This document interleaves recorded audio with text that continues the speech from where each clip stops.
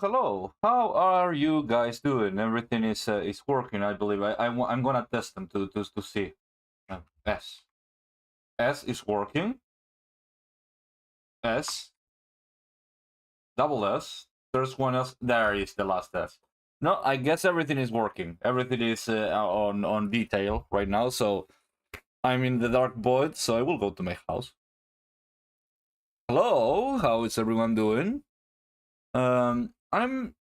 I will start by saying, is this working? Yes, but not the music. Let me put some music. There we go. So,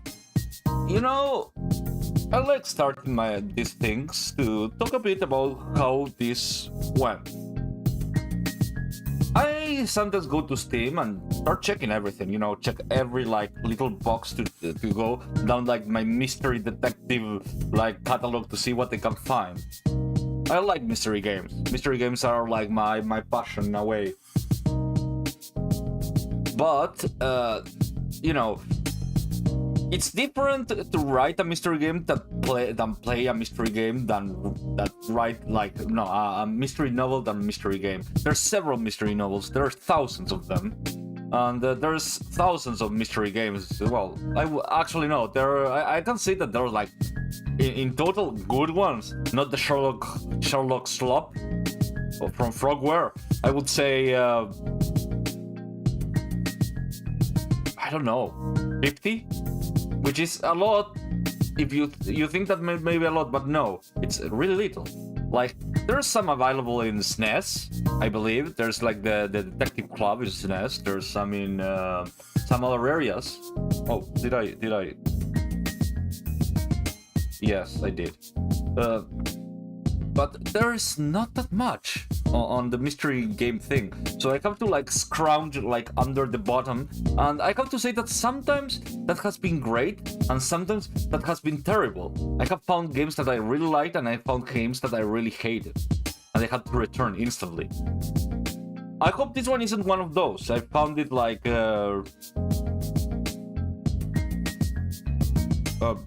hello, Demon Queen. How are you doing? I was speaking about what I was about to do. So, let me explain. I have been, I like mystery games. Hello, my name is Frank, Doctor the best of the sum of his parts, VTuber, etc, etc, etc, etc. I like mystery games. That's my favorite genre of games. The ones that, you finish a little part. Pleasure to meet you too. You do a little let's say puzzle in your mind, and well, it makes you feel smart. It's you solve that and the dopamine goes through your mind, through your brain. You know how it is, It makes me feel really good. I'm also an editor, by the way, but that doesn't matter. Either way, I go to the bargain bins of Steam to see what I can find. Well, it's not bargain because it's actually, well, $10. Yes, it's bargain bin, $12 games most of the time. In my last dive, I found one of my favorite ones so far that I want the guys that made it to make a sequel now, but they just finished this game, so it's impossible for them to make another game so fast. The name was Murder in the Yangtze River. Recommended, super recommended. Murder in the Yangtze River. Oh, thank you for the follow. Then other ones I found that, well, I played it on stream a few times ago, but oh, what was that? Probably it was something there. No, it was nothing. I don't know what it was. Either way. Oh, hey, how are you lyrical? I was explaining a few things. And so I found this game. I don't like the art style of the game, but maybe it will grow on me. Mostly the game's art style, I think are one of the most important bites of any game, You go in there and you see the art style. This art style reminds me, I seen this cartoon in the 2000s. It was a Canadian cartoon, and it had these cartoons in very wacky forms. I have never seen well, for example, of this cartoon, it reminds me of 17, but it isn't 17, or Total Drama Island, but it isn't Total Drama Island. It reminds me of something like that, but earlier. It's kind of like a fusion between those and Code Lyoko. I don't like the Code Lyoko style. 16, you're right. 16, I remember right now, you're right. 16. I hated 16. It was the most inane game I have ever seen in my life. The most, like, it was so inane. It reminds me also of, let me see, Clone High, but no, like, Clone High was low quality, you know? But it isn't. Clone High wasn't low quality when it came out. It just reminds me of, like, an old cartoon, but that I can place my finger on it. No, wait. It reminds me of home movies, I think.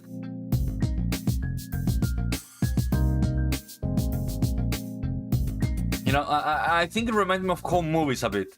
You seen home movies? I think it was called home movies. Let me check how it's called. Home movies. Yes, it was called home movies. But no, like, it reminds me a bit of it. It was made by, no, it's the United States. Like, yeah, it was a classic. Like, the art style was bad, but it was the charm of it. But I don't remember what it reminds me of. It's kind of like, it's a 2000 cartoon, which was like badly run because that was the art style, but I don't remember what it was. Like, I'm right now checking like the 2000 cartoons, and no, I can't find anything that reminds me of that.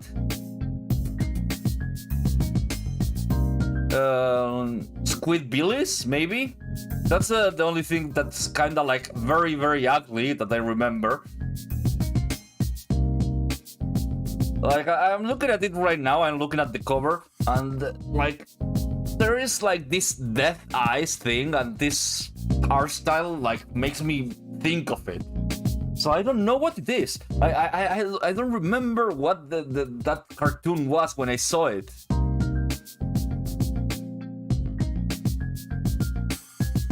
Let me see. Like, I will look. I will right now show a picture of it, so I stop being like so mysterious, you know. So I can give you like a bit of a context of what the fuck I'm talking about.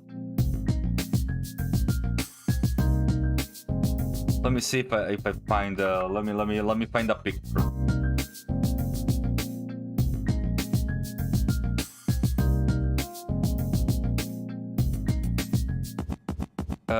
Let me see.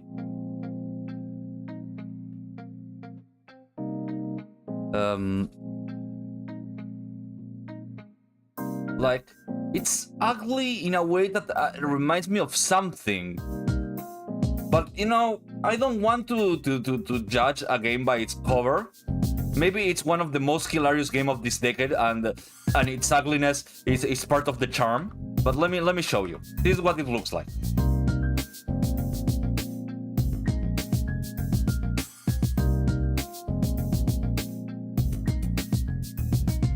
See? This is what it looks like.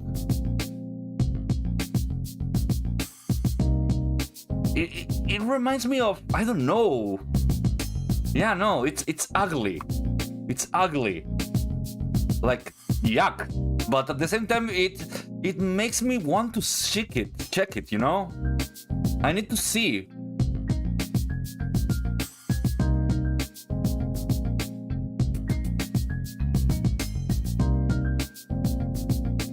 What are you talking about, Brad? Chaotic?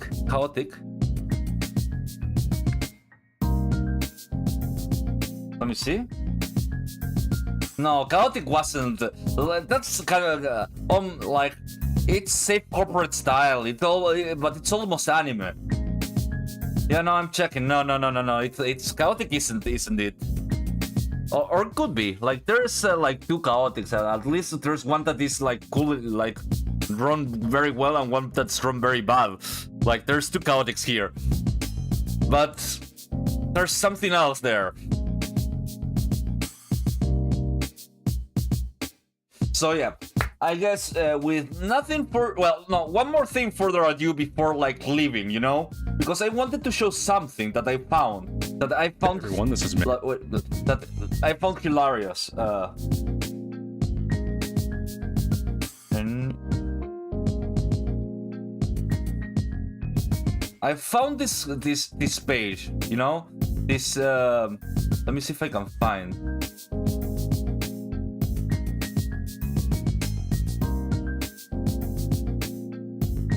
Room for 10 billion kids. Wife loves kid. Okay. I found. No, this is not it. This is just. No. I think they're still in the same. The thing from the same. This slop is being stolen from somewhere, and everyone is like making copies of it. So I don't feel any shame of showing this. I feel no shame of this. So let's go to like the other side. Not before changing one thingy. Nope, this one no. This is a Fuji React. This is an overlay that I haven't been using. I think that could work. Yes, this one. Okay, let me show you. Before starting, I want to make a whole stream of this, so I will just show one. So she had 10 billion all at once, but found there wasn't enough room. Husband kicks down walls, expands room size, throws Thor's hammer, smashes ceiling, increases height, then remodels the room, buys tons of items with kids' allowance money, welds them together for floor frame, pours high-strength concrete for floors, places space pods on each floor for comfy sleep areas, installs glass railings for safety, adds an elevator in the middle for kids' convenience, connects floors with corridors, installs glass handrails for safety, then lays tiles, reinforces with pillars below for safety. Naughty Kid kicks down flimsy wooden door, replaces it with futuristic titanium alloy automatic doors, places stone lions on each side of the door, digs trench around the room, fills with cement mortar, attaches non-slip tiles, creating a swimming pool. Kids swim for fitness, builds big bookshelf around pillars for kids' books, adds cushions below for reading areas. This slop is fantastic. I have been stuck watching this for hours. Here, easily get into good colleges. Easily accommodates 10 billion kids. Couples who love kids start learning now. No, this slop has been being fed to me, and I have been watching it non-stop. It's this slop is amazing. 100%. I haven't been able to stop. But this is not the best one. I have seen much better slop. Actually, this one, now that I think about it, this is a disservice to the slop I wanted to show you guys. This is like a complete disservice. I need to show you like the real slop. I need to show you like the total 100% real slop I have been finding. Like this one, as I told you, it's a disservice. It's not fair to you guys. It's 100% I cheated you. I cheated you of the opportunity of watching it. Watching the real thing, the real deal.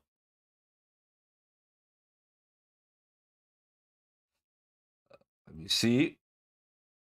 Oh, there it is.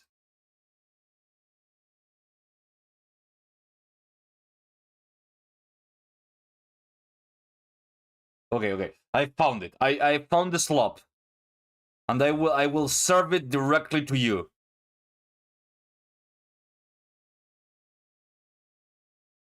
Design. No. Because slop must be in its perfect state. A bedroom for 1 billion kids. My wife accidentally gave birth to a billion. Yeah, accidentally gave birth to a billion kids. so I decided to use the Buddha palm to expand the space and reinstall. First, I dug round holes on each floor and installed extra large exhaust fans. Then I used tons of galvanized square steel to galvanized square steels, yes. with wood veneers. I then With wood, eco-friendly wood veneers, yes. so a billion kids has their own separate bed. Under the beds, I installed long drawers for all the kids' clothes. The newly welded and covered floor slab is beautiful and sturdy. Between floors, I installed shopping mall Shopping mall, yes. Swing doors, I installed heavy titanium alloy doors that even Thor's sledgehammer can't dent. I installed a set of access controls at the door with facial recognition. Facial recognition, yes. Enter and exit. We got it. Added a few food shelves on the right filled with snacks that kids love. On the left, I arranged food stalls with delicious treats. Bookshelves with cushions were placed in the aisles on both sides and placed desks and chairs by the windows. In the middle, I placed a large saint statue for the children to worship daily. Now, let's admire the overall effect of the Like literally, these are just bedroom for 1 billion kids. that's just having an army, you know. Anyways, sorry about showing you this slop. Let's go to the real game, you know. Slop needs to be like eaten like, you know, every so often, and this is the slop I have to give you guys. Yeah, and actually the game I've finished downloading, so I can actually show you the game, and this wasn't that kind of distraction or a jingle of keys.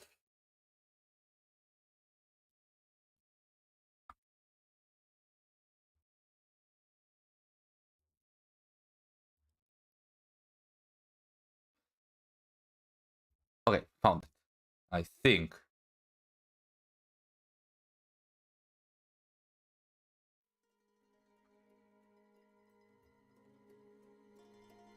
Okay.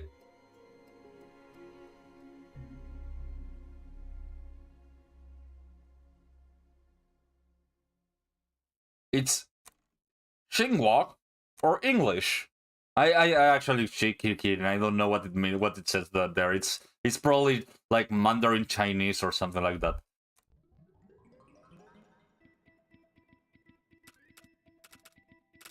Okay, it has extras. What is this? Interviews. Before receiving an invitation to the content, okay. Subject. This is the first. Okay, we have one subject. Huh. What experience do you have as a detective? Huh. A decade of experience working at LAPD. Detective Hackett. Okay. As a janitor. Oh. Okay. I'm starting to like this guy. But then I bought the detective hat and coat, and suddenly I solved cases instead of mopping floors. I have been doing that for 2 months. What is your method? I look around a bit, then I figure stuff out. A method is the signature style of a detective. Yeah? Never mind. Why do you want to win the competition? Winning $1 million will let my family retire. How old are you? 36. Okay. How well do you work with others? I have always considered myself more of a lone wolf kind of guy. But if someone else does all the work for me, I guess it'd be fine with that. No further questions. Sweet. I have to admit, I like this guy already. Oh. It's frozen. It's frozen. No. No. For me, it's working. It's working for me.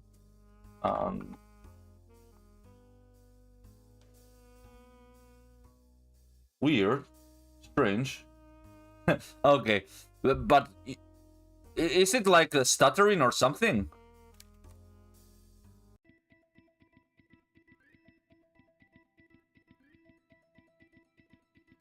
No, it seems to be working. Okay, let's go to options. Skip syntax, show no translations. Huh.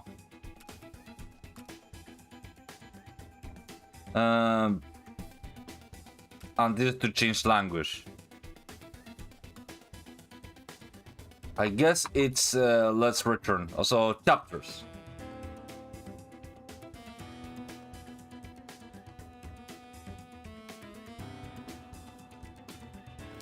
Huh?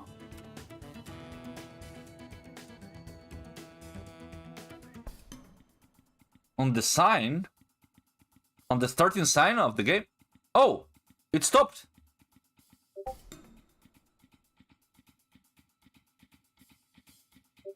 Huh. It's sort of not working, kinda situation.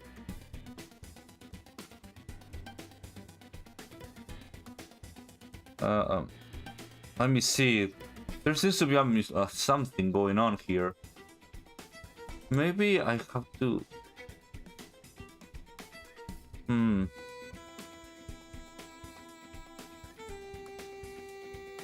Let me grab it. Let me put it over here for a moment.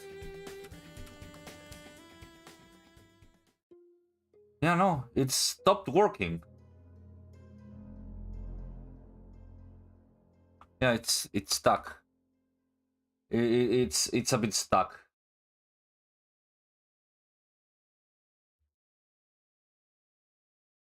Oh, let's see if this works.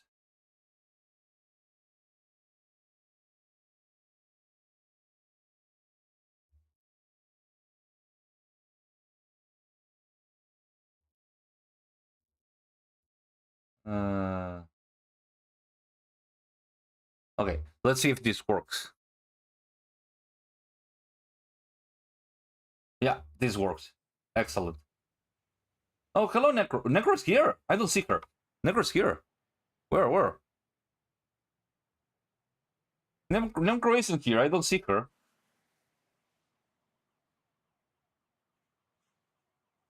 Okay, I figured it out. Let's continue. A tall apartment building blocked my view of the sky. It was a giant and suddenly I felt like a small and pitiful man despite my bust. Oh, hello, Nemi. I didn't see any riders.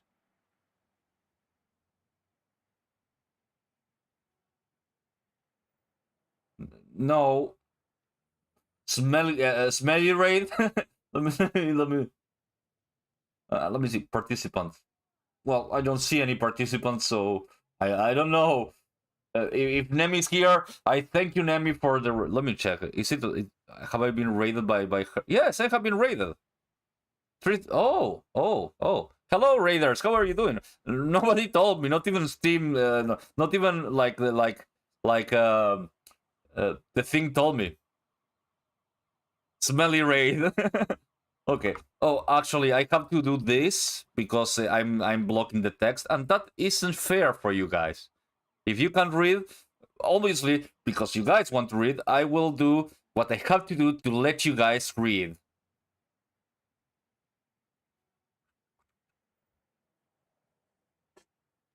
There you go. I teleport to the roof. That's how we do it. Okay.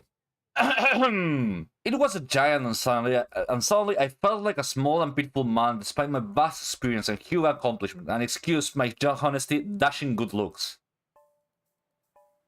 I'm Detective Hackett, and despite feeling dwarfed by the complex in front of me, I had a job to do. In the building resided the most diabolical criminals alive. There was a chance one of them would be walking free according to a note in my hand. I wasn't about to let it happen. I twisted the door knob and stepped inside.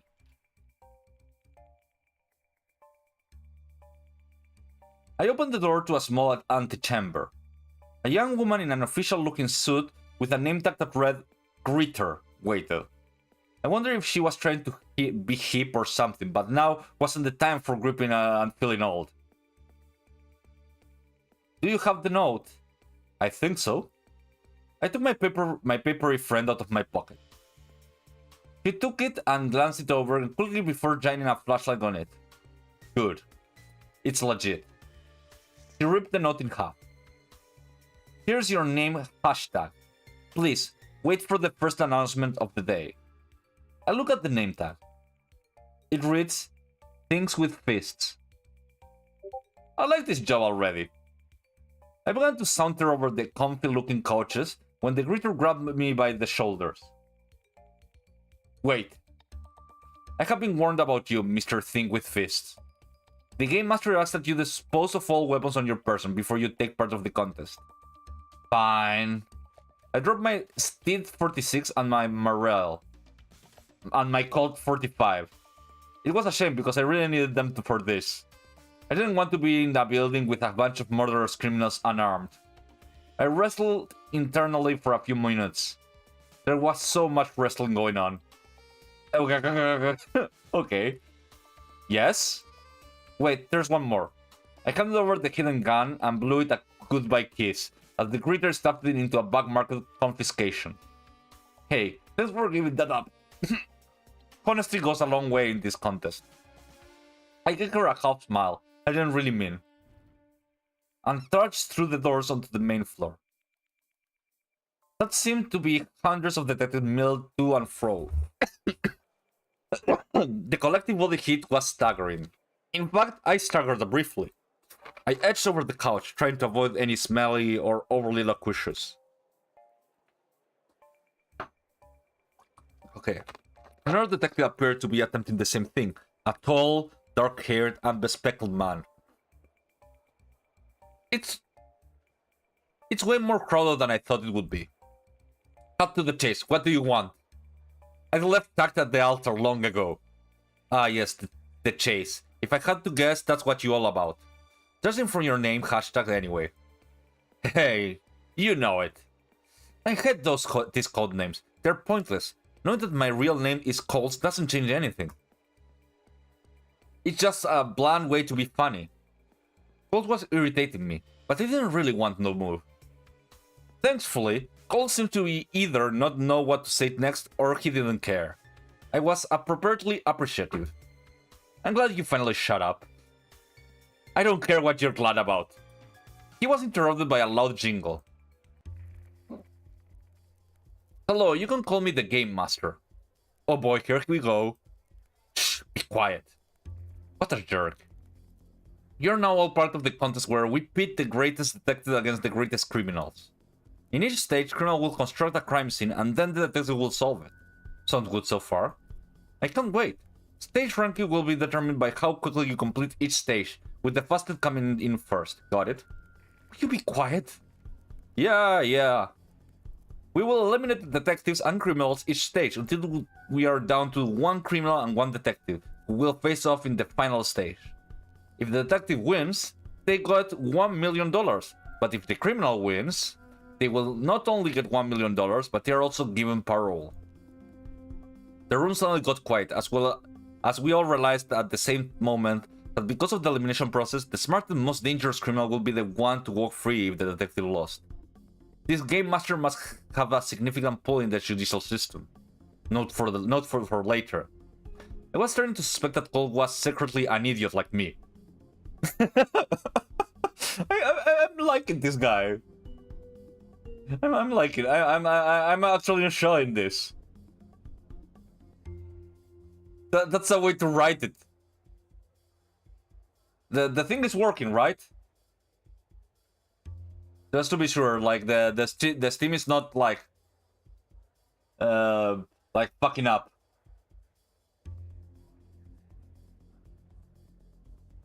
Oh, one more thing. Did Nemi tell me something? No. Okay. Let's continue. I'm doing very fine, Lyrical. Thank you for asking. Make your way to the elevators. Further instructions awaits you. You know, you don't strike me as the right kind of person for this contest. Oh? Actually, you might as well give up now.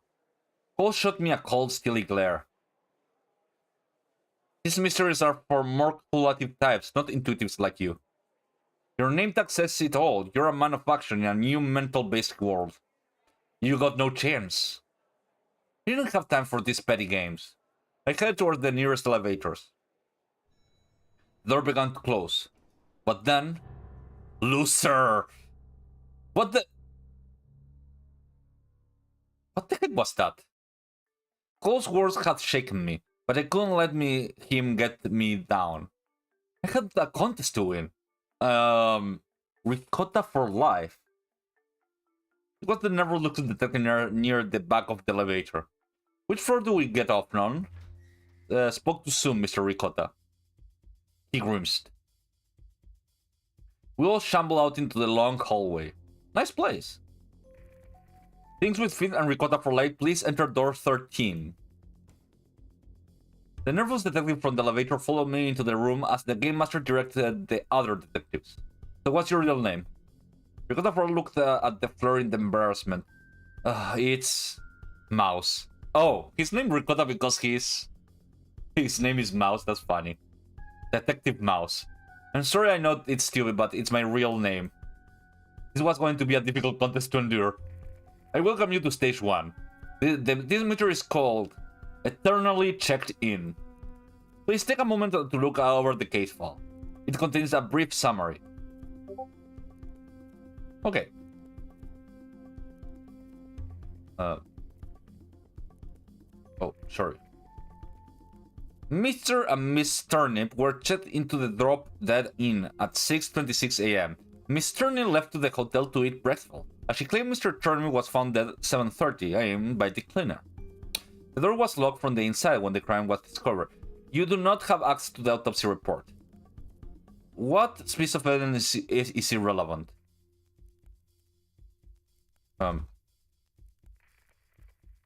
There we go. My mouse is not working.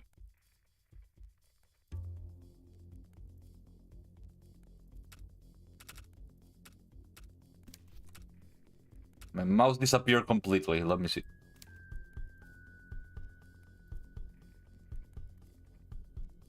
Oh, she's saying something. Oh! My chat broke?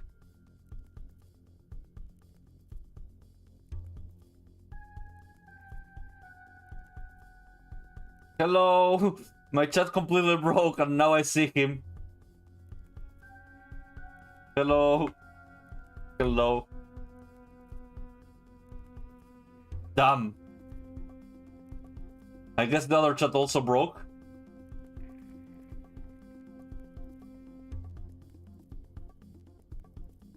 No, the other chat is completely fine. Yes, now I see.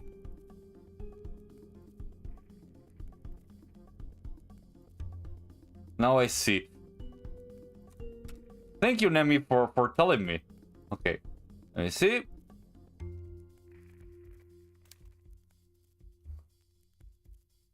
Solve it under 5 minutes and you will place it in the runner-ups, but still make it in time to continue. Solve it in more than 1 minute and you'll be in the top 3. You mean there will be more than one detective who will be able to solve this in under 1 minute? Most is pre-recorded. He can't answer your questions. Incorrect, I'm talking to you live. Color me surprised. You're right, Detective Mouse. There are 3 master detectives who we expect to hold the top rankings in the little competition so far. For the sake of fairness, if any detective other than them gets in under 1 minute, they can steal one of the top 3 positions. What? How is that fair to the master detectives? You wouldn't ask that if you knew how good these detectives are. Frankly, if anyone else manages to get it under a minute, then they deserve to rank with the best. Unfortunately, there's no time for further questions. The timer starts. The Game Master paused for a dramatic effect. I rolled my eyes. Now. Okay, let's see.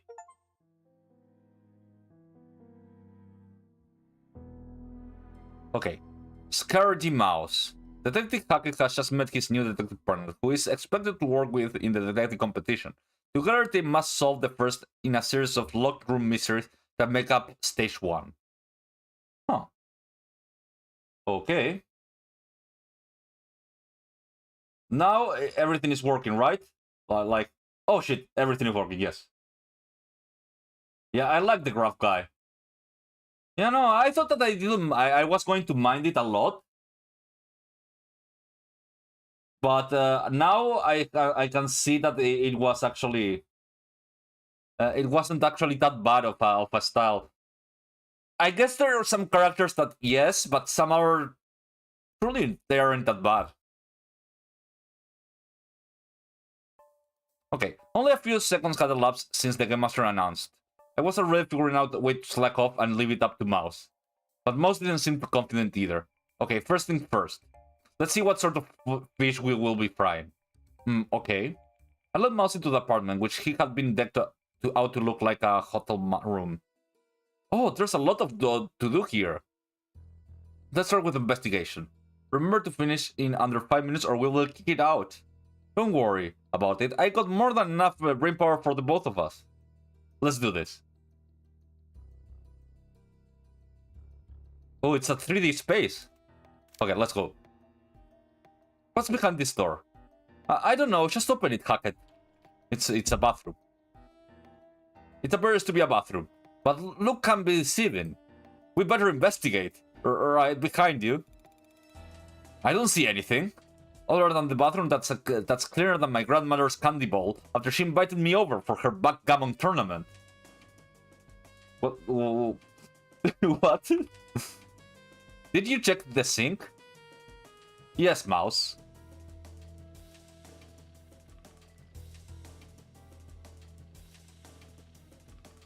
Okay. Did you look in the tub? Yes, Mouse. The bathroom seemed to be there for realism. Alright, nothing to be found in here. You have been a great help, Mouse. Thanks. Too skittish to look in the bathroom. That was a bit too far. Okay, let's go back. This one. Someone tipped over the coat rack. Too bad, I'm not here to clean up someone else's mess. But okay, but it's probably part of the mystery, right? Oh, right. Or was it? Couldn't the coat rack have just fallen on its own? Maybe it's just supposed to be lying on the floor. True. I remember. Nemi, I remember when we met, and the first thing you did is give me like candy that you found that was hidden somewhere. I really like those like hamburger candies, and I wish I could have more.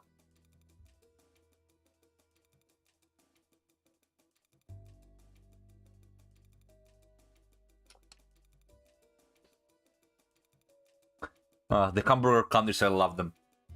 True. We'll keep that in my mind. Okay.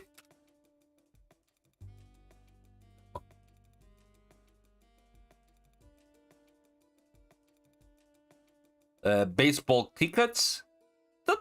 Yes, that's baseball. What does this have to do with anything? What does any of this evidence have to do with anything? That's what I have been wondering. What about those cigarettes? Never seen that brand before. Guess it's just something they made up for this content. Props to the props department. The smoke detector is busted. Good. I hate those things. I was only making a pancake. Come on. This seems like a personal issue. The balcony didn't lead to a view of the parking lot. Instead, there was a sad reminder that we were still in an apartment pretending to be a hotel room. What's that notice says? It just says, don't jump off the balcony. Like, I'd be able to in seconds left on this impossible countdown. Yeah, so please stop kidding around and solve the mystery. Someone spilled wine on the carpet. Gross. They're letting it ferment a sophisticated way. Only true connoisseurs know that the carpet-soaking wine gives the richest flavor in the oakiest texture. What? I don't think that's right. Just having some fun, Mouse. He clearly didn't know what the crime scenes were supposed to be fun.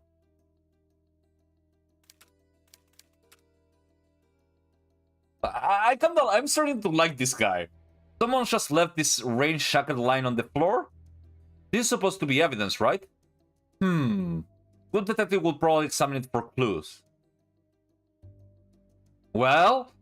Oh yeah, let's do that. Aha! A bloody handprint. Wait, bloody handprint? But the victim wasn't stabbed or anything. True, time for my ultimate detective technique. I call it giving things a big sniff. Great. I get the coat of a big sniff, and instantly regretted it. Blah. This jacket smells like cigarettes. Cigarettes and wine. So, could that bloody handprint be wine? I don't want to smell it again to find out. But you could be right, Mouse. You could be right. He was right. I like his inner monologue. It's like a parody of like noir, like detectives. I kind of like this kind of like, you know, noir detective monologues that he's having.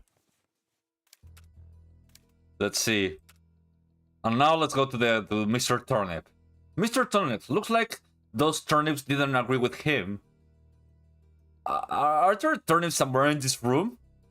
Is that the solution? Just a joke, Mouse. I know. I was also trying to make a joke. Who think he was a detective and not a stand-up comedian? Looks like we have found all the evidence. Now let's get to solving this mystery. Yeah. So what are you thinking, Mouse? Maybe he'd just tell me the answer. What am I thinking? I'm not sure.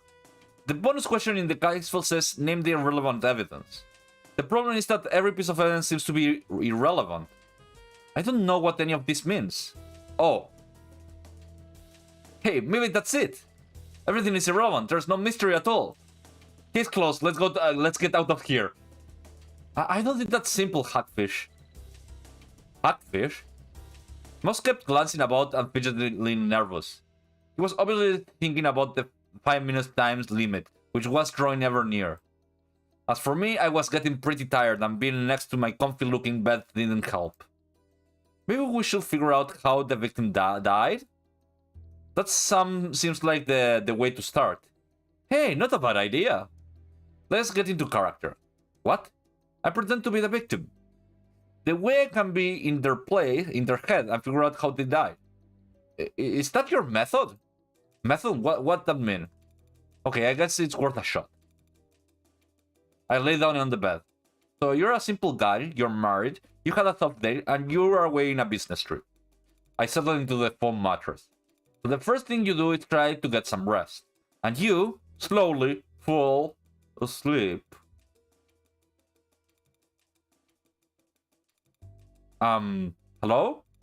Shh, I'm investigating. God, cook, we're running out of time. Alright. Let's think this through, okay? We know this wife is the murderer. But how did the victim die? While Mouse was talking, I was eyeing the cigarettes. Hey Mouse, got a lighter? I tried to sound innocent so he wouldn't suspect any intentions. I doubted he approved of smoking off the evidence. Hackett, you're brilliant. Hey, you got my name right this time.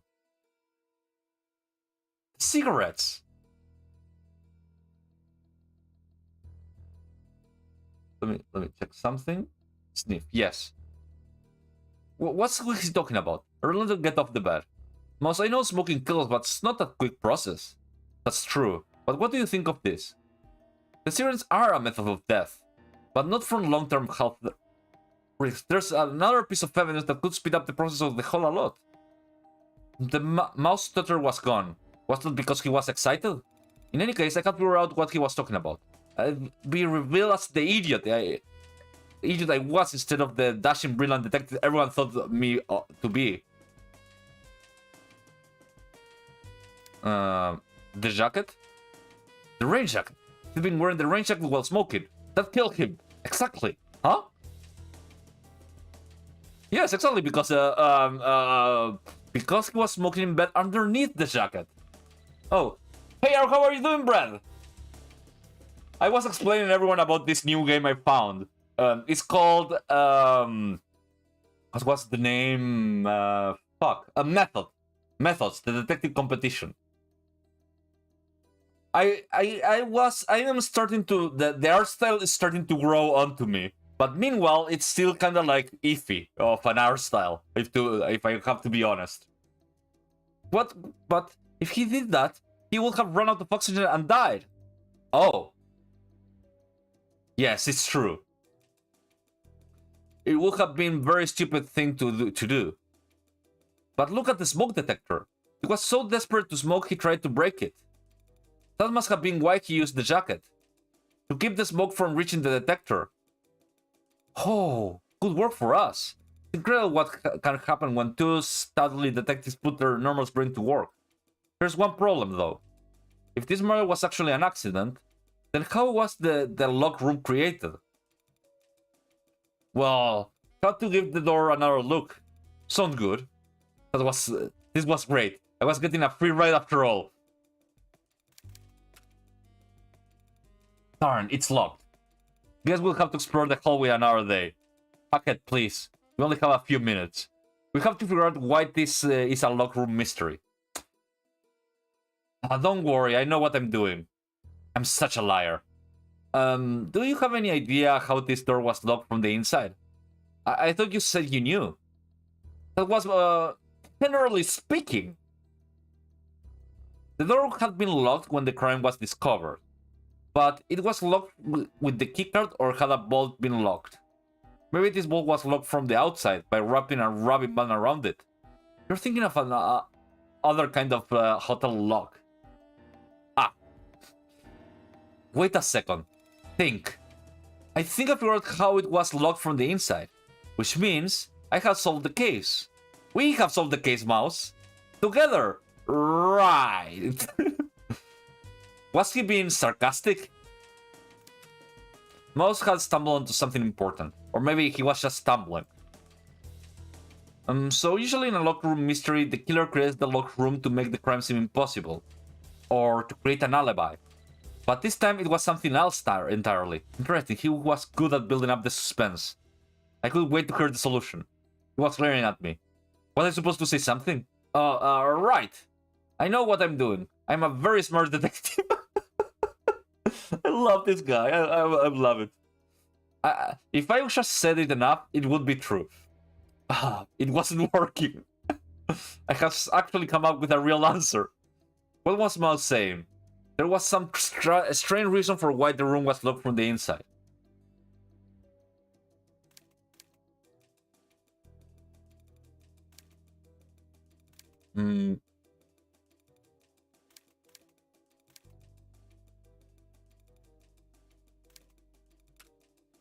Ha! The locked room was an accident, just like the murder was. The whole mystery is one big stupid accident. Yes, that was what I think too. Really? Mr. Turner killed himself by accident, and then the door was locked from the side by accident. The clue is in the wine's print in the code. Miss Turner was the one to drink the wine. Mr. Turner was busy smoking. In the morning, she was probably so hungover she didn't realize he died. So she tried to hang up his coat and stumbled out of the room, but she put it back on the coat rack so sloppily that it fell over as soon as she left, hitting the door lock on the way, knocking it into a horizontal locked position. Care to do the honors, Hackett? Wow, he was actually pretty good. I was lucky to have been paired with him. Absolutely. Wasn't there something else? The bonus question. We almost forget the bonus question. Oh, you're right. Which piece of evidence is irrelevant? That'd be the baseball tickets, obviously. Even I can figure that out. Yeah, you're actually right. That got to be it. Submit. Actually right? Who did he think he was? You're correct. Your score on this meter is 100%. The answer to the bonus question was correct. I'm surprised. I thought you would fail pretty hard at this. You even almost gave up at one point. But you didn't. You prevailed. Logic always wins. Stop blabbering. Okay, don't interrupt the game master. Thank you, Detective Mouse. It's not nice to be interrupted. Sniff, sniff. This game has a lot of sniffs. Come on, that's overdoing it. Excuse my outburst of emotion. Anyway, you rank higher than expected time-wise. Unfortunately, you did not make it to the 4th floor, which means that you two will be swapping partners. The 4th floor detectives get to keep their partners in the 1st stage. In subsequent stages, all detectives get to do so, provided of course that both partners actively help with deductions. I'm sure you understand. Ouch. Wait to build us up and then smash us down. We'd gotten through the mystery. I couldn't scarcely believe it. And we make such a great team. Yes, but it was the one doing all the work. That's fair. Even though Mouse wasn't going to be my partner next round, I was cautiously optimistic. I was excited to see who I could lean on for deduction next. Well, that was really short. After solving the first locked room mystery, Detective Hackett was moved to an intermediate room stage, the waiting room. The answer awaits him there, in the depths of Mystery Detective Contest. Yes, Detective Mouse looks really mousy. It was 5 minutes after the Game Master had obliterated any hope I had of finishing the competition. Like, it was a nice locked room murder, but I don't think it was the focus of the game. You know, normally, like, it's the focus. I really like this VN so far, though. It's really well written. I was already irritated at the last minute switch. Mouse had been the perfect mix of stupid yet smart. I like how much of an asshole the guy is, like, inside of his mind. Too stupid to realize I wasn't doing any work, and smart enough to solve cases for me. Well, I didn't expect that. It's okay, I'll make it up to the finals, and then there will be a great chance of us getting paired up again. He gave me a tentative thumbs up. Yeah, that won't happen. Oh, I guess not. Yeah. I suddenly cut our conversation short. No point in being sentimental. Besides, I was busy wondering what my new partner would be like. Suddenly, my sharp mind trap snapped shut upon an excellent idea. Maybe I would be able to find one of those top 5 detectives in the waiting room. I didn't really care if it was someone in the 6th or even 10th, but if I got paired with someone really skilled the next round, it would be cake. Of course, the selection process was probably as random as penguin on a Hawaiian beach, but it couldn't hurt to know find rival or whatever. I scanned the crowd for detective for someone who looked like they knew something when it hit me. A terrible smell. It was a large detective, standing in the corner. His partner had somehow held out against this guy putrid cologne. Colon. And they solved the case in the time to make it to this room. With a smell like that, I bet that he'd done nothing but watch other people and listen in. So nobody with olfactory organs would sit near enough to strike up a conversation. If all he did was listening, my incredible intuition told me he was the one with the answers. Answers were what I needed. I took a deep breath and headed towards him. Hi, so what's your name? I'm Detective George. Is there anything I can help you with? He had a deep voice that matched his heavy-set body type. I'm Detective Hacker. Ugh. What? My breath had run out, forcing an awkward sound from my lips. I cleverly hid it with a short cough and continued. I was wondering if you heard anything about the fabled top 3 detectives. Why would I tell you? Because I'm super trustworthy. See, this smile? Don't you just trust it? I gave him a stunning smile. Yes. Which has been said to make news anchors kill themselves. Well, it's not like it's sensitive information or anything. Okay, I'll tell you what I know. Great. The third highest is incredibly eccentric. I don't remember his name, but it's a bunch of numbers. He looks like the Komoeda of this game, of this world. He's Komoeda. I like Komoeda, by the way. The second highest is said to be able to tap into criminal mindset, solving the crime through an extreme form of empathy, or so the rumor says. The number 1 detective is no secret. Her name is Red July. She solves cases by looking at the big picture while simultaneously concentrating on the small details. Her great imagination fills the gaps, creating causes for defects. Hope that helped. Goodbye. Hold on a minute. Yeah? Can you point me to any of these guys so I can talk to them directly? I have a few questions I need to ask them. Couldn't even if I wanted. We are not in the right waiting room. There are 4 floors in this building, each with their own waiting room. When the first round begins, it's random, but now that the ranks have been assigned, the top 15 detectives are on the 4th floor. We are on the 2nd floor, remember? Wait, you're saying that after the first round, the Game Master ordered the floor from the least skilled to the most skilled, with the 4th floor being the most skilled? Holy shit, he's full of himself. I love him. You got it. I see. Then the only way I'll talk to them is if I make it within the top 15, no more. Like 6 since the cutoff list shrinks every round. At your level, 6 is pretty optimistic. What's that supposed to mean?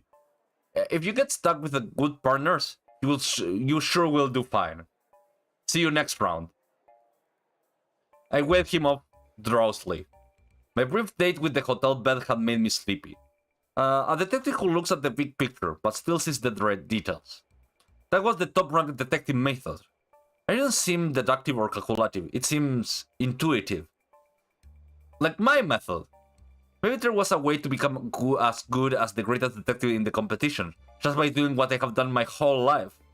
I had a feeling Coles was full of crap, and maybe it was true after all. It was definitely something to think about. My eyes scanned the room. Maybe even if I couldn't talk to George, there would be someone else I could talk to. Maybe one of them? Well, I can talk to 3 of them. Who is this Lucha Libre guy? Hey, aren't you Spider-Mouth, the famous luchadora? Shh, nobody calls me that here. I am here. Here I am known as Detective Lucha. Wait, sorry. Here I'm not. If you're trying to hide your identity, nope. Take off your no. If I took off my mask, then people would know I'm my real face. But nobody knows your real face, so why would they recognize you to begin with? Don't be silly. Hey, can I get an autograph? No! Listen, if the Game Master saw me giving out autographs, then they'd know who I am. What? I decided to let that one go. Without warning, the Game Master musical tune chimed out. As always, it was as lovely as an opera singer with a throat cancer. This announcement is not to announce the next round, but rather to celebrate the previous one. I introduce to you the criminal duo that created Eternally Checked In, Mastermind Rose and Mastermind Spark.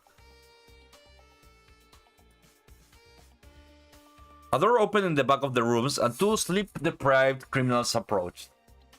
Their beady eyes stared into my soul like working pair of X-ray specs. That was an awkward silence as the detectives in the room wondered if they were expected to clap for them.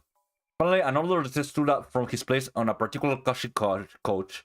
How exactly does the other side of this competition work? Rose cleared her throat. It's fairly complex, but I'll try to explain it in a plebeian manner. Already, I hated her. For us, there's 2 phases in every round. Invention and replication. In the invention phase, we create the crimes using props provided by the Game Master. The invention phase is ranked by skill, not time. Then in the replication phase, the criminal race against the clock to replicate the crime the winner invented to place in the rankings. Like you, we also rotate partners in between rounds. Being a good replication helps you stay in the contest, but winning invention means you become a celebrity of sort and rise to the top of the rankings. That's right, I'm famous now. Me, Mastermind Rose. It looked like Rose had more to say, but the usual dignified melody coming from the spirit cut her off as she began to her next sentence. I'm sorry, but the question period will have to be discontinued, as the second round of the first take is ready. What? I have more to explain. Please, make your way down the hallway to your assigned number. That's not fair, I didn't even answer a question. Mastermind Spark drifted out of the earshot as I was forcefully pushed by the crowd into the hallway. Doors were slammed all around me. I had no idea where to go. Hackett, you're in room 12. Oh, thank you. The Game Master is actually really nice. It's kinda like, okay, no, you fucking idiot. Go to room 12. Oh, okay, fine. I will go to room 12. Turns out I wasn't worth it. 3 guesses who my new partner was.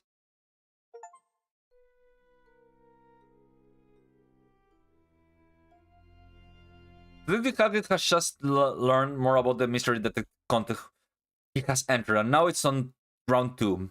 Time to meet his new partner. Oh, fuck. I hate this guy. I find Tardiness remarkably annoying. It was my new partner, Coles. Oh yeah, sue me. I already suffered through some athletic crap while hearing Rose talk. I was about to make a few more insulting remarks, but before I could, that grating assortment of notes was heard once again.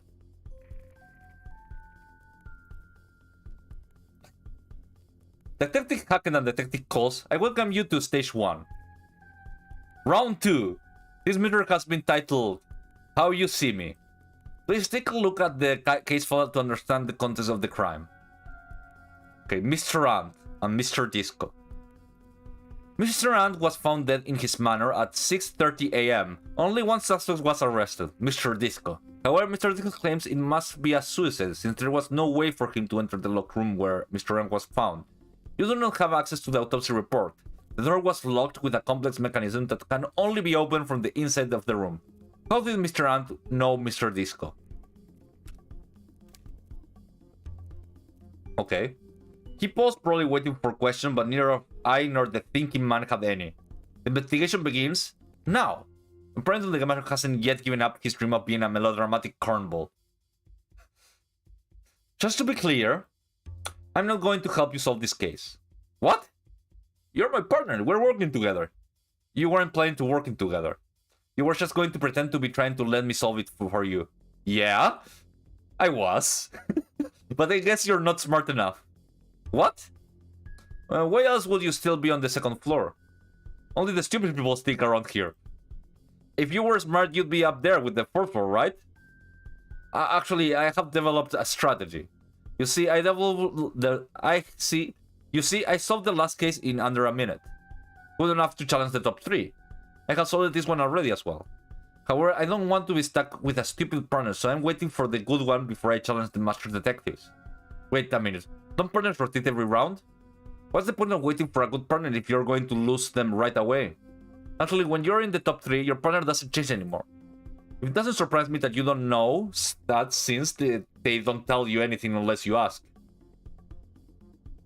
He walked over the corner and lay down. What are you doing? I promised myself that if he started snoring, I'd kick him. I'm waiting. Did you think I was going to challenge the top 3 with a partner like you? When the timer is almost out, I will call out the solution and then I'll wait for the next mystery. I will continue this process until I find someone who isn't a complete simpleton. Out of all the people I could have been partnered with, I got an uncooperative jerk who refused to carry the workload himself. Kind of like me, but less handsome and modest. If I wanted to move in the rankings, I have to convince him to solve the case right away, and fast. We are already wasting more time than a do-it-yourself car wash. Okay, you got me. Or do you? What if I have already solved it as well? All I need to do is shout the answer right now. You're an idiot. I have already imagined every possible scenario. If you didn't know the answer, there would be no disadvantage to me since you would prove that you're smart enough to move on to the top 3. What if I shout the wrong answer and disqualify us both? I'm letting you guys read what's going on. That's why. Well, that's why Frank is upside down. Hello, how are you doing, Hitalo? Yo! Hitalo, yo! Every wrong answer is ignored. The only answer that matters is the right one. So I'll just randomly guess until I find the answer. I was grabbing at straw, but maybe hit by it. I doubt you figured it out in the time to do any damage. The minute passed, so we only get in runner-out spot at most, and I'd be able to change the partner instantly since the rotation only locks if you make it to the top 3. Nice try. I too sat on the floor out of ideas. I glanced over at the dummy. Really, all seemed a little sad. Cole was ignoring the competition and playing within the rules. It reminded me of a criminal than a detective. More minutes slipped by. It felt really unproductive to just sit there, and frustrating. The whole time there was a slight smile on Cole's face. It really ticked me off. But that ticked me off the most was that there was nothing I could do. After 7 minutes had gone by, Cole stood up, carefully taking his sweet time. He cleared his throat, then a few more times for a good measure to spite me. The door was locked from the inside when the crime was committed because there was no killer. It was a suicide. The man stabbed himself with a glass from the picture frame, which was broken as you can see from the evidence provided. He smirked in my direction. A jingle was heard again. Detective calls. There's a reason you're not on the 4th floor, and it wasn't because you're attempting to manipulate the system. It's because you're wrong. It was not stab wound on the dummy. Therefore, he was not killed by a shard of glass. Cole's jaw drops on the floor. If you want to stay in the competition, you will need to submit a corrected action within the next minute and 50 seconds. Cole clutched his face in a panic. It served him right for being such a conceited jerk. Then I remembered that if he didn't solve the mystery, we'd both get to the booth. Suddenly my panic mode was activated as well. I thought you said you solved it before I even walked in. It was a lie, you fool. It took me 4 minutes to come up with the answer. I did all the mental work when I was lying on the floor. And you forgot to check the body? Is this amateur hour? Coles hung his head in shame. There was barely any time left. There was only one thing to do. Solve the mystery. Okay, let's see. There's something very suspicious next to the dummy. A broken picture frame with a few glass shards still sticking to the wood. First, maybe there was a clue on this dummy. Okay. Mr. Ant had a wrought up look. Like he had fallen in coal. Or he had been burned. Smoke asphyxiation. Try again, Hackett. There have to be a clue in the room that wasn't considering. Then for more thorough search. Okay, there's other places. Window. This case was tougher than the last one, with practically no evidence. There was one difference though. Was there a window in the last room? No, or rather, it wasn't as large. It's part of the mystery, I'm sure of it. Think, Coles. Coles stumbled backwards with his back rested against the wall. It's just... I can't think of anything else. Well, I don't give up. I can't do it. We only have a minute left. Well, he was useless. Okay. There was a strange patch in the wall. Maybe there had been painting, a painting from Mr. Ant. Maybe there will be a painting of me. Who would have loved that? It was hopeless. Hopeless! I fell to my knees, slashed a broken picture frame. My face was reflected in the glass, which had been polished so much I could see every scroll line in full detail. At least I go looking at an incredibly handsome man. I solved it. Awesome job, me. If you've solved it, then spit out the answer before we lose. Go on. I'll follow your lead. Make your deduction. Couldn't believe it, but Coles was actually trusting me to figure it out. Or was he just being lazy? There wasn't really time for me annoying. It was time. I added evidence covered to the case file. Go ahead, Hackett. There's very little time left. Make your deduction. This case is actually pretty simple. Can I check the case file? Oh. Huh.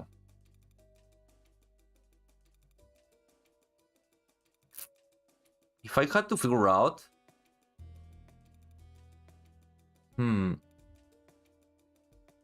It's a weird position.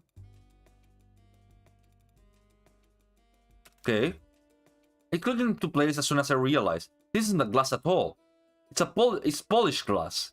Wow. So what? That means this piece of evidence is actually... a mirror. That does change things. I'm sure it was glass. Me too at first. It was so weird that I thought that. But anyways, from the victim's state, I think it's safe to say he caught on fire. What? I can't be sure. Well, what else could it be? I don't know. You're making a lot of assumptions. If you don't, I'll never solve the mystery. Moving on. What's a good way to light someone on fire? The answer is obvious. A magnifying glass.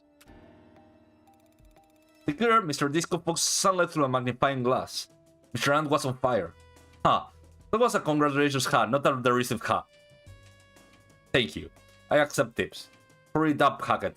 So that brings up to the mirror. The mirror. Here's how the mirror was used. Oh crap, I can't figure out how the mirror what the mirror was for yet.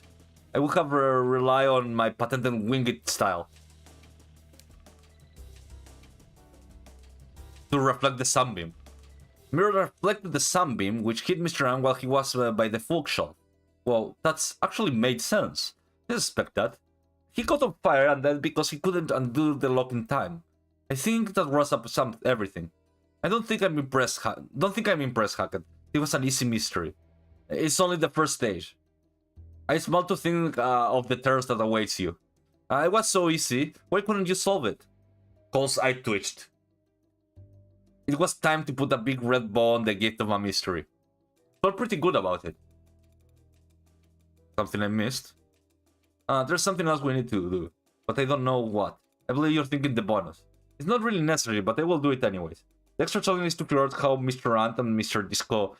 If we look at your solution of the mystery, Mr. Disco was probably nearby the window, so he could have been the gardener. However, the window is high off the outside floor. I think we can assume the same is true for the house in the mystery. So he used the ladder. No, shut up. If we assume that Mr. Disco was in the house next door, that seems to suggest the nature of the mystery is... Mr. Disco was Mr. Ant's neighbor. I wonder if you're right. I'll find out soon enough. Congratulations, you solved the case.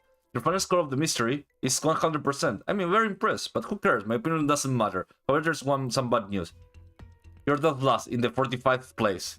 Stop whipping about your deduction and calls. Maybe stop lying on the floor instead of solving the mystery. It's a terrible idea. Calls look like he'd stepped in a mountain of roadkill. You're going to need to improve quickly or you will be eliminated. Please keep that in mind going into round 3. Now please make your way to the elevators. You have been demoted to the first floor. Was my chance to meet the top 3 tier detectives was all but gone. All because of Coles. What a jerk. It's his own fault. Man, this guy is such an asshole. Thanks for demoting me for your long-winded deduction. Not. Excuse you? Who was it that lay on the floor for 7 minutes again? Oh, you were counting? Why weren't you solving the mystery instead? I admit I didn't have any answer for that one. I'm looking forward for switching partners. So am I. Good thing this nightmare was over. Partner switching may be random, but that doesn't mean you won't end up with the same partner. It's a 22 to 1 chance, but it's not nothing. What? Why would you say that? Well, if it annoys you so much, maybe it won't be so bad. I must admit, you weren't entirely useless. But something... Maybe I will find out in the next round. Okay.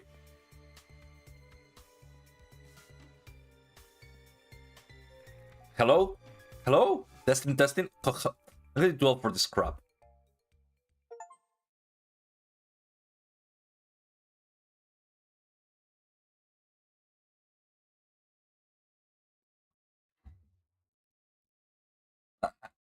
I think this visual novel does have some, you know, things happening on the side.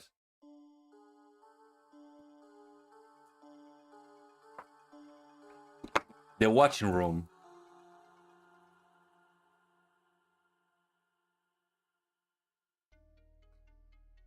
Oh, I think we changed perspectives. In a large monitor with the screen nearly covered in post-it notes, I could just barely see the last few contestants on the second floor, heading into the waiting room. Ah, who's that one? I put it at the general look detecting a stereotypical fedora and trench coat getup.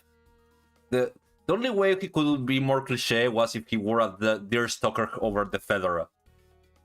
That's Detective Hackett. Ah, he's on your floor, right? Yeah, but he's moving to your floor next round. He's a bit of a drongo. You got that right. Who shows up to the detective competition in a trench coat? So unprofessional. We try so hard to be professionals around here. It's a detective thing, whatever. He turned back to his desk. We were in the watching room, a hidden room on the 5th floor which was restricted to the contest runners only. Great. That's floors clear. I pushed a large button on the desk in front of me that read clear floor 2. Hey, Greg. I don't mean to step out the flank, but you just pushed the button for my floor. Haha, my bad. Because you were too slow to stop me. He had a half-hearted fist and shook it at me lazily. Don't make me angry. I slid back over my desk, which was for the floor 1. It was boring desk, because always took so long to solve the cases. At least I'd only have to hold out until the 3rd round ended. That's when we shut down the floor 1, because by then the cutoff line is short enough. Hey guys, you got to come over here. We ran into the 4th desk, which I was really jealous of. At least I got to announce the opening contest rules. Mr. Clark and Kane, who ran floor 3, crowded around Mellie's desk, gazing at the monitor. Unlike our desks, Mellie was more organized and she didn't use post-it notes. Instead, she wrote all over her arms, which were currently covered in names of detectives with a string of numbers next to them. Nell. That's the one to watch. Why? She doesn't look special to me. Are you just saying that because her name sounds like yours? What? No! I'm just saying look at the huge jump she took. She made it to the 3rd floor after eternally checked in and actually moved to the 4th floor in How You See Me. Wow, it wasn't just her partners. The video shows her doing more work than the partner she's been paired with. Oh, thanks for reminding me. I need to announce the partner pairs. Sure thing. She flipped a few switches on her desk. On the fourth floor, contestants know their partners when they enter their waiting room, giving them a slight advantage over the other floors, where the contestants don't know who they are paired until they are entered the mystery room. That gives them a little time to prepare. What did Detective Honor do this time? Honor had been paired with Red July on the last round. It seemed to go well. Honor method is pretty useless in this contest. I hope they don't drag Red July down. Red July held the first place spot the whole competition. She'll be fine. I know, it's weird how those top 3 spots have been stuck with the same detective from the start. It's always like this. 3 is a magic number. People see the first, the second, and the third spot, and the gap naturally occurs because they are intimidated. So it isn't that the top 3 are necessarily the most skilled. Right, Clark? He was the oldest and had helped run 2 of the previous detective competition as a game master. That's right. Okay guys, back off. I'm going to make the announcement. She pressed the button and said announcement jingle. And said announcement jingle and flipped the switch. A countdown started on the LED display. When it finished, a light turned on and that was read live. Oh, sorry. Still reading off a prepared list of paired detectives when someone caught my eye on the screen on the monitor. I caught Clark's attention with my coffee mug skills and whispered quietly to him. Hey, who's that? Detective 772. It's no wonder you don't recognize him. He always managed to hide from the cameras until the last minute. Weird how he knows where they all are. Ah, Detective 772. She was finishing the announcement. It's paired with Detective Nell. The live light went dark. That will be interesting. The lucky rookie and the intelligent eccentric. Does Nell even have a method? Don't know. She won't last long if she doesn't. Everyone in the contest needs to the star power of a special gimmick to make them stand out. By the way, Clark, I'm going to need you to write up the agenda notes of the conference on that quadruple murder scheme. Sure, but why can't you do it? Your floor's more mellow than mine. Turns out losers aren't happy campers. It's always good thing to plan ahead. If being a game master had told me anything, it was that...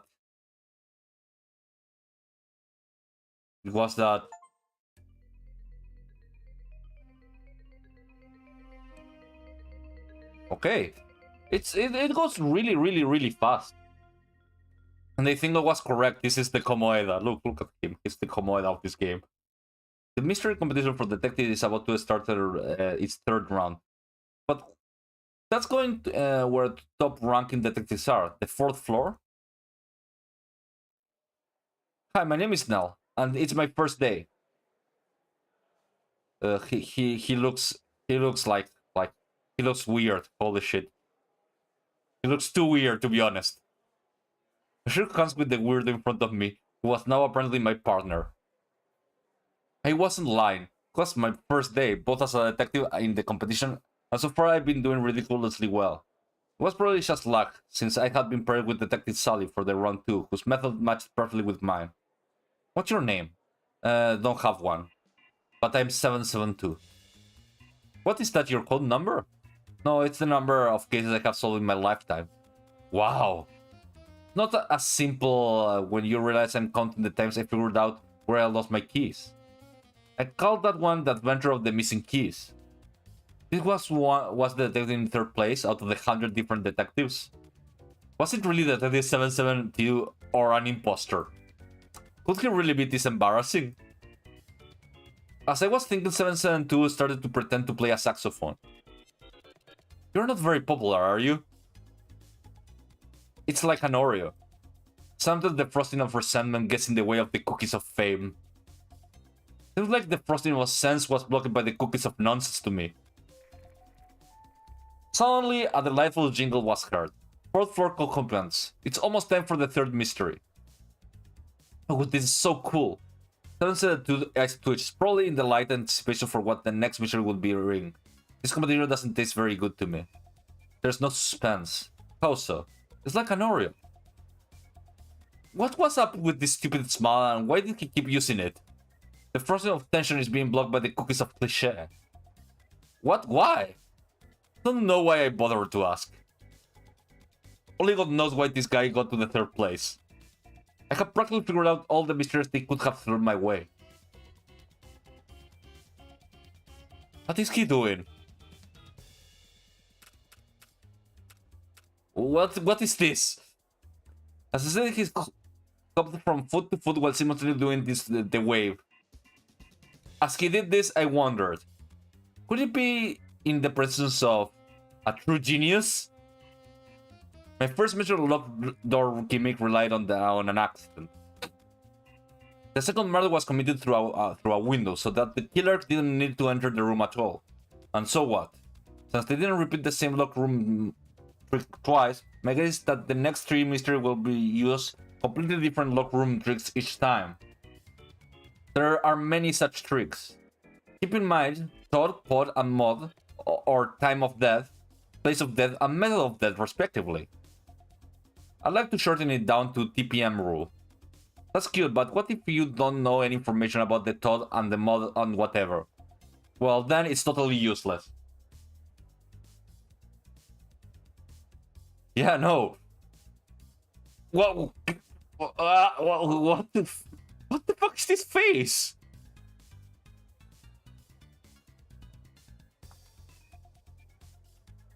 Give me one moment. This is important. I need to stop a second.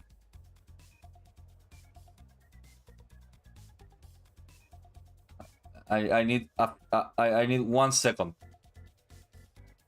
Dude, this face needs to.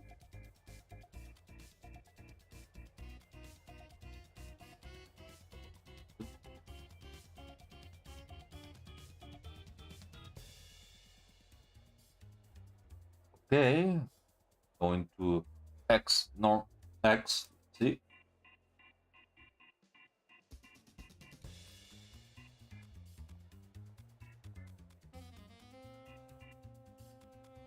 Wait, there we go.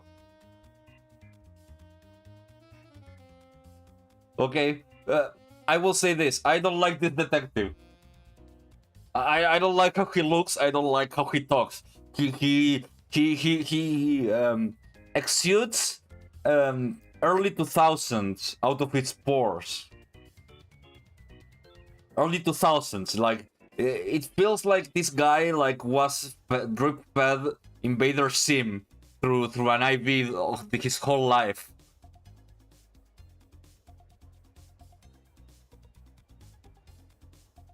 It feels like Cole Lyoko took a shit on him or something, and he was born weird.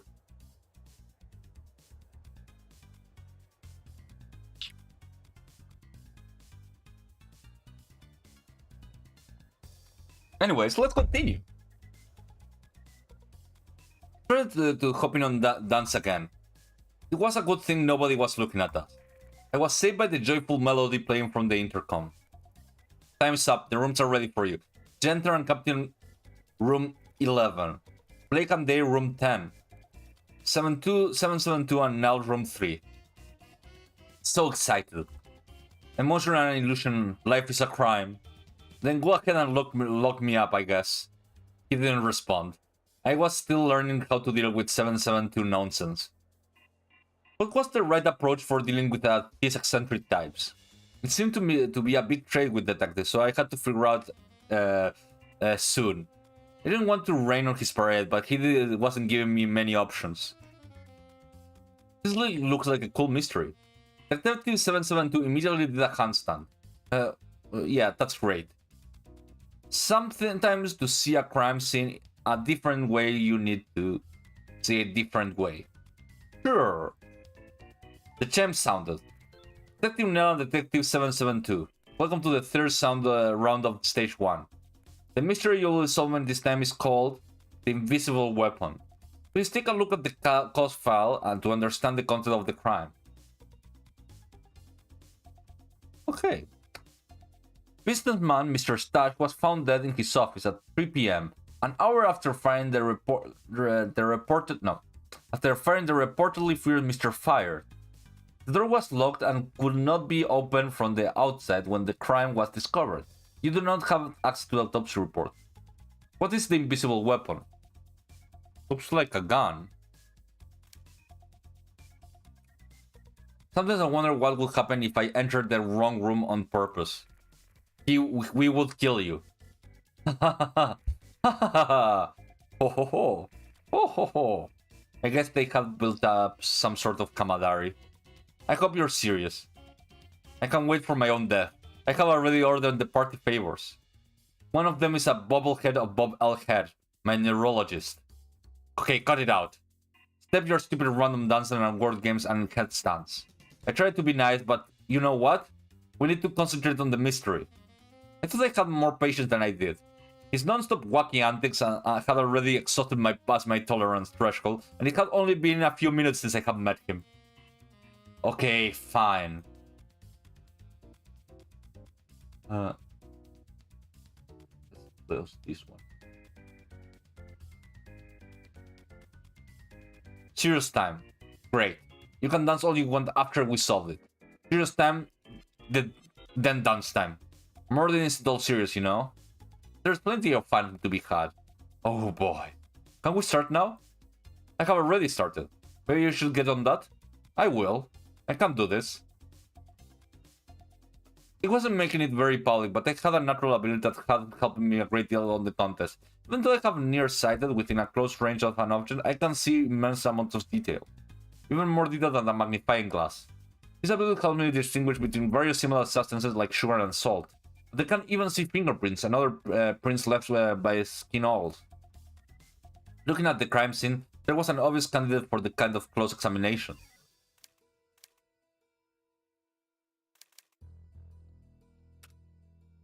The office definitely belonged to Mr. Stash.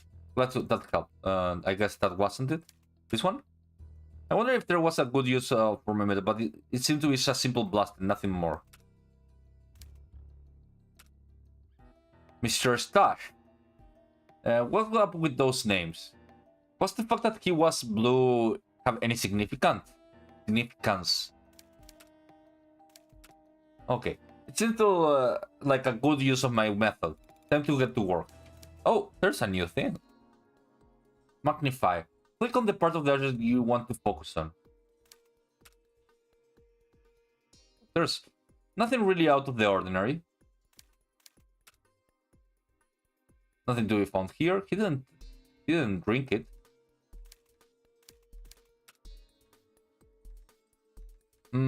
This was something. I could see the coffee interacting with a foreign liquid.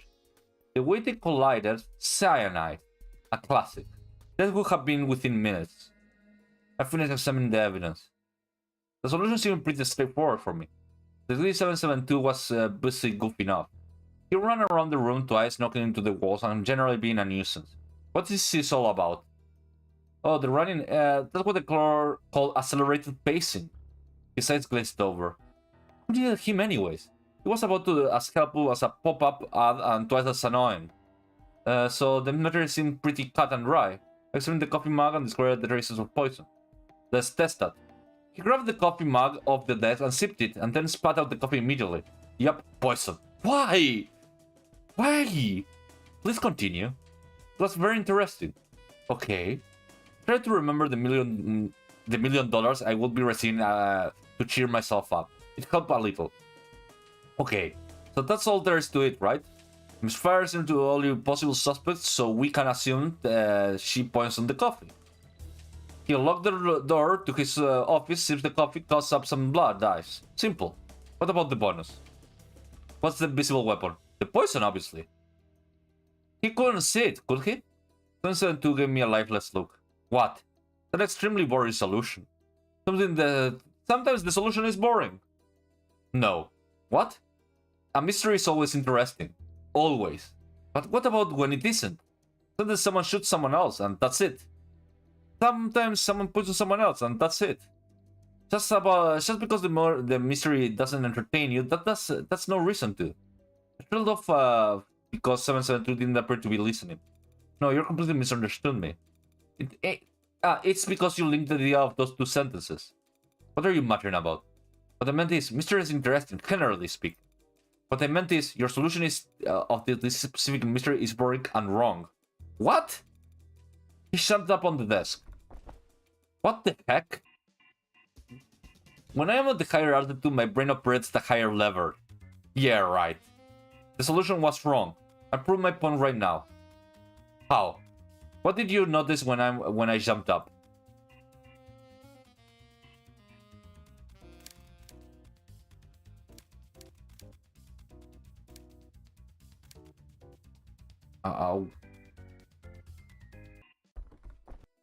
Let me see something.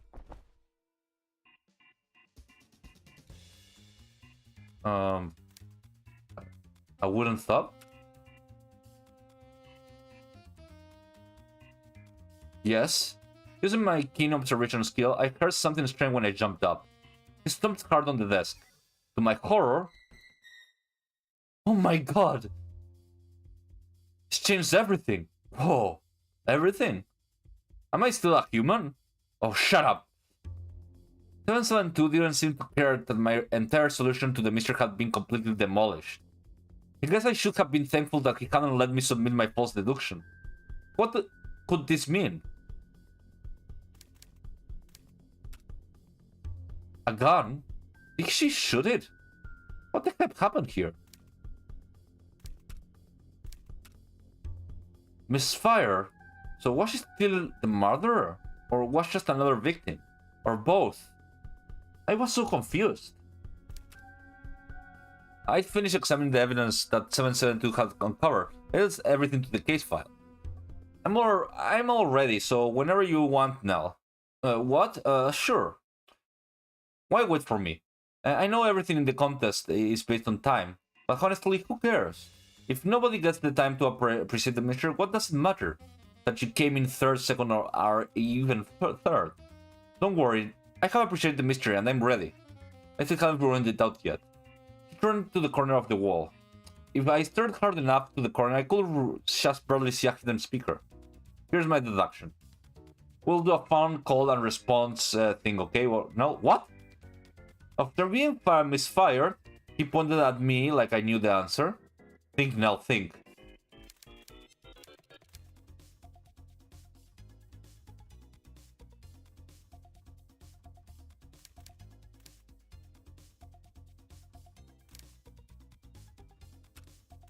In a second.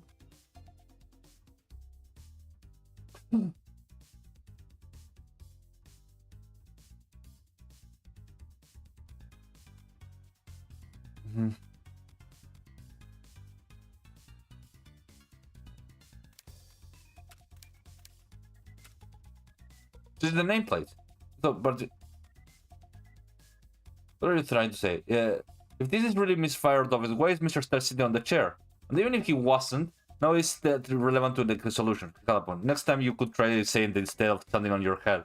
Don't worry, I don't care. What did Miss Fire do after she got fired?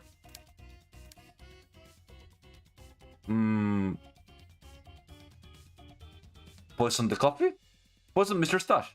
She left and waited for him to die, but when she came back, he was still alive. And then he realized she tried to poison him. I guess that makes sense. He was doing a lot of work here. No, this guy is actually really smart. Holy shit, he shot Mr. Fire. As I said it, I realized what must come next. He locked the room, left her in the desk with the gun, and then he died. One more thing.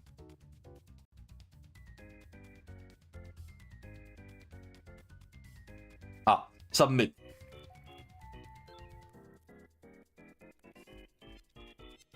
Oh yeah, he threw the case file in the air. Stop that. So my irritation at his ending couldn't help feeling happy that we solved the case in a record time. The door unlocked by itself, which was nice touch, and we both stepped out into the hall. That one actually was a bit hard, although... And he started to walk off, but I moved to block him. Wait, if I'm going to continue to be your partner, we have to get one thing straight. Put out the silly gimmicks. Please. I really want to win this contest. They take too much time. Just look at how long you took on the last mystery. Every second counts. Everything I do, no matter how silly, is filled with purpose. How? Do you have a purpose now? Yeah, I guess. It'd be to be the greatest detective. And win $1 million. Why stop at $1 million? Wouldn't you conquer the world? Because this is the price to win in the contest? No, your purpose must stand beyond the contest. That's what makes it all caste purpose, not lower caste purpose. Didn't realize I would be trying to find the purpose of my life by signing up to this contest. Why not? Isn't life about figuring out life about? It's the ultimate mystery. Is that why you said life's a crime?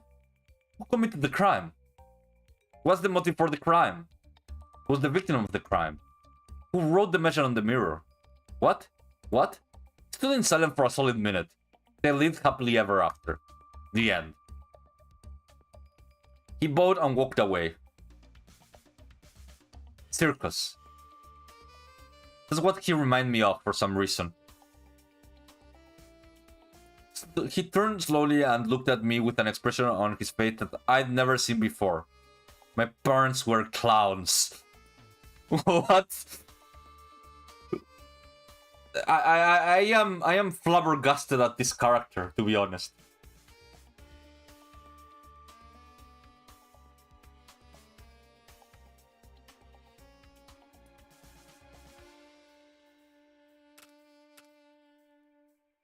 For some reason, I didn't laugh, even though the statement felt out of context.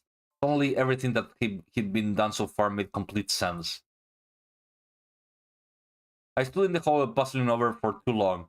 When I got back to the waiting room, he was nowhere to be seen.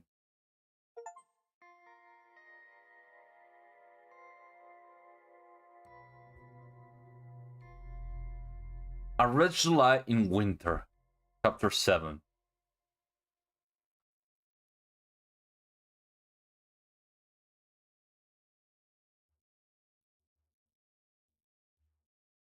I was expecting someone to react to that. I will repost. Okay. I shadowed a pale cold color ceiling, lost in thought. There was a cracks in the paint and thought that them I could just barely see the glint of camera lens poking through. They sure knew how to hide them. I'd greet nearly everyone on the 4th floor by now, though I never talked to the top 3 that I did unless I had to. Detective 772 had been the first one I'd actually met, but seeing as he was way more impressive than I thought first, I was sort of scared to talk to a detective with an actual reputation like Red July. I heard somewhere that she slows down and when she's solving a crime, tries to take as long as possible and yet still comes under a minute. Ever since I heard that, I tried to eat myself, but of course that ended in a miserable failure. But it was my first day after all. The new partners were announced, but it didn't matter since I was still with Detective 772. Yeah, they went like honk shoo, like a real clown. Actually, his name has changed to 773 since he's just solved a new case. So the game master had told me that the top 3 spots were locked with the partners they got from the start. It wasn't entirely true. There was a condition. If the partner didn't contribute to solving the case, they got swapped out. I remember how in the months of the crime scene, that Cedric had been, and I got to be worried and given the boot. But this time I was determined to do more, and not just yell at him to stop messing around. I didn't want to get switched out when I had just gotten the 3rd. There was a certain gambling aspect though, because you could also not do anything on purpose to see if you get a partner with an even higher spot. So the question was, were you willing to risk a good spot for a better one? Hello? Lost in thought? Want to take a bit of a risk? Maybe. What would you say if I could get you into contact with Red July?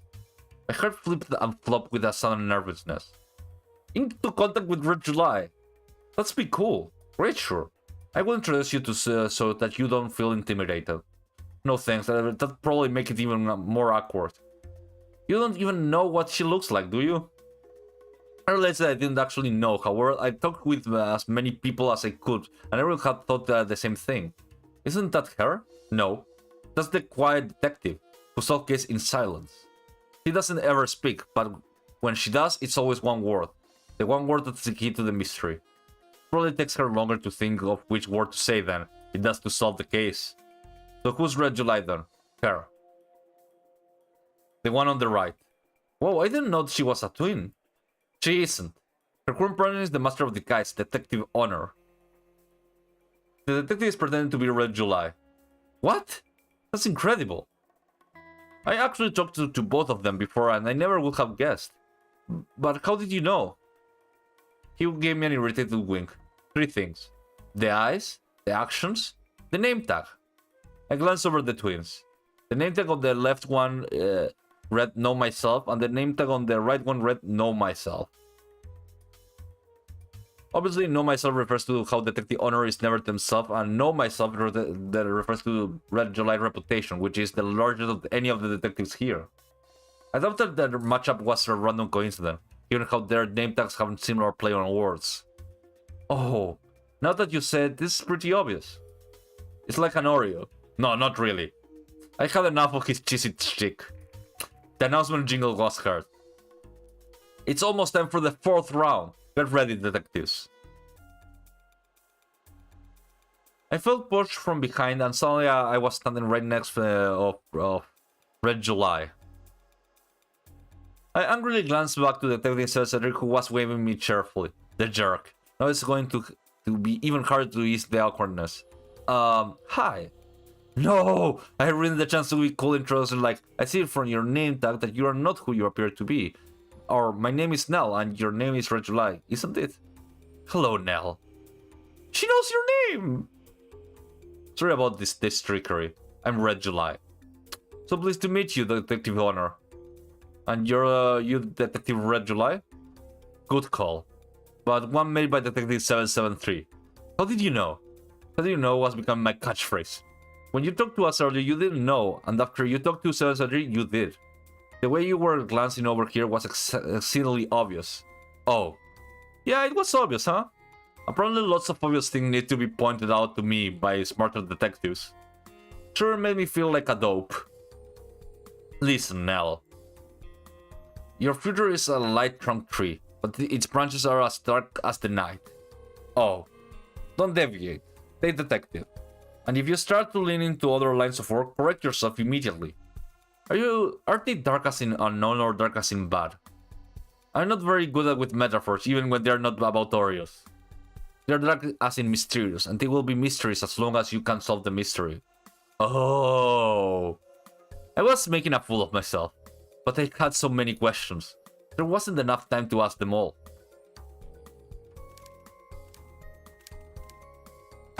Oh.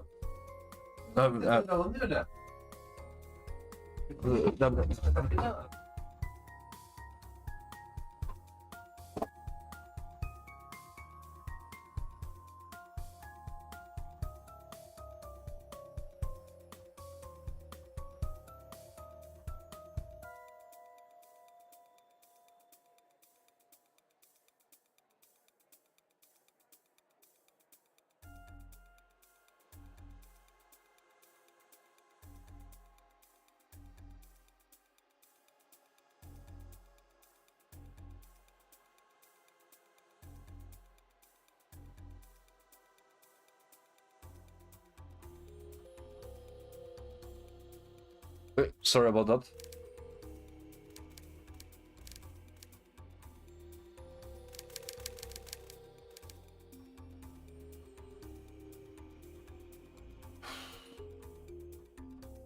Okay, other tips?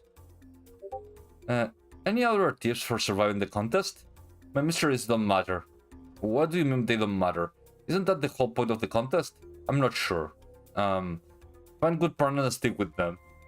I don't know if me and Seven Cedric are such a great team. He needs you more than you need him. Really? That was a very flattering to hear. Detectives. So many detectives. Well, the 4th round is ready for you. So no need for keep pretending you're like talking to each other. I was still puzzled over Red July 3 metaphors. I guess top 3 detectives love metaphors because it makes them sound more intelligent. Remember 773 Oreo's metaphor, and suddenly I realized that he was parodying Red July. Yeah, Carmen Sandiego clones, yes. The longer I spent with him, the more sense he made. Or maybe I was just deluding myself, thinking I could figure him out. Or maybe the real delusion was that there was anything to solve at all.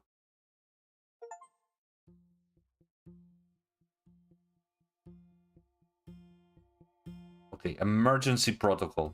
After the advice of her idol and top-ranked detective Red July, Detective Nella and her partner 773 were ready to solve the 4th round of the Stage 1 on the Mystery Detective competition.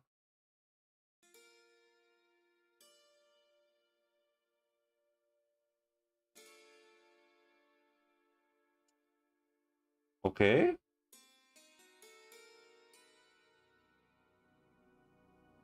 Well, it moves really fucking fast. The chapters are like bite-sized. Super really bite-sized. 770 didn't seem concerned, but I was having trouble. I have decided to give everything another look just to be sure I wasn't missing something. Could this really be a mystery with only one piece of evidence? I took a look at the case files again just to be sure I wasn't crazy. Case file. Mr. Paranoid. Wait, actually, maybe they will give you a case file now. Yes, Mr. Paranoido, a small E-Time crew wanted by police, was found dead in a walk-in closet. In a walk-in closet at 10:20 a.m. Mr. Gunhappy, a police officer, was the only one on the scene. The closet was locked, and the only key was found inside with Mr. Paranoido. You do not have access for the autopsy report. Where was Mr. Paranoido hiding in the closet? Sure seems like I couldn't think of anything to do except check all the evidence again. Mr. Paranoido. There was a strange symbol on the chest. It looked like a broken heart. Does it mean he died from a bad breakup? Love kills. Try not to do it myself. Pretty ironic for a detective to kill someone. I think we can rule it out, if you say so. To me it looked like the heart failure of some kind. Epic fail. I try not to cringe. What was that expression you're making now? My cringing expression. Too bad we weren't given the autopsy report. There's no way to know it meant for sure. Heart attack. Could be. We'll say that's what it is for now, and we can come up with something else better later. The key was the only piece of evidence. I haven't tried using my method on it yet. Maybe it will turn up something?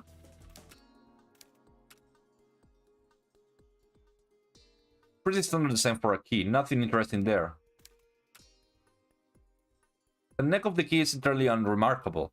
It was struggling to come up with something to say about it. Nothing out of the ordinary that I could see. My method had proved to be completely useless at drumming up anything new, which happened to more often than not. What now? Looked like the key really was the only evidence. Time to get creative. Was the key maybe the murder weapon somehow? Hey, what if the key was charged with electricity? He got a jolt when he touched it and died. Not unless the key was touching a live wire or something. Metal is just a conductor, it can't store electricity like a battery. From now he knew I would fail science class hard. How could I possibly recover?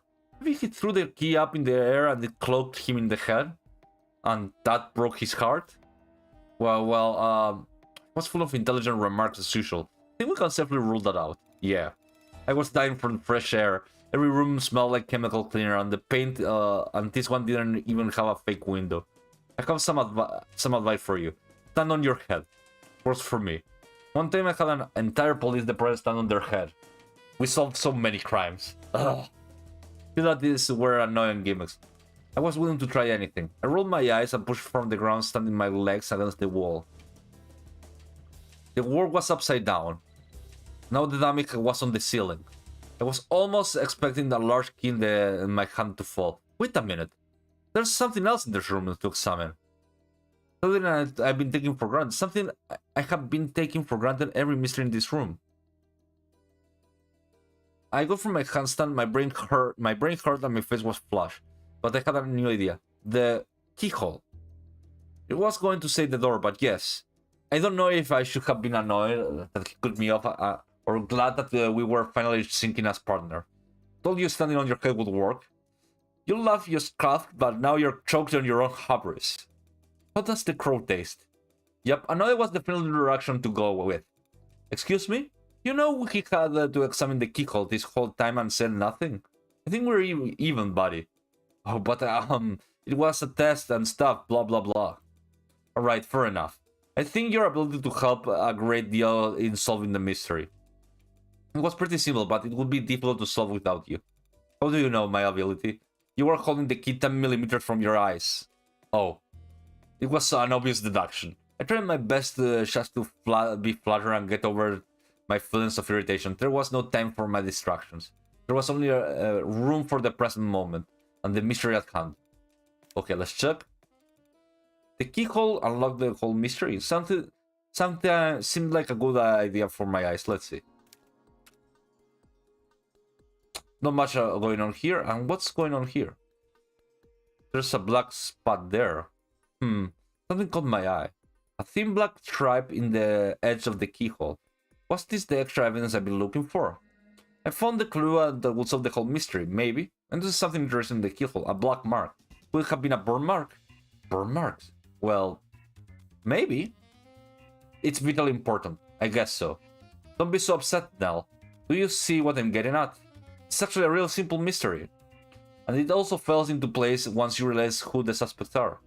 Why don't you take a look at the case file again and tell me what you noticed? Oh boy. More tests. The name, Mr. Gunhappy. But I didn't really notice anything. But I had to say something. The police officer. So, yes it does. And we know Mr. Gunhappy is probably the murderer. He has the motive and he has the means. He has the method. What weapon do police officers typically carry? I hated how he always tried to guide me instead of just saying the answers. It made me look stupid. Or did it make me look smarter for actually figuring it out? I couldn't decide. Of course, in murder Mr. Gunhappy, he obviously carries a gun. That must be the murder weapon. Oh. His name is Mr. Paranoid, so he'd probably be frightened at love noses. The sound of the gun resulted in a heart attack. You're basing this on what? The fact that Mr. Gunhappy had a gun and the fact that the victim died of a heart attack? That's a long logical leap if you ever heard one. Well, why is his name Mr. Gunhappy then? I don't know. Why is your last name Nell? It sounds like a first name. You're dodging the question. I guess it can be actually argued that the name Mr. Gunhappy is a misdirect. That's all there's to it. Oh, does that make sense?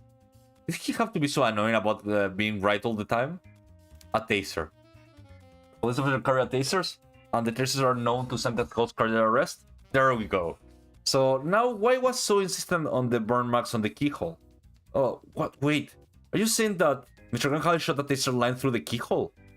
It sounds strange at first, but it kind of made sense. Yes, exactly. But how? Keyholes are small. Not this one. This is a big keyhole with a big key with a big keyhole. No, well, is that it? That's all there is to it? Yep. Couldn't believe it. How simple the mystery was. Hadn't 773 said it was simple at the very beginning? Had to solve it all the way back then? Was he slowing himself down just for me? I try not to think about it too much. Oops, we almost forgot the bonus. Alright. Why was Mr. Paranoid hiding in the closet? Oh crap, that was hard. I thought back to everything we know about the case. A singular key, a singular corpse, small-time crook, hunted by police. He was always hiding from Mr. Gunhappy. Simple as that. Submit. What? What?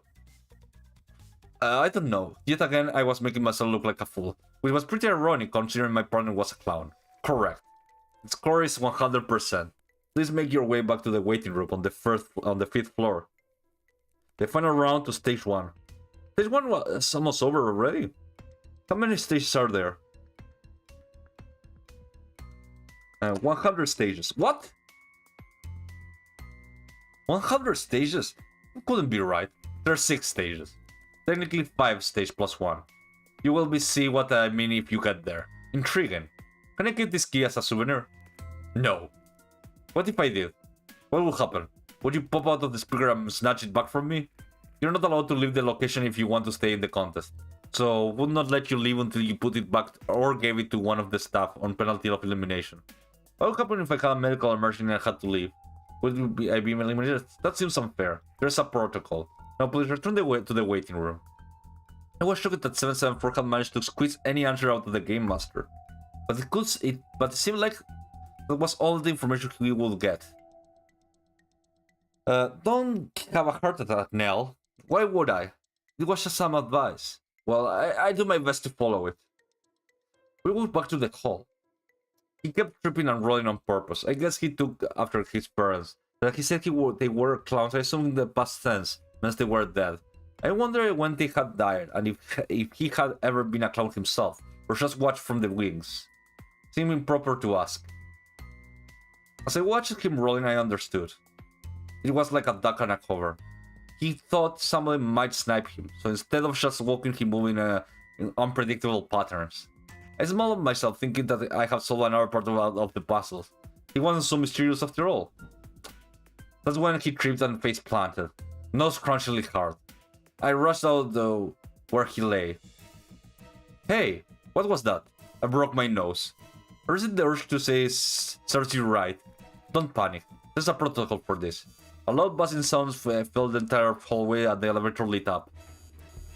The floor buttons lit up in a quick succession, and I heard the compartment screech as the brakes were applied quickly. The greeter from downstairs rushed out to the hospital gurney and wheeled up to where we were. We picked up Detective 774 and placed him on the gurney.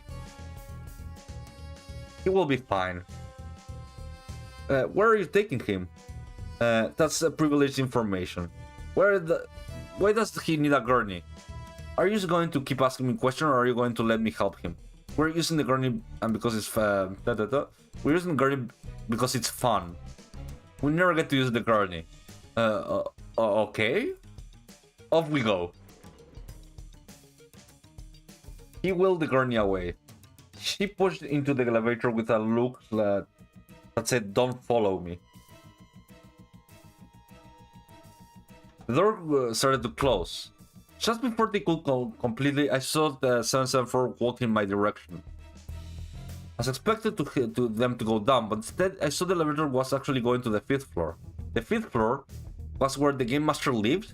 Was 774, because now he's not 773, he's 774, trying to meet the Game Masters? Wow, he's actually really smart, even though I hate him. I didn't understand anything. What could he be up to?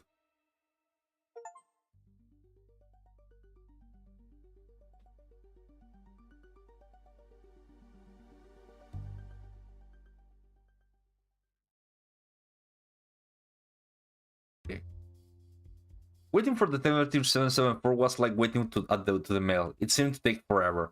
When I entered the waiting room, I looked around for Red July, but she wasn't anywhere to be seen.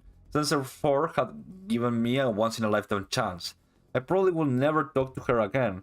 So the odds weren't too bad, seeing as there's still 5 stations left to go through before the end. The elevator opened and out of dance Detective 774. I jumped up to the couch, still left with a memory of me in its phone. Do you see the Game Master? I brushed aside my anger for the moment. I wanted to know who the Game Master was. No. Honey knocked me unconscious before the doors opened. Honey? That's what I named the greeter. Because her name tag didn't say her real name. Ah, okay. I get that you needed a realistic reaction from me. But how did you know that they wouldn't just call an ambulance or kick you out of the contest? Seems like a stupid way to try to visit the 5th floor. It's the only way. In fact, if I had really been injured, I bet I would have made it there. I knew they wouldn't call an ambulance because every last detail of this operation been in-house. Did you notice how the greeter's clothes had no design labels on them? That's because they were handmade here. Did you smell the paint smell? It's not the smell of brand, it's the smell of milk and lime, the homemade white paint. And they knew they wouldn't kick me out because if they took me up in their elevator, it would be their own fault if I saw the 5th floor. So I thought it was worth the risk. I see. But with that explanation, how could I stay mad? Besides, we still stayed in the 3rd floor, in spite of my amateurish sleuthing. I owed him a lot. Do you know what else I deduced? Of course I don't. After the 5th floor, at the 5th round, we will be switching buildings. How do you know? Because the next stage won't be locked room mysteries. The same kind of mysteries twice in a row? That'd be really boring. And those rooms were set up for them. Also, I suspect that this competition is a little dodgy. I didn't see any endorsement from police or advertisement in the newspaper. So they'll want to keep moving from facility to facility. But then why are we here? Let's go before they convert us to drug smugglers or something. No. We will win the contest. We will figure out what they're keeping from us. It's what a detective at heart would do. I should do. In fact, it's like an Oreo. I grimaced him for a moment for him to continue with this stupid metaphor, and since he obviously couldn't help himself, the frosting off, he was cut off by the newsman's jingle, thankfully. Detectives, you're now number 35 pairs in total. It's time for the last round of stage 1, the 5th floor. The Game Master paused for a dramatic purpose. We waited for the Game Master to call out the number of the doors, instead of the elevator open. Please enter the elevator. We shuffled in, the elevator descended until we got to the 1st floor. The door opened with a quiet swoosh and a ding. We were in the same room we all entered and the first came in through. Although, now that I saw it again, I noticed the door next to the elevator. Assuming it led to the hallway where the 1st floor detective solved the crimes. By now, there were only 10 of them left, thanks to the cutoff. The sound of the crowd was intense too, though not as bad as when there had been 100 detectives in the room. Still, I couldn't just barely hear the Game Master's mangled voice. Once again, we'll be eliminating 5 pairs this round. I'm happy to say that only the first stage is this vicious. The elimination process will slow down once the dawdling incline have been booted. The final round is not a design by the criminals. That's so they have a chance to catch their breath. The final round in each stage is designed by me, except for the final round. The final round. Another thing about the final round is that the ranking system is different. This time there's no time limit. This time, you'll be ranking each other. Collective murmur was heard around the room. This was going to be more difficult. If the other detective didn't like the way 774 solved the next mystery, he and I would lose our 3rd place rank. It changed less than you think. The top 3 will probably stay the same.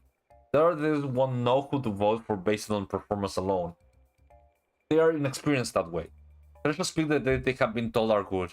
After all, who else would they vote for? Their former partners? They didn't get to know them enough to care, and the ones who did will be in the minority. He had a point. After hearing that, I relaxed a little.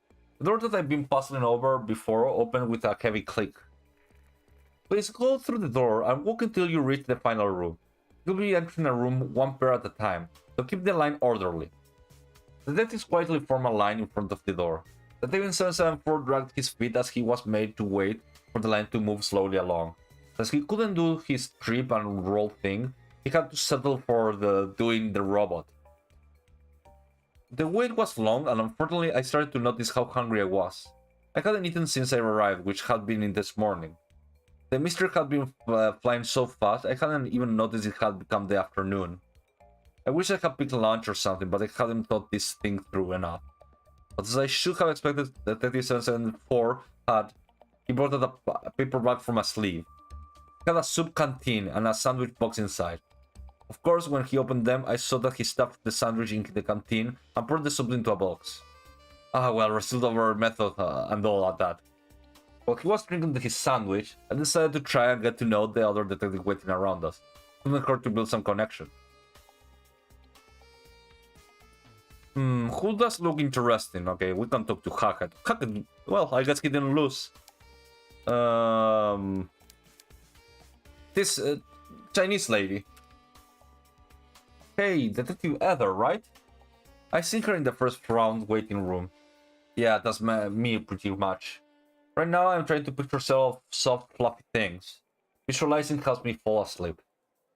Right, she had a fall asleep to solve crimes. Yeah, how does that work? It has to do with the unconscious recognition of patterns when you're in a state of deep thinking. The way I see it, everything in the universe has various unconscious associations and parameters that are only partially aware of while awake.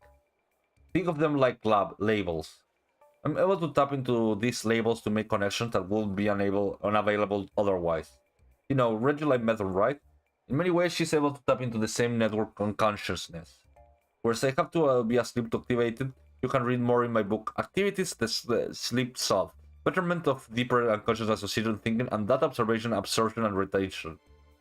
Only $18.99. I will probably buy it for $7.74. Sometimes it is on sale and then you can buy it for that price. Sounds good. Other method was pretty high level. I would be asked her why she wasn't ranked higher, but it would have been pretty rude. Your partner is Detective Swinger, right? Doesn't the noise keep you awake?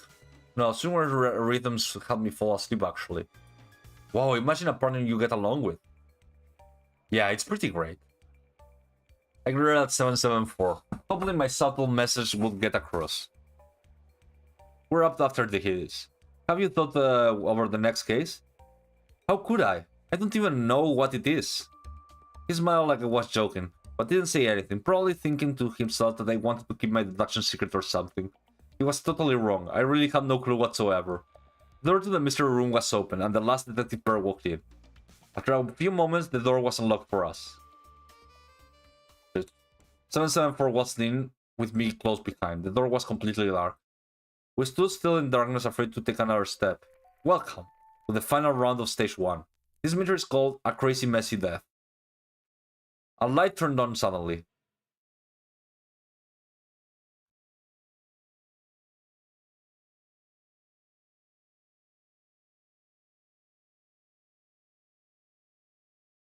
My eyes soon adjusted, revealing the strange, impossible crime. As before, please take a look at the case file for a moment. Mr. Bashkny, a stunt person, was readying herself for a scene late one night. She was found dead in the morning. The most likely suspect is Mr. Star Power, a movie star who wanted to do her own stunts. The room was locked from the inside. When the crime was discovered, you do not have access to the autopsy report. Yeah. What kind of scene was Mr. Banksy prepared for? Well, time to get started. Okay, what's this? Looks like a camera in the wall. Is this to record the video of the contest? They do like listen on us. What a nice upgrade. He made a bunch of faces on the camera. Even I stuck my tongue out just to bite the game master. Hopefully, our ridicule was noted. Mr. Banksy. Sounds like more than just her knee was bashed. If I had to guess what weapon was, a baseball bat seems likely. One lipstick, not a lot of makeup here for a dressing room, or costume for the matter. Game master budget running low, no doubt. Okay, let's see. Didn't seem like there's anything here. There was glue on the bottom of the lipstick. Was that part of the mystery or part of the meta mystery? A mystery in the context of the contest. Was there really all the evidence? I was still totally lost. I'll be first to admit I have no idea what's going on here. Hopefully 774 knew what was going on. He usually had everything figured out already. Hum. Super helpful. Wonderful, this again. You know, well, this really gave me a new perspective of the mystery. In fact, I believe that it's solving itself for me. All it takes is standing on your head. Doctor recommended highly. No way. I'm not doing that again. Give me 1 second.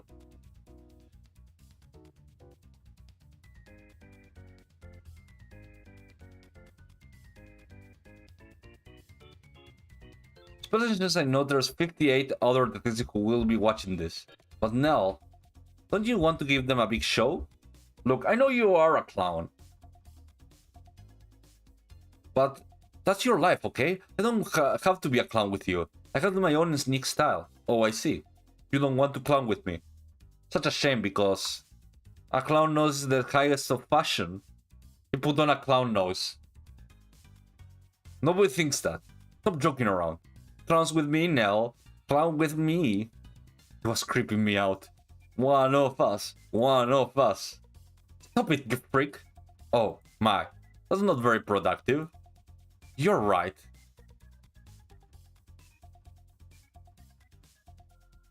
I'm sorry. I really did feel bad about calling him a freak.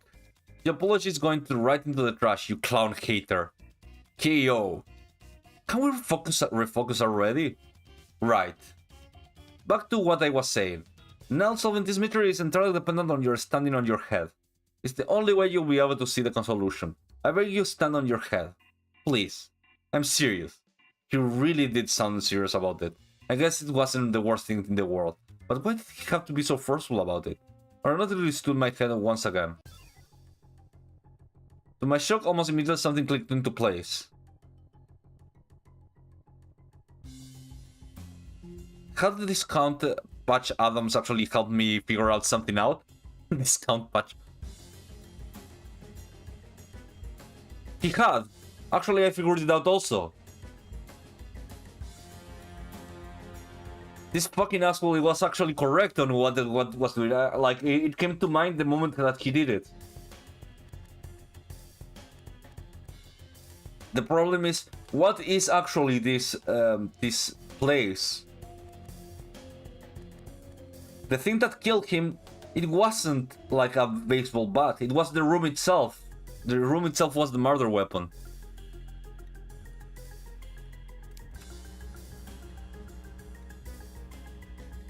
At first I thought it was something that the master did for the contest, but the pros had never been glued down before. Could it be that my mind was racing? Was the explanation too impossible, too stupid to be truth? It seemed too incredibly hard to believe. Whoa, Nelly, let's calm down for a second. I wonder how long he had been waiting to say that. First of all, the lifting isn't the only thing glued down. Those seats are also bolted to the floor. That hasn't been the case for any other room. Really? Then you really think that, yes, it's the reason why standing on my head was the key to solving this mystery. Take it away. For this to be the case, the real case, I had to turn my entire thinking on the head, which I realized was what 774 had really been asking me to do. The shocking truth of this mystery was...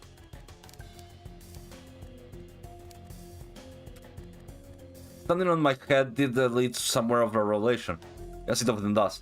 Usually, looking at things upside down is a way to looking at the thing. You're seeing a new circumstance in a way in which you weren't meant to be seen. But in this case, upside down is the way they were meant to be seen. This lift was glued to the table in order to keep it from falling down, when the entire room is turned upside down. Precisely, Nell. This dressing room can be turned 360 degrees. The only question is, why is this the case? Once you figure it out, everything becomes obvious as a Wilhelm scream in an action-adventure movie. There's one piece of evidence that makes everything completely click together. And it is the camera.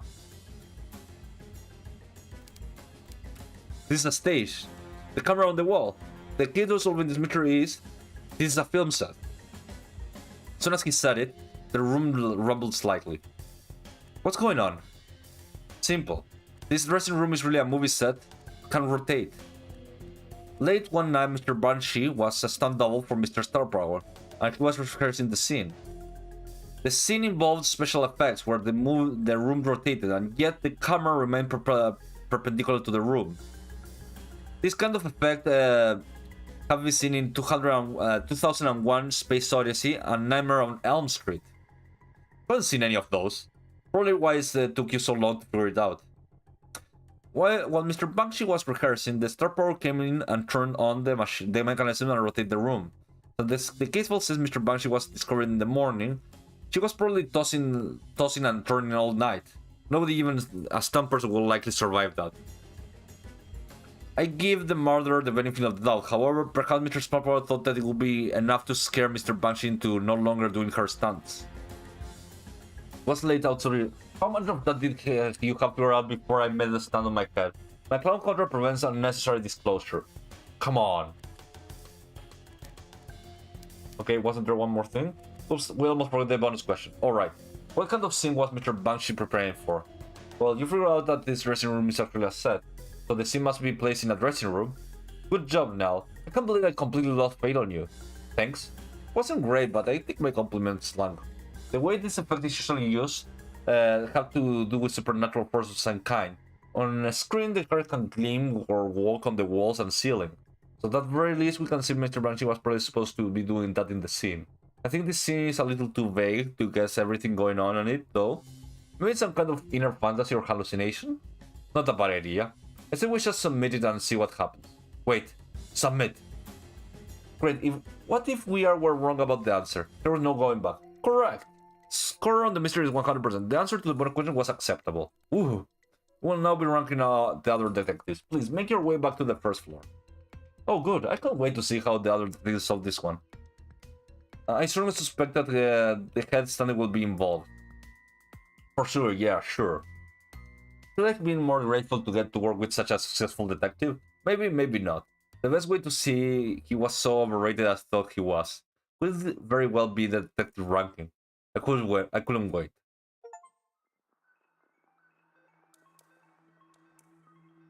Okay, part 10. Well, it's a long game, but like each chapter is like super fast. Check, check. I flipped the many switches in front of me. Some of them didn't do anything, but it looked cool. Every game master was working on editing the footage from the 5th round to make it more interesting for the detective to watch. Attention spans this day. Stop it, Greg. There are just switches. No need to say check over and over. Melly, are you editing or sleeping? I heard from Clark that Melly was actually asleep all the time and was just really good at sleepwalking and talking. A common rumor, apparently. There were 30 detective pairs to scrub through and splice, so we got 10 each, which left Kane and the opportunity to boss us around. Not like she ever does anything else, but it wasn't a bad job, so I didn't complain. Okay, it looks great. I never liked the whole detective-based ranking method, though. Nothing really changes. It's important to give them an illusion of control over the rankings, even if it's for a short time. It was probably content in the Game Master Guide to the Galaxy or whatever the manual was called. That way there's less likely to complain about time-based ranking or say they are unfair somehow. Haha. She almost fell out of her chair. She probably kept their Sandman in business. What's funny? The ranking time-based? They really believe they are time-based? Are these people detectives or not? They just accept what we tell them. They underestimate the power of disembodied authority figures. When I had first become a game master, I thought the fact that we tweaked the rankings was a bit unfair. But the more I thought about it, the other it seemed that a big organization would just leave whoever won up to time. For instance, what if certain detectives didn't work well within the time limits but were good enough to face off against the best criminal in the contest anyway? The way the rankings were set up, they couldn't even make the second floor. But that begged the question. Hey, why not just judge the day based on quality? It was worth not bringing it up for the 14th time. That's not worth bringing up on the 14th time, Greg. If the detectives question our method of choosing, that would disrupt the mood of the competition. Them to universally acknowledged as an objective metric. So it's generally the best detective who comes in first anyway. Anyway, anyone else would know is good with sleeping at the back of the ranking, even if they didn't do well time-wise. By screwing that with the cutoff laced elimination, we can make it seem like they just probably made it. My head started hurting, so I held up a hand for her to stop. Okay, got it. Play the tapes. Okay, it looks stupid. Watching the Sensen 4 make his partner stand up on her was pretty amusing, but he'd done that before. Make her jump up and down like a kangaroo. That would be more creative. Now there's a good team. He nodded at the screen, coffee mug in one hand, a pen and pad in the other. He handed a mug to Melly as he noted everything down. I agree. She was fairly scribbling on her notepad. Marked my own pad in my usual block letters handwriting. I gave 774 a 7 out of 10. Good thing Nell didn't seem to be dragging him down too much. His time on the last two mysteries had definitely suffered. We proceeded to watch Detective Swinger hum and whistle his way around the crime scene. Of course, his partner detective either went right to sleep. But there's a good team. Swinger is a good musician, but it's really a good method. Seems to work for him. I don't see the point in questioning it. But how does drumming on the victim tell him anything? Tells me he's one good drummer.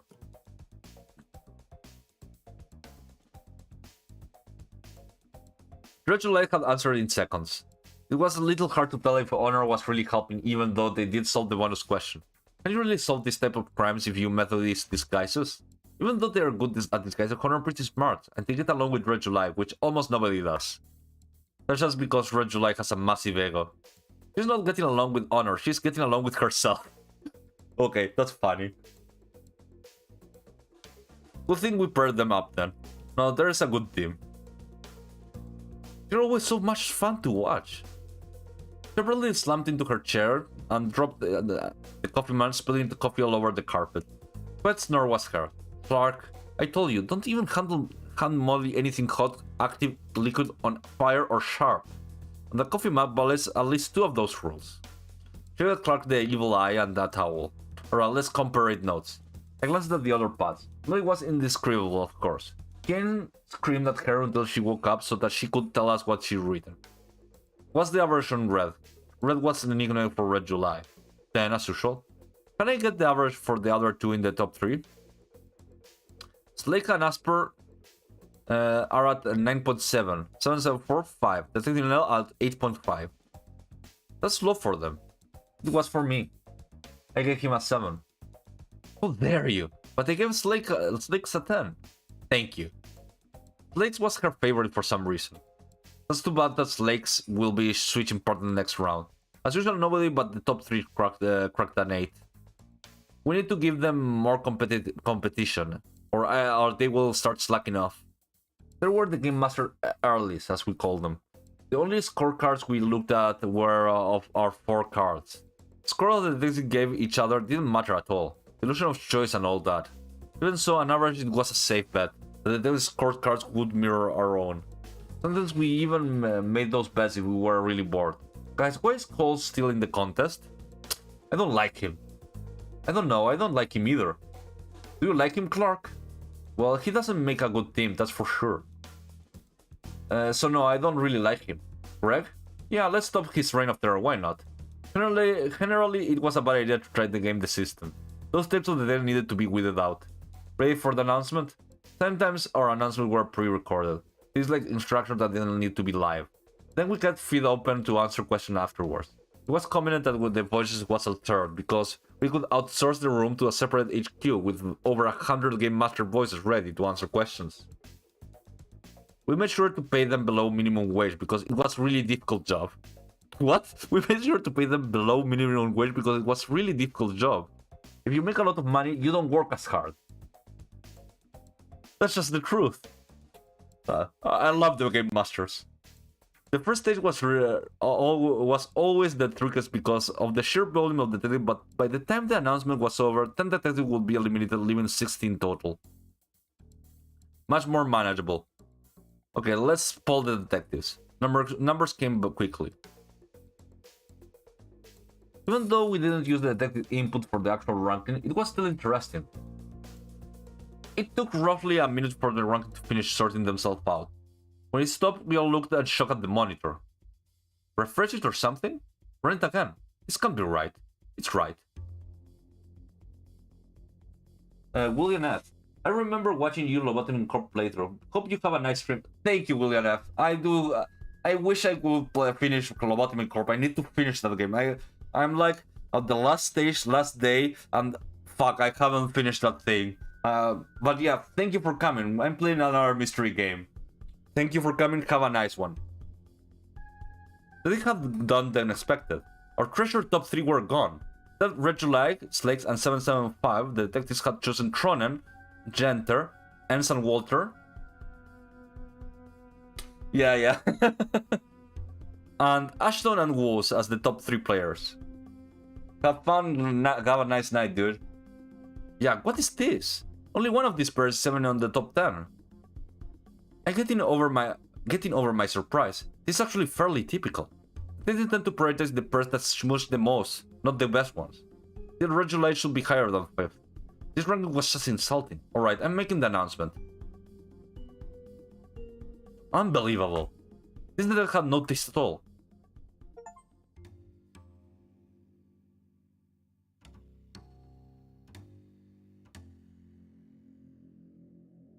The best detective. They didn't say goodbye to each other for the day in anticipation of stage 2.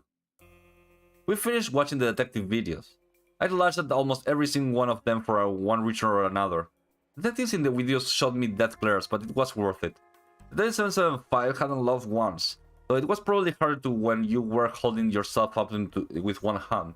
He said it was for circulation reasons, but I knew that it was just an excuse to goof off. Like he predicted, we came in third again. After seeing our videos, I wondered once again if I was slowing him down. He seemed confident enough, so I was sure he had something up his sleeve. Probably literally. Do you know who the best detective here is? Yeah. Red July, right? What an icon. Wrong. You got an E++, which is closer to an F-, than an E sharp. It's closer to D minor? No. What about the E augmented? You failed the class. Okay, why? She's the fastest detective here, but that doesn't mean she's the best. Well, you failed to provide a proper context for your question. If you meant best in terms of quality, I would say probably you. Wrong again. Taking a crime scene seriously is a must for any real detective, and turning it into a circus is practically the complete opposite. Oh, couldn't he take a compliment? Then pretty self-deprecating. Don't take it too seriously. Never take anything seriously unless it's a joke. But you just said, oh, whatever. So who is the best detective? I'll give you one more guess. Slakes? Wrong yet again. Wow, isn't this like asking who the best saucer player is? How can I be wrong? It's just an opinion. Let's not get into subjectivity. I have a 34-volume tome about that argument. Sorry, but the tome proves that there's an objective truth to everything. But who determines what an objective truth is? Shh. Okay, that's basically an appeal to authority fallacy, but I'm just going to ignore it and say we don't have time. Just tell me what you're thinking. I'm thinking her. Is she behind the greeter? No, the best detective is the greeter. Huh? It didn't say it here in the competition. That's cheating. The greeter, who I have christened with the incredible name of Haney, is the best detective here.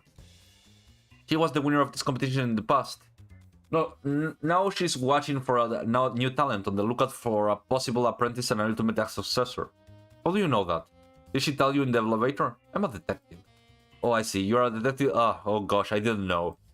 I deduced it. Wow, you deduced it? Oh, cool. Oh, good. For you. Oh gosh. Oh, cool. Let me just walk you through my deduction process. Oh yes, please. Go ahead. It's like an Oreo? Give me a break. That's completely out of context. Orange. You should change it. Cleared his throat and glared at me. It's like an orange. You don't have to peel the orange to know there's fruit inside. Similarly, I don't have to ask Haney if she's a detective to know that she's got the blood of a crime solver in her veins. This isn't a valid explanation. What clued you in? Several things. First, her blonde hair. What? That's stupid. It's dyed. But more on that later. Second, the look of boredom on her face. Her expression. Why would the game master hire someone so unenthusiastic? I don't know. Why does the guy at Target tell me his job sucks without me even asking him every time I buy a 15 identical jackets? Third, how she knocked me out. What, was her punch specially deductive in nature or something? Well, how did she know I was faking it? The protocol was for people who got injured. For all she knew, I was seriously hurt. 15 jackets, yes. If she's a doctor, then why work as a greeter? It was that she deduced it. That sounds like a Gish Gallop argument to me. A complete unconvinced. Fine, I recognize her. I'm naturally familiar with many detectives. Haney is the best. What? Why didn't you just say that from the beginning? It was a test. Stop it. With you, it was a test. Alright, it wasn't a test. I just wanted to look smart. Well, now that was I supposed to say? Stupid honesty. I sat in silence for a moment. The silence was broken by the announcement in chime. Direction for your hotel route will be provided shortly by the greeter, Haney. Huh? I thought you made up that name. I did. Now I was even more confused. She liked it and now it's her fake name. Ah, I get it. So you were talking to her in the elevator. No wonder she saw through your injury. Kind of hard to note when the supposedly wounded detective sits up and starts casually chatting. I knew it hit the nail on the head when he didn't immediately retort. Showed up how much he really cared about finding out who the game master was. Here's your route map. The hotel is optional, but it's all expense paid, so I recommend it. Thank you, Heine. He walked away without another word. So what is it then? Are the directions written in invisible ink? I mean, you don't know how to read a map? Forget that. I don't know how to read, period. I'm completely illiterate. What? I only listen to audiobooks. I can read the stop signs. That's about it.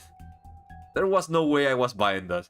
I decided he was just trying to make me feel better after our heated exchange. Thanks for the confidence boost. Guess you'll rely on me show you the way to the hotel. Right now I could pay him back probably for helping me solve the last case. With procure or whatever. I'm not staying here. I'm going back home. There went that plan. I felt impressed. Yeah, the camera can't read. I felt a presence to my left and Heine materialized out of nowhere. Go to the hotel.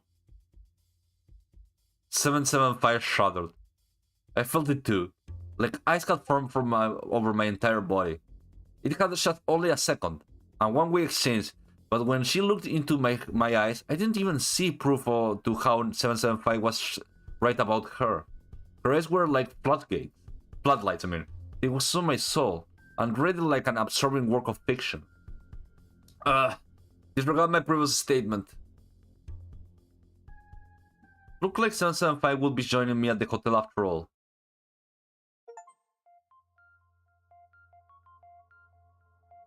Like, it goes so fast, but I don't think like it's going to end so soon. A simple staff member at the Mystery Detective competition is actually a detective from the past content. She urges Detective now and 775 to accommodate provide. Okay. It took me a while to navigate us to the hotel. It wasn't because I couldn't figure out the map. I was just unfamiliar with the area. A cozy-looking building awaits us. A sign outside reads Quail Hotel. What awaited us was the second stage of the Mystery Detective competition. Yeah. The hotel had distinctly old-fashioned vibe, but it was comfortable kind of old-fashioned. There was a desk for the receptionist, but nothing was there. A crowd detective was gathered in the lounge area with the couches and the piano. 775 nudged me. That's Detective's legs. The detective ranked second. Yeah. He's pretty cool. He knows how to fold napkins. What about his skills as a detective? Are you talking about me behind my back again, clown boy? Stop calling me clown boy. I'm clown guy. Right, yes. How is he treating you now? Saw the video. There was no need to do a headstand. That's what I thought. Headstands are a fine exercise for strapping young gents. Simple capital. Alright, whatever. Is that a piano? It could be a harpsichord. Those cunning harpsichords always disguising themselves as pianos. Harpsichord has 2 sets of key, detective. Let me add those ivories and I'll bang out a fantastic tune. Please do. I'd like to hear some Chopin. Sure, I know a little nocturne.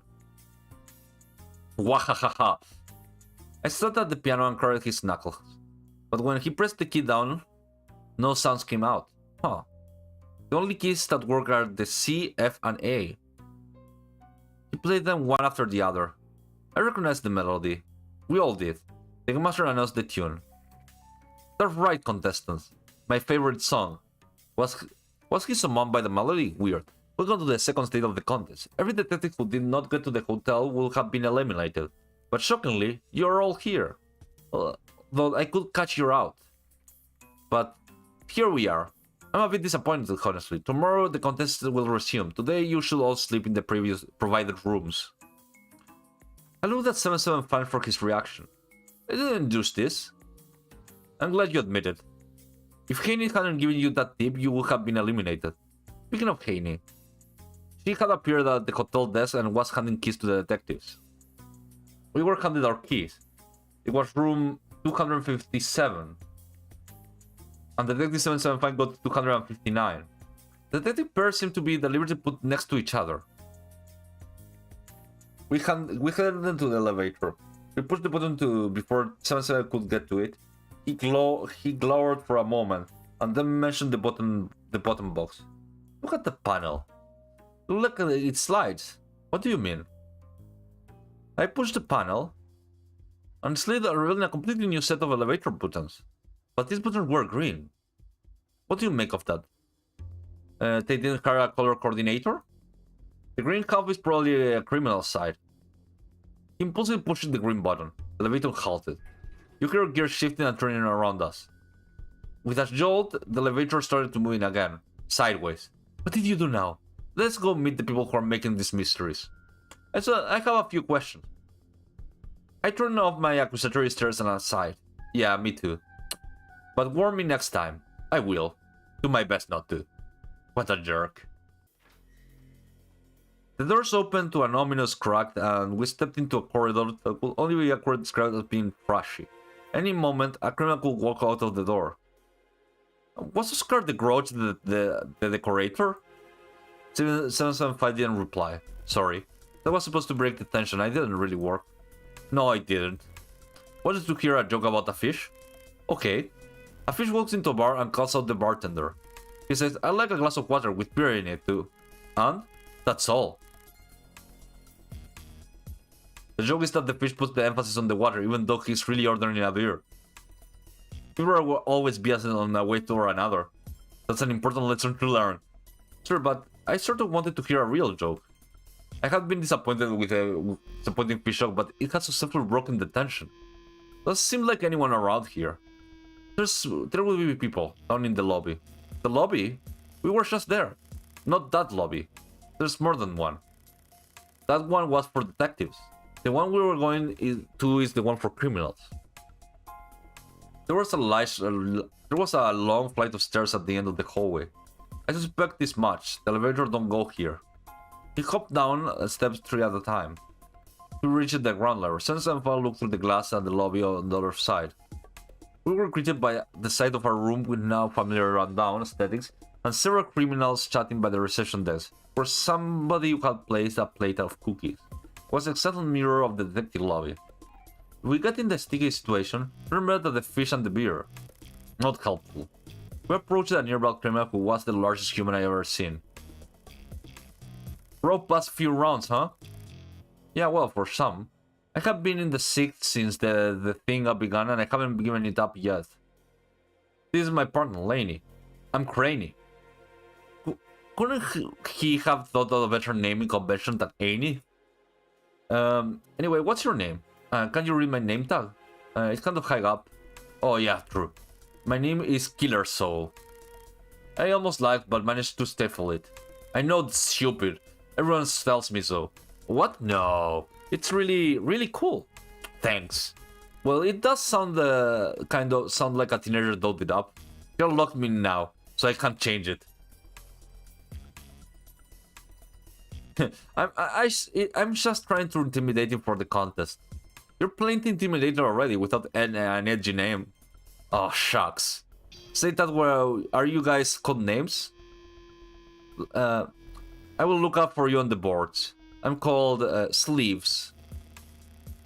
You are so bad with names. This is Four Eyes. Excuse me? See you around. He left, but not before shoving 2 cookies into his mouth at once. Sensei and Fan made eyes at the doorway. We probably pedaled around enough here. Yeah. We left the lobby and went back to the stairs. And we boarded the elevator, this time headed to the right floor. What a waste of time. No. Most certainly wasn't. The entire encounter was strange. It was one of the least threatening conversations I have ever had. Don't judge a book by its cover. I think you mean don't judge an Oreo by its packaging. That's not an expression. Oh really? Have you ever heard of birthday flavored Oreos? They taste like melted candles. Disgusting. No comment. Anyway, the whole trip was worth it just for this. He flipped up his sleeves. 2 cookies flew out of them. It was handed on one to me. No thanks, calories. Everything has calories. I tried to watch my weight. You have terrible tasting in film. I let his bad joke go unremarked upon.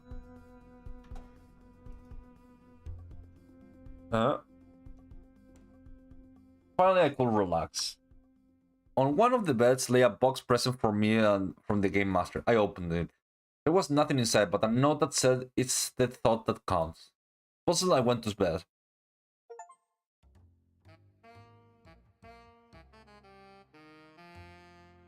Man, I do really like the composition of these like things. The mystery of the Martin Olive. Oh wait, this is the complimentary room was nice. Remind me of the first mystery I solved. Eternally checked in. I read a paper on smoke inhalation the previous day, so that made it easier. Also, my partner had insisted on examining the dummy before anything else. Detective Sally, she was still this in the contest, but much lower in the rankings. Things had happened pretty quickly for me. It was early in the morning around 7. I slept in my clothes and my hair was all messed up. I thought about a shower, but there wasn't that time and I hated showers anyway. The water was always either too hot, too cold, or never just warm, but slightly hot. The game master announced too soon. Good morning. In case you were wondering, we own this entire hotel and have closed it for normal business today for the competition. Please step out into the hall now as the second stage begins. My hotel door unlocked by itself. Creepy. I walked out and locked the door behind me, like it mattered. Get down the lobby. There we'll make some general announcements. As I walked down the hall, the 377 came out to the room opposite of mine. He was wearing extra big shoes today. He probably said that the feet led to the head, so if there's some room to spare in the shoes, that means you'll have a clearer mind, or something even more obtuse. If I asked him why he was wearing them, so I kept my mouth shut. Let's play a game. Alright, I'm game. As always, he didn't laugh at my joke. Call it the induction game. What? Don't mix work with play. I'll say some fact that I made up, and then you try and come up with a logical reason for the fact to be true. Okay?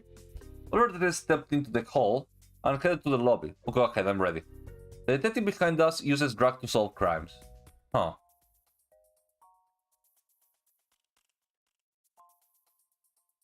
I glanced at the detective in a short play of mine. That's a bit twitchy. Don't see any signs of twitchiness. Quite the opposite, actually. He looked perfectly calm. Was he going to nitpick every answer I gave him? Thought I just a simple game. Fine. His long sleeve could be concealed marks of injection needles. That's poor conjecture. You're jumping to conclusions. Yeah, this game is for yours kinda forces you to do that. Maybe you're just bad at detective? Have you already forgotten about that? Your method? Want me to go up to him and put my face 10mm away from his? Because that's my method, 70. Why don't you just tell me what you're thinking? I can't possibly tell you what I'm thinking. Brain language is impossible to pronounce. I was on the edge of throwing up my hands and refusing to work with him again, but then, you know what, Nell? You're right. I have been a little hard on you. I forced you to do lots of things you didn't want to do. So I'm sorry. Oh. Well, it's fine, I guess. Great. Look, he keeps his drugs right there in the band of his hat. See? I felt pretty stupid for not catching that one. Wait, so this isn't just a game for yours? This is a real method? Yes. The detective says, also known as the narcotic detective.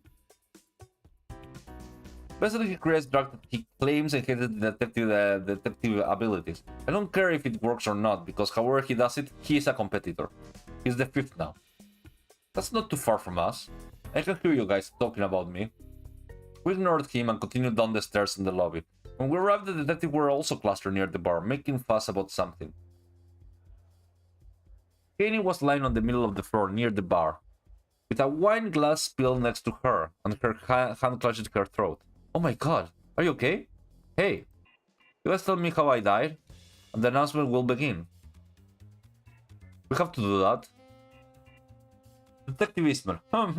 Simple. A mystery for a simple sleuth to solve. I recognize him, right? Detective Eastman.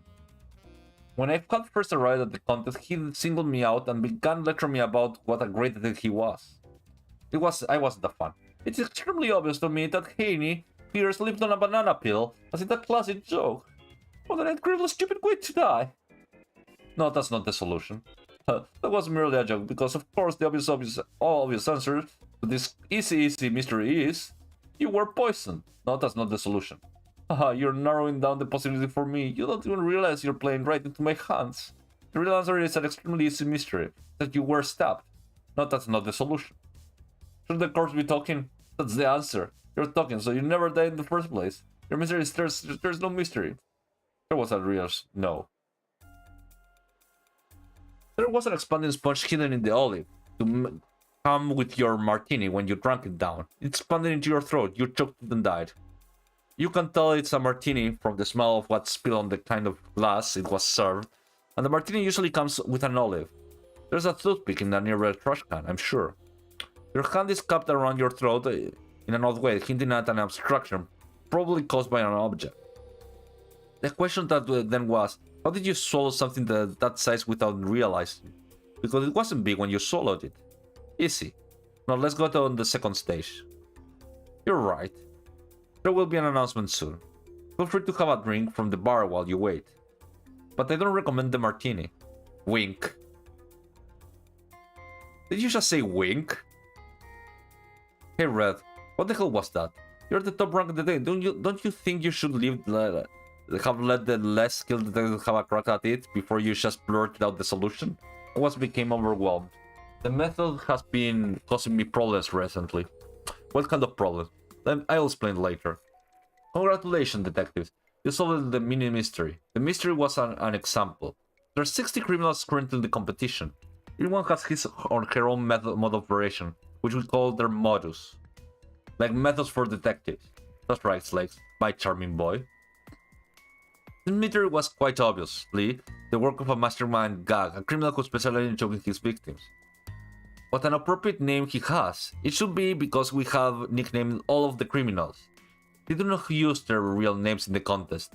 In the next stage, I'm going to have a criminal switch moduses in each round. You can't just solve the crimes, you also have to tell me which criminal committed it. You will be looking for clues that will reveal which criminal is pretending to be another. For instance, if Mastermind Spark was pretending to be Mastermind Gag, who he committed this crime, he would have left this small smoke behind, or he might not have been able to resist his pyromaniac tendencies and set the martini on fire since the alcohol is flammable. Got the idea? We'll begin soon anyway, so it doesn't matter. It will be fun.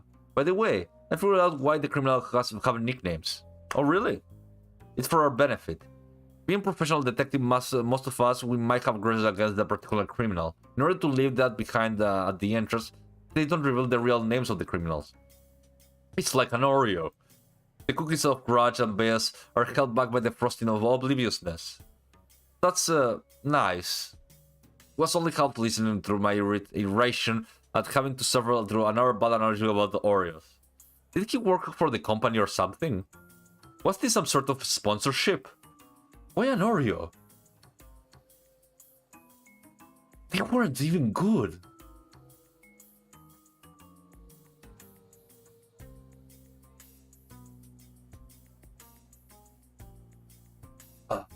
Let me see if it still works. Give me one moment. Talk.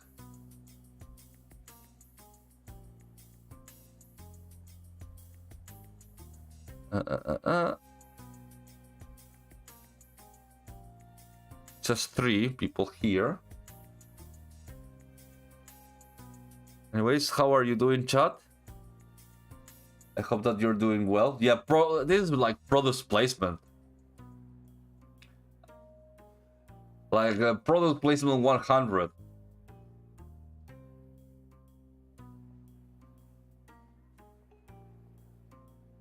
Okay, let's continue. They haven't been good for decades. The second stage is now ready. Please go back to your rooms. My worst fears were soon confirmed. After climbing back to our stairs, to our floor, me and 775 enter our rooms and find them set up like mystery rooms. With dummies and atmospheric flickering lights. I wonder why they gave us separate rooms initially.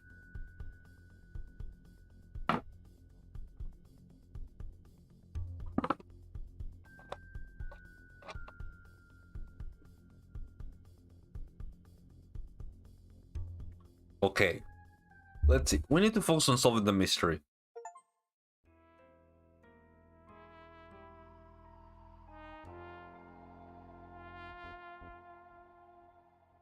The team now and the 7 are about to tackle the first mystery of the mysterious detective competition second stage. Okay. Look on your hotel room side tables. There was an earpiece held and a new kind of case file. The earpiece will help you communicate with your partner. You will both be in separate rooms. The rooms are slightly different. One was provided by a criminal with their usual mode of operation. The other was provided by a different criminal imitating the mode of operation of the other. Put the difference within your partner's help. This stage is called mode of operation, if that wasn't already obvious. The mysteries are once again locked room mysteries. Sorry for the redundancy, but I just find them so enjoyable. I put in the earpiece and immediately started to gloat into 775. Ha! You were wrong about them switching the type of mysteries this round. So I was wrong. Big deal. It happens. He was clearly offended and disappointed in himself. The mystery is called A Deadly Idea. The door was locked with an ordinary key from the inside when this crime was discovered. Take a look at the case file for more details.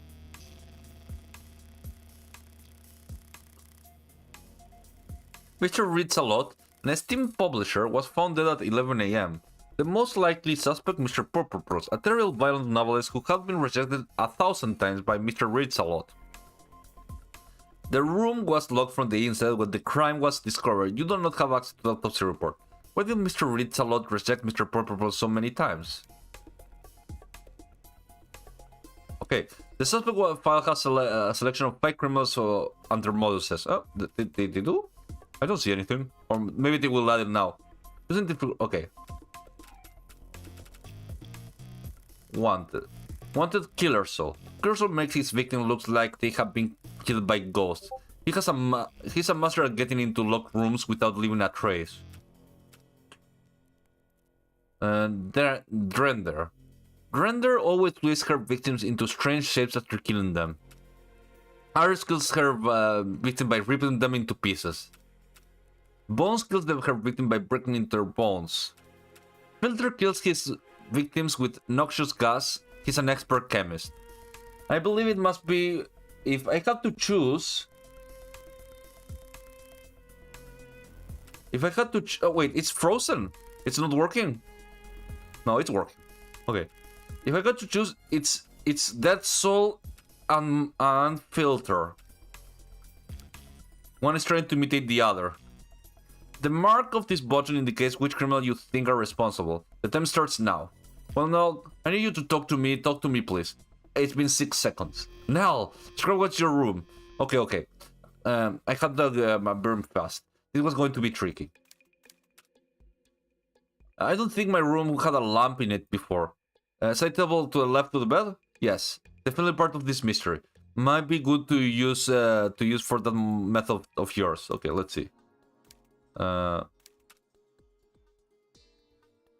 bulb has some weird residue on it. Smells strange. It's over here too. Like toxic chemical of some kind. Do you think it could be poison? There's very little question in my mind. In my mind, it's usually full of questions.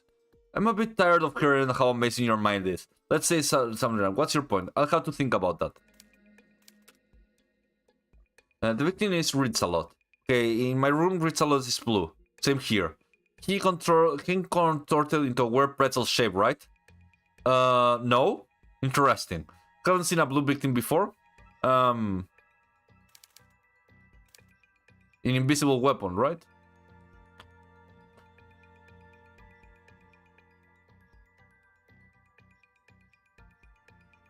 Yeah. The second mystery dummy was burned, and the fourth dummy was a little heartbroken. The blue victim in the third mystery was Mr. Stash, was poisoned, I think. Yes. I'm shocked that you remember that. My mind is a little steel trap. I occasionally get caught into it. So I guess now all we need to do is figure out how Mr. Yellow was poisoned. Seems so. Okay, so I got it wrong, correct but wrong. It's Filter and Donuts, I believe he was called. Seems a children's book. Yep, I got one here too. Our rooms are pretty similar so far. Mr. Reads a Lot must have been reading it. But why does he have a kid? How is this even relevant? Billy won't ride his 600 bike. No, 600 Bino? That's... No, I don't want to buy it. Thomas broke that.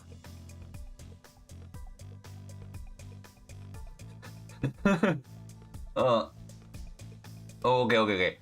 Oh, come on, Billy, give it a try. The lessons in the Billy series by award-winning author Thomas broke that. Billy won't ride his 600 bike while while we'll have 6-year-old everywhere relating to refusing to play with or try anything that her parents spent upward to 600 on. From giant innocent teddy bears to that blow-up doll balloon castle that's become a meal for the radioactive spiders on your garage. The moral of the story is, stop spending money on your kids because it's obviously don't appreciate what you're doing for them.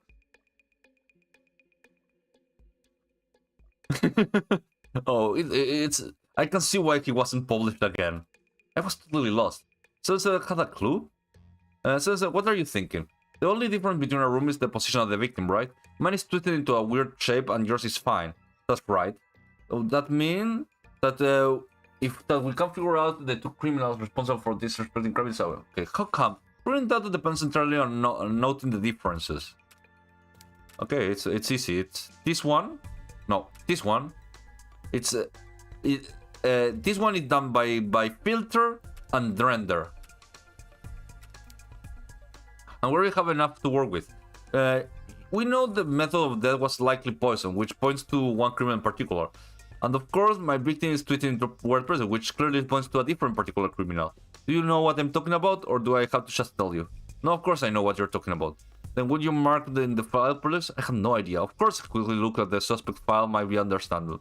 I just need to mark the criminals. Mark.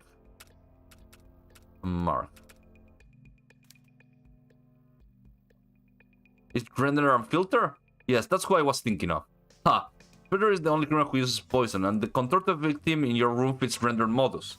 Yes, but now we have to figure out the actual mystery.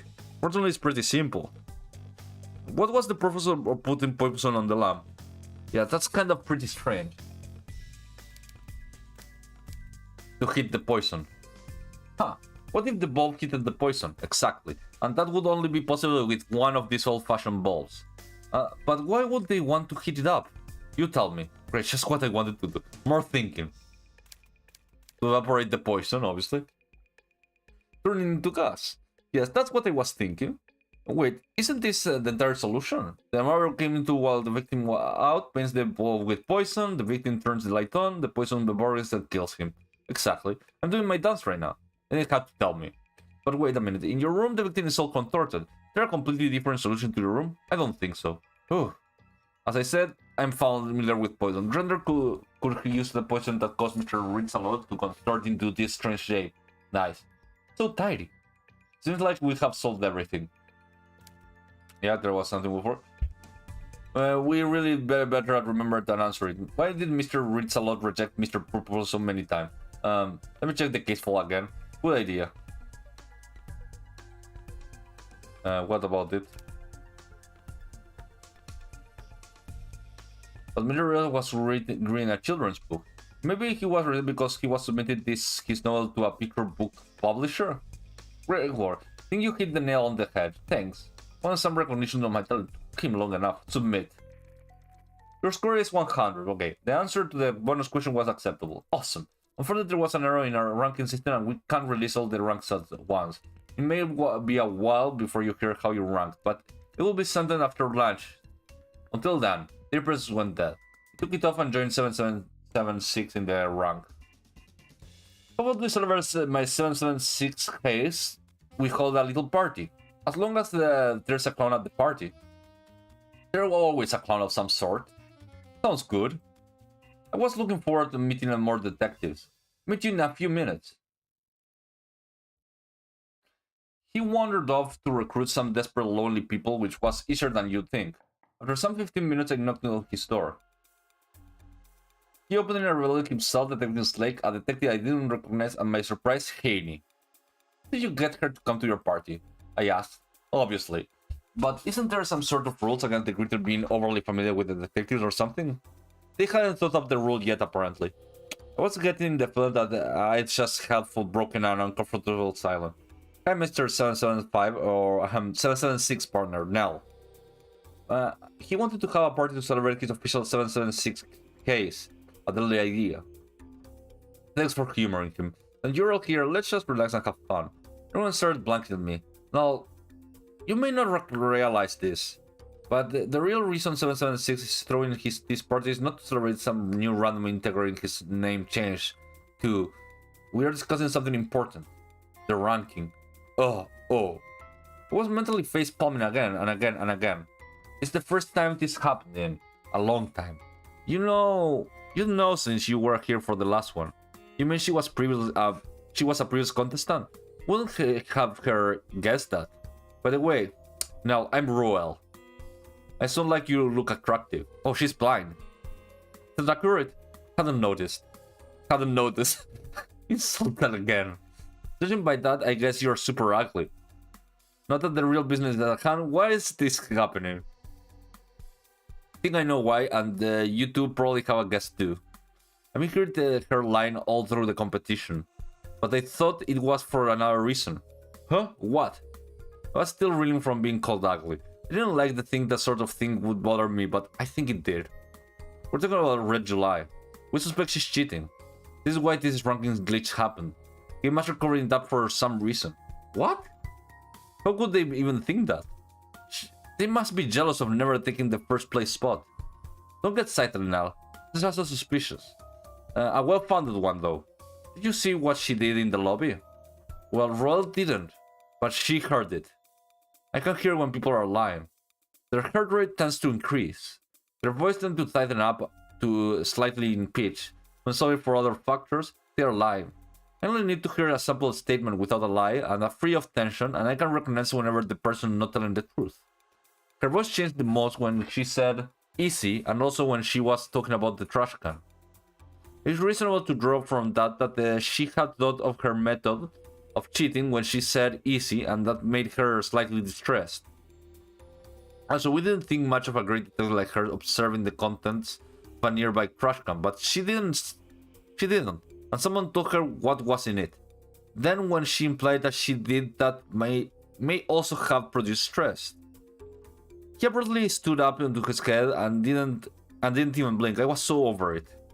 By the way, don't mind me. I'm just jogging my memory for clues. I didn't say this before, because it was a little embarrassing. But I've been trying to talk to Red July this entire competition. Her lips are usually sealed so tightly that I take a crowbar to pry them apart. But back in the lobby, you're right. Red July rarely ever talks, and she knows better than to make a deduction someone else could have made instead. It's almost like she was impatient or overly eager to demonstrate. Well, now I'm extra flattered that she wanted to talk to me of all people. Yeah, it's not like her at all to be such a blabbermouth. I know Red July wouldn't have let me down. May I remind you all the two words which will make everything clear?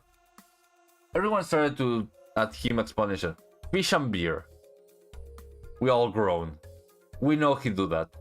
But I let him do it anyway. I'm referring, of course, to my classic joke about fish ordering a beer. You all heard it, right? I was expecting somebody to punch him, and then somebody was me. A fish walks into a bar. Yes, we heard it. And your stupid Oreo analogy. So what of it? Well, the moral is bias. Everyone has it. Started to run around the tiny room. We need to take into account that we might be cutting Red July slack because she's been ranked best in the contest. Let's look at the facts. The rankings haven't been announced, which is out of the ordinary. Red July made a deduction that seemed out of character for her. She drew from those two factors the hypothesis that Red July was cheating. He knocked over a lamp. His legs groaned and clutched his face in annoyance. Why did I come to this lunatic's party? Aha, obvious. Because I was bored. Well, you're right. No, what's obvious is why Red July was acting strange. I stood there while he caught his breath, waiting with the others for the answer. Come on, nobody? It's one of those forehead slap things. Slakes, you're ranked second. Nothing. Roll, you're fifth. 90? You're the best detective in the room. Doesn't everybody know?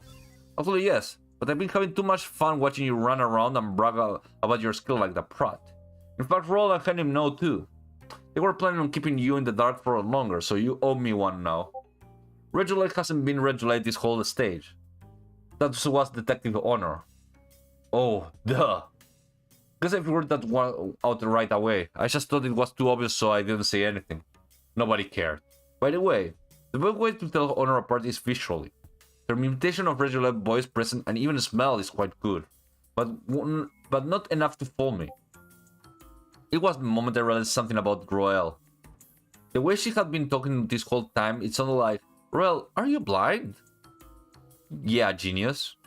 Do you think I use a cane for fun? Anyways, I couldn't sense Honor back in the lobby, only Red July, which is even greater evidence of the switch. So if Honor was mimicking July in the lobby, and Honor wasn't in the lobby, then where is Red July? That's when Red July opened the door. Oh.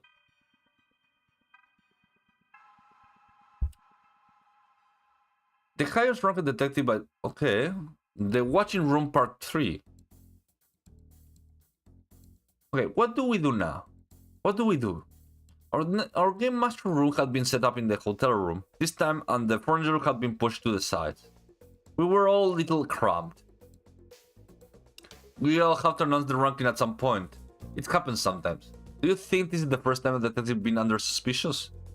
He looks at me like I wanted to know the answer. No, it isn't. Kim was busy sorting every tie she owed on her desk. We were a chaotic group of game masters, that was for certain. It wasn't the new development we always been recognized. Look, there's a smiley face on that one. Does it? We're all agitated and stressed. It may not have been the first time this had happened, but that wasn't any reason not to worry about. Let's start from the beginning. He wiped our whiteboard, cleaned up, started making notes. We have been using it totally how many times we gotten a waste paper ball to land in the trash can without hitting a wall or bouncing. What do you think that for Clark? I'm sure it wasn't first. No, I was. And now that our screens have been destroyed, we never know. Fine, I'll give it to you. Next time, everyone will start with 5 points each. At this point, we discussed the situation so many times, I'm desperate to talk about something else. Okay, please, help me concentrate. Actually, there's no way I'll be able to concentrate. You draw Kane. I handled Kane the marker. This round's mystery was solved in less than 56 seconds by Red July. It took Slake's 1 minute and 18 seconds and 7 a minute and 45 seconds.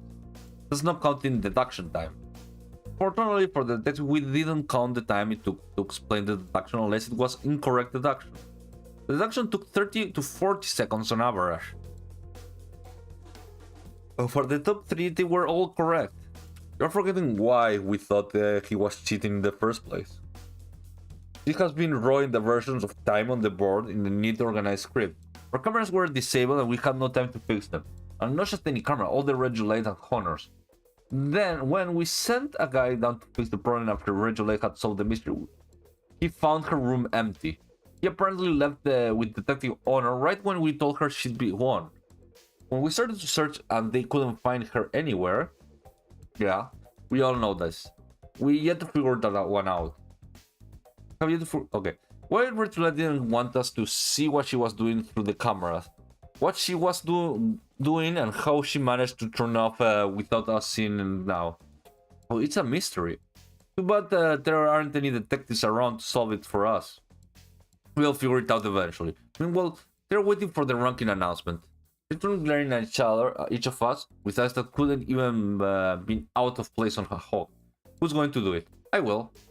She pulled the comb from the cradle. The final ranking had been organized. Millie? Yeah? The comb button. You didn't press it. You didn't hear it. Oh. Millie reached for the button and Clark held up a hand. Wait. We haven't decided whether Red July stays in or not. We will vote.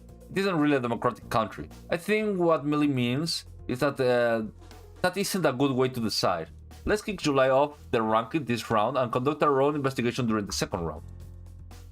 And if we're wrong about her cheating, we'll issue an apology. Good. That's what we have to done in the first place. Okay. He grabbed the comb from Melly, who played a brief, half-hearted game of tag on with it before giving up and pressing the announcement button. The jingle was heard. Hello, my brilliant little buddies for Mystery Joy.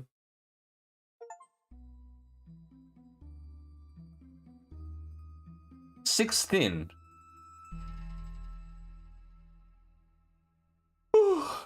Loose at the seams. The Teddy have gathered for an impromptu party to discuss the problem of Red July. Having, however, they are interrupted by a surprise visitor, Red July herself. About time you showed up, Honor. Better late than not to be, as they say. He reaches up and grabs the chin, pulling, revealing the face behind the mask. Ah? Something wrong? No, not at all. But you surprised me. Their real face was very plain. That probably helps them with the disguise. What's going on? Rachel is unable to participate in the contest at the moment. Yes, we figured that one out. But why? Is the run bugged? It was bugged. But I found all the bugs and disabled them. Good. It's safe to tell you. Rachel and Cradle the National Park came with a cost. Every so often, her brain will become overloaded and shut down. She needs to rest right now. That's all this is? What a relief. I almost thought Rachel well, I won't go there. But this is the best possible time for us to try to overtake Rachel, No, Slake. I believe you're looking at this all wrong. What? We need to help Rachel. The Master thinks Rachel is cheating. He told us as much at the end of the round. That's why the rank haven't been announced for the yet. Hold on, we're going to hear them soon. What? How do you know? I can hear them in the other rooms. Right on cue the Game Master jingle sounded. Hello my brilliant little bundles of mystery joy. So something strange went on this round. The rooms were completely dark the entire time. Now you may note that we have hidden cameras in the room so that you know how to detect and solve the mystery. And we couldn't see this detected room, there's a possibility that they're cheating. So we are dealing with this horrible circumstance. We are going to hold off on revealing any rankles until we know what's going on. The intercom clicked off. Wait, Connor, why not just tell the Game Master what's wrong with Red July? The Master can know the weakness of Red July. It would undermine the... For some reason, Connor looked at Heine for a reaction. Fine though, Connor. There's all high-ranking detectives. We'll explain everything. Called more explanation. Core part of every detective novel. The facts are this. I approached Red July last stage about a certain project of mine, called TADS. TADS. The Tentative Alliance of Detectives in Secret. TADS. You're almost as good as naming the thing as I am. Last competition, I tried to get into the Game Master room 22 times. Fortunately, they never caught me at it. This year, working as staff member, I will finally get to the bottom of this competition, find out what they want, how they operate, what the point of this is. There's an hour competition? Yes, but it was in Canada. Oh, of course, I didn't hear of it. Nobody knows what goes on in the mystery land of Canada. Red July agrees to help me. That's why it's important that the Game Master is kept in the dark about how Red July method works. Literally. Last round, Honor and Red July solved the mystery in the dark. What? But how? But why? It's the only way to circumvent the camera. There's too many to disable. Hold on. Red July brain power wasn't working, so why did you guys solve the mystery? Were you cheating after all? Well, yes. That's the only way to keep the Game Master from knowing Red July's weakness. I told Honor the answer and they pretended to solve it. What? That's not so fair. It will only be for a few rounds. I'm done with this. Red July is a problem. Let's her figure out a solution on her own. I'm not going to help a cheater. I totally disagree. Let's help Red July cheat, everyone. Blake looks at 776 like he was completely out of his mind, which is, to be fair, was true. I saw where you're going with this, Heine. Think about it. The Game Master currently decided with the crisis, which is actually a non-issue. Well, this is the perfect opportunity to try and find the Game Master, and I'll let you see it my way, 776. I don't know about how the contest operates, but the Game Master room isn't difficult to pinpoint. It's definitely in this hotel. With royal listening ability, we may be able to locate which while an announcement is being made. It's possible. I would like to meet the Game Master. I imagine all of us. First though, we have to keep the Game Master from throwing Red July out of the contest. If he finds out she cheated last round, yeah, but she did cheat. So I still don't see why it's bad if she was kicked out. If she booted out the contestant who gets to the first place, me, poor old Slakes, stuck in second place the whole contest, I'm sort of inclined to agree with the Slakes. And what use does Red July really serve to go? Oh, that's Heine. Sure, she's an amazing detective, but if everyone in this room puts her mind together, she probably collected smarter than her. That's the truth. I stayed silent for a long time. I refuse to hear them dunk on Red July any longer. I can't believe you're saying that. Red July is the best detective in the contest. Even if she hasn't cheated, without this weakness of hers, she probably would have wiped the floor with you, Slakes. What really is fair is trying to get ahead of Red July at a time when she's clearly not even able to properly complete. That's like bragging that you can walk better than someone who uses a wheelchair. Shame on you. Blake looks right into my eyes, considering my words. Blake's expression changed. Yeah, you're right. I'd rather beat Red July when she's at her best. It would be a shallow victory anyways. I knew you were a good person, Slakes. I guess you convinced me too, Nell. Awesome. So now what? Thank you, Nell. But if you tell me if you all want to help Red July, I have an idea. We just need to buy her a little more time. Ugh. One round should do. She will probably back to normal. So just do what we do. Solve the murder in the dark. If the top 5 detectives all do it, the Game Master will have to focus on his mission of all of us. I already do that, so it will be no problem. Will Heine tell us the answer? Unfortunately, I can't possibly be in enough places at once to tell all you the answers, so we have to actually solve it. In complete darkness. We can do it now. Okay. Now I was a bit worried. But if it was for Red July's sake, I'm in. Okay, everyone is in. You're all members of TATS now. Awful name, but fine. Just don't make me pay my dues. And I'd better get to meet the Game Master. He left. The announcer jingle sounded. The second round is starting soon. Please make your way into the lobby as well as getting up to the next mystery. That's it. Solve the mystery as fast as possible and then meet me on the criminal side.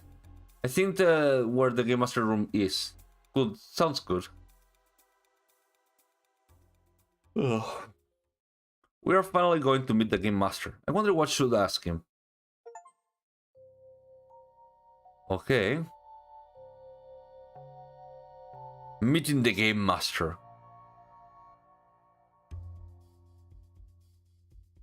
Solving a crime in the dark was very hard harder than Heine made it sound. Fortunately, since the windows in the room were real, it wasn't entirely dark. It could be worse. We are not bumping into each other, seeing as we're in separate rooms. Try to separate your thoughts from your mind. Stand on your head. There's no way I was going to do it again. Oh. Okay. Miss Capulet was found dead in her hotel, room 7 p.m. Mr. Montage, Mr. Capuleta's boyfriend, was arrested. The room was locked in the instant when the crime was discovered. You do not have the access to the crime. To the autopsy report, I mean. I have access to the crime.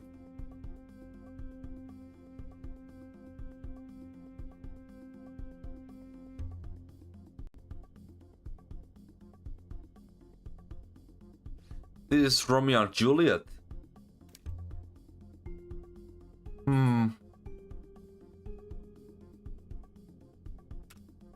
Okay. Okay. Far away. Far away is a sniper who can assassinate the victim from over 106 miles. Minefield deals exclusively in explosive devices, usually with the aim to catching his victim in his explosive traps.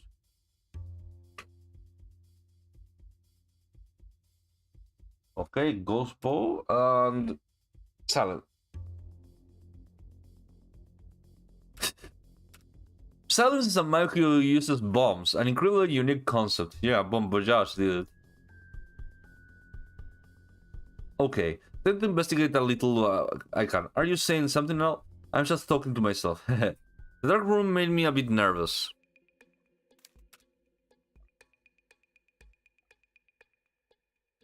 Huh. I'm seeing an obvious bullet wound here, Mr. Capulet over here. A painted on hole with a trail of blood running from it. Yes. Okay, both of ours are the same. So far, so good. A shattered glass on my side. My side too, by the window, right? Yup. Something definitely came in through the window. The David 101 that just said the direction something smashed the window from. Only they must have do it at some point. I congratulate you, Nell. Thank you?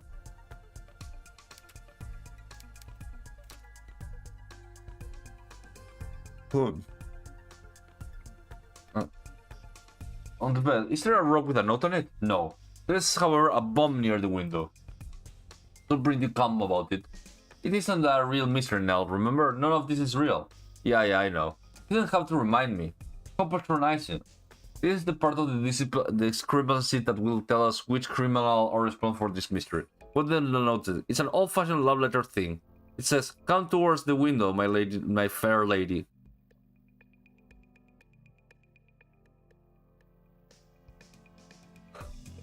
Okay, let's check. It's like a perfect normal note. Nothing special. No super. Okay. Didn't seem like there's anything here. Oh well. You and Sam completely and totally failed some. Looks like we have investigated everything. There's a thin red line on the seal. I'll check. Let's see. Yes, there is a red line here.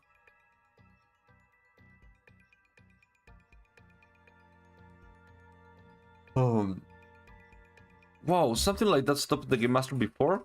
Fair enough. Yeah, explosive trap. I think I'm actually super tired. I think I might finish this and take me. It's been too many mysteries too fast. Although I don't know how many. Let me see how many chapters does this game have.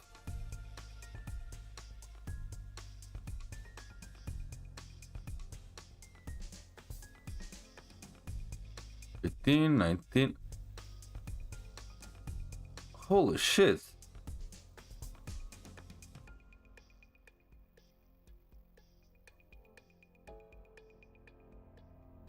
I thought I was going to finish it, but no. This game has... Fuck me.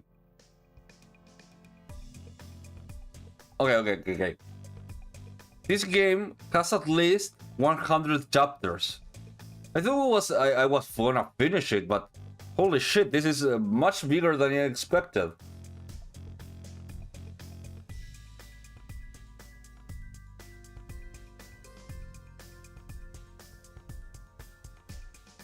Much bigger than I expected. I was like, I'm going to finish it so soon. That's why, like, there's like 10 chapters, like, you can do like so fast. Anyways, that's not to make sense at all. Good thing the mystery was near the window. It's really dark in here. Yes, I hope it pays off. So the only difference between our room is that mine has a bomb in it and yours has a rock instead. Seems so. So let's start with the models, the method of death. I know the models of Brandy. If we look at the suspect file, 2 of them probably could have created the wound seams to the victim. Why don't you mark those 2? Okay, it will be him and him.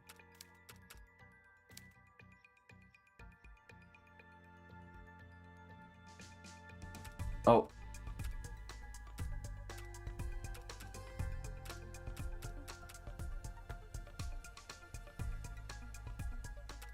He also uses bombs, so that's kind of yeah.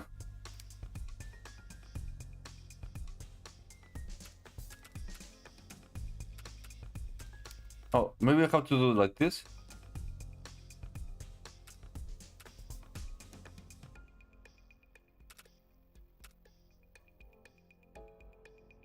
Or what's this?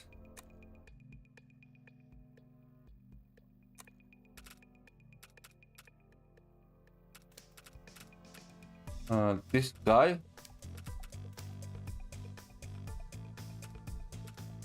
I'm confused.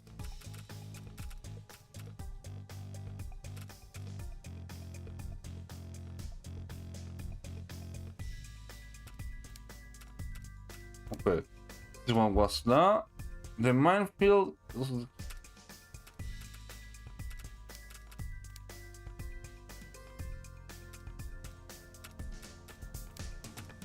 Maybe I have to mark these 2.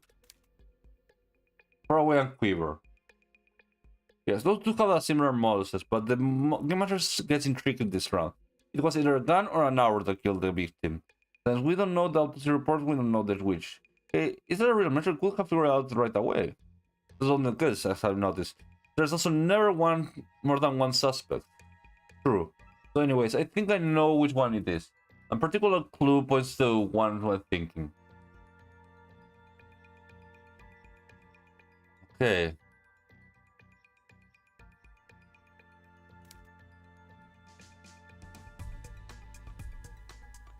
The blood on the seal. The blood on the seal, yes. We know the color of the glass was far above the thing. The line disturbs me. Does it have something to do with the way what you're thinking? Yes, precisely. You don't find a bullet or an arrow in the room. I think the real line has to do with how the weapon was retrieved from the room. I get it. There's no good way to retrieve a bullet from a distant location where you shot it. But the same isn't true for an arrow. You tie a string to it. Exactly, now.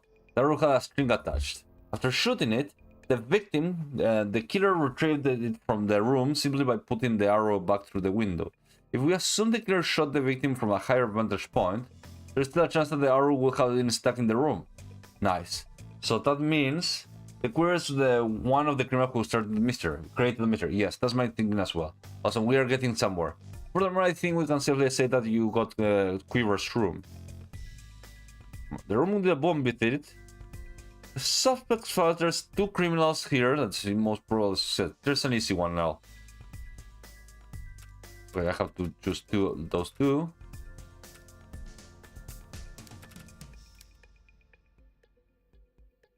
So it's a minefield. See? This one is easy. Wouldn't be so sure. Suspect file said the minefield is with explosive devices. That doesn't rule him out entirely, right? But the aim of this bomb wasn't to create a trap. It wasn't to create a trap? What role did the bomb and the rock play in the mystery? Allure. I see.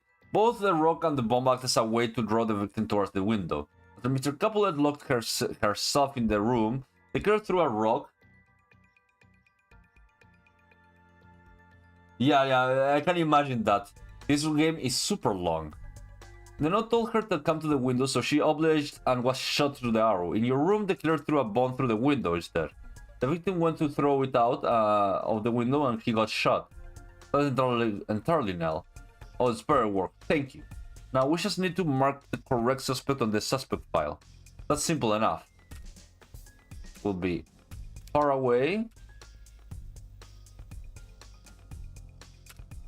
and bomb guy.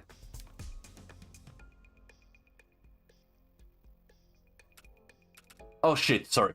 I mean Quiver and bomb guy. Quiver and silence. Good work now. Thank you again. Oh, he was really late on the... Oh, something we forgot?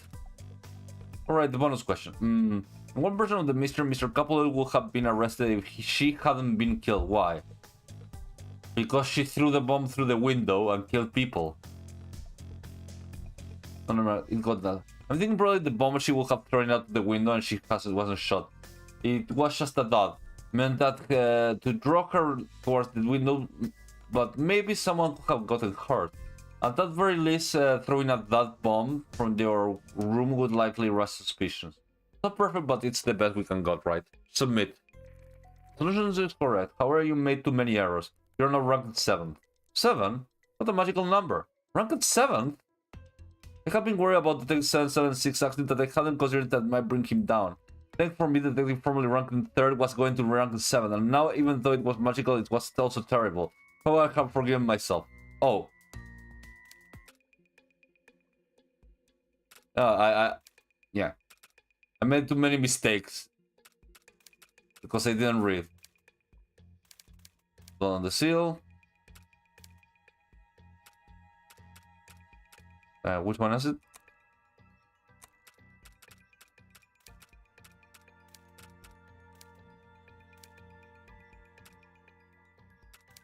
Allure. Quiver and bomb guy.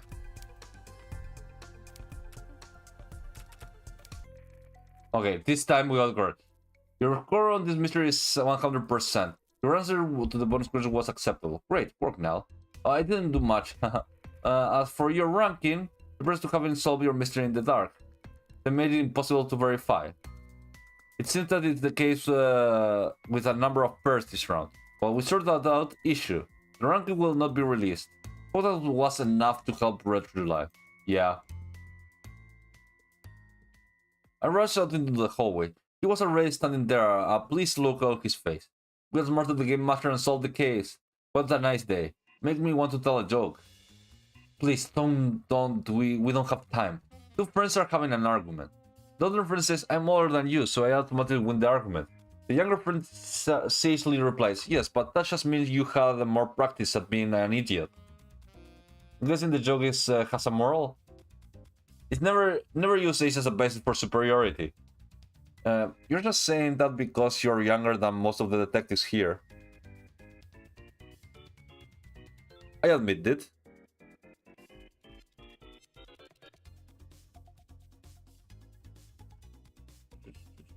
1 second.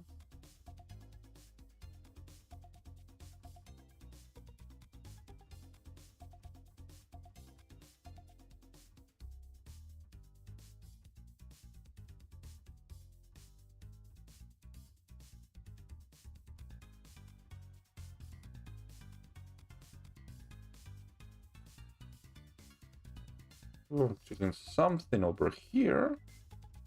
Great. A sniffing.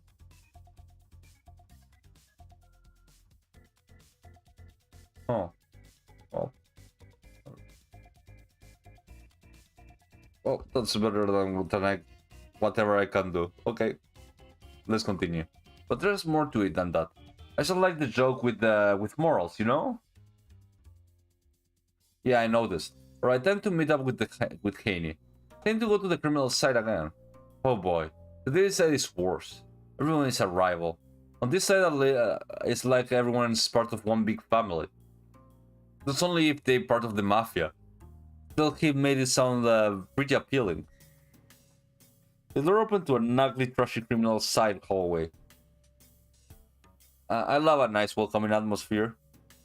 Feel free to murder someone. I'm sure the Game Master will let you switch sides. I think robbery will be suffice. We kindly made our way down the hallway. Unfortunately, it didn't seem like anyone heard us. At last, we reached room 54. The room wasn't locked. I stepped inside cautiously. The sight greeted me was similar to the revel at 777's party. It's almost every way except this was in a far more decrepit room, and there was an extra person who I guess was the criminal in the room belonged to. Look, there's my friend and former partner in crime, Four Eyes. Oh, what? I mean, yeah, that's me. Why did I have 777's stupid nickname for me? Why would we have discussed this beforehand? Hello, you are? Everyone come to the criminal. Sociopath constrictor, but you can call me Garden. We should count firmly, very firmly. Oh, there's a peculiar name. Is it your first or your last? His man didn't reply. If we're dropping code names for now, then I'm Craney and she's Laney. Lake wins. But I wasn't the only one who hated 77's name. Oh, that's unfortunate. 77 face dropped. You can choose what you're given. Let's change the subject. Garden has helpfully provided us with a room to start your investigation from. Don't call it that. It sounds like you're some kind of detective. Wouldn't want that, right? A rebellion then. Stupid, lame. That's meeting. What does that mean? The terrific amical dating society. But terrible. Let's just get on with the meeting. Visionary here, she indicated Royal, will tell us where to find the Game Master. I think I know where his room is now. We have 20-face fiend. Wait here and signal us to the round starting. It's the... If they need help, they will use a special whistle and I'll send Snake to assist them. Lake screams that the code name. Snake, Sounds like Sounds like our modus are similar. We should murder someone together sometime. Haha.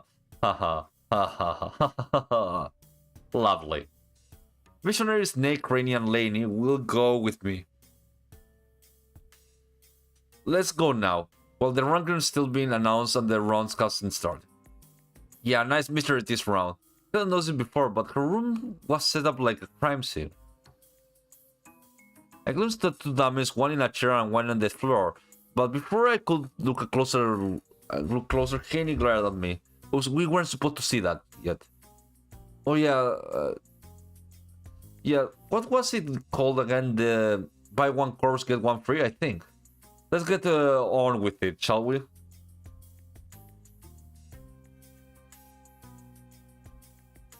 See you next round. If you don't die, haha. On that note, we left the garden room. What a pleasant criminal. That was intense. What's my modus, Haney? You're a killer clown, obviously.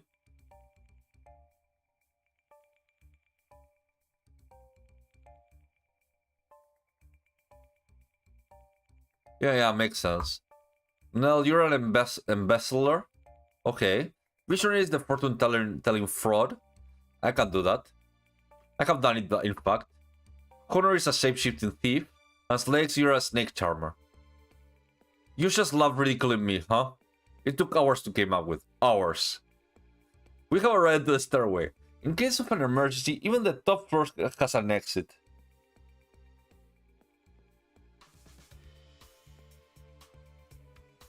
Okay, give me 1 second.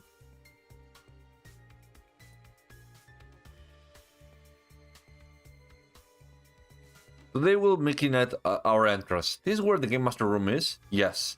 The top floor staircase in the door that looks like it goes to the roof. But after listening carefully, I think it actually leads to the Game Master room. Great lead. Lead on.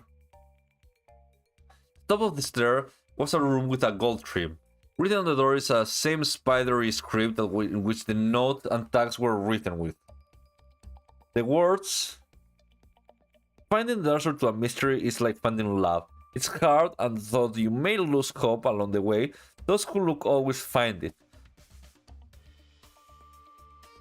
For us, it is finding love because we love mysteries. Cheesy and poorly written. Makes me want to gag. Disgusting. No detective in their right mind will ever want to hit near this door. How ingenious. Well, I think it's really sweet. The words you're thinking of is saccharine. Fine, you guys are unsentimental. With nothing but a push, the door swung open. Hello, children. Dear, did I leave the door unlocked? You're the game master. Wait, forget I asked. You are too young. Don't judge someone by their age. That's called ageism. Yeah, I know what ageism is. Wait, so does that mean you are the game master? No. I'm called the voice master. In order for the game master to respond in real time in every room in the contest, there are hundreds of game master voices set up in the call center in a building nearby. They are the ones you're talking during the mysteries. 77 looks slightly disappointed. Oh, I thought that we had a report. No more than you do with that telemarketer. What? What? You broke Nell. Oh, I'm sorry. Lewis, it's you. You're the famous boy detective for the detective competition in England. Yes, that's me. Do I know you? I'm from the Canadian competition. Detective Larika Downs. My name is Haney now. That's an awful name. Yes, it's the worst, but it provides an extra layer of security. Excuse you? So that's it then? The point of the competition? To recruit staff members to work in the next competition? How banal. No. It's an option if you're participating in the last contest. The master likes to keep everything in-house. Oh. Does that mean that staff member is a detective? Yes, well, I told you that. Louis, when you won the contest, what happened? I won $1 million. and I was told to keep in touch. And that was that. Well, good to know that you actually got $1 million. Look, I don't have any of the answers you're looking for. I'm sorry, I'm not the game master. However, I may be able to let you talk to one of the game masters. Really? Yes. Being the voice master, I have direct line to the game master himself, the real game master. Excellent. But it's risky. I could lose a job here. It's a very high-paying job. Yes, it is. It has dental and mental and 401k. Oh, that's better than any job I had. So since you managed to assemble most of the top-ranked detectives in my little room here, maybe we could trade? You see, I've written mysteries. That's how I solve crimes, by writing out what I see and having my fictional detectives solve them. It gets lonely up here, so there's plenty of time to write. There's no reason for me to proceed discipline. I decline. Can I leave? So you don't want to talk to the game master? I don't need you. I can talk to him anytime. When I'm solving a mystery.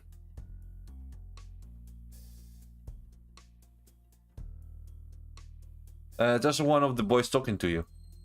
The actual game master is on a completely different level. I suppose you're right. Solve my mystery, detectives. That's all you have to do, and it's literally all you do.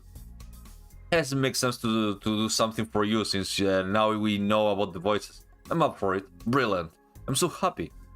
I'm happy too. I get to loudly point out all your grammatical errors. I fully welcome any feedback you have. Okay, we are... What an oddball. But so was everyone else I met in this contest. So we're so close to speaking with the real game master. We just have to solve this kid's stupid mystery.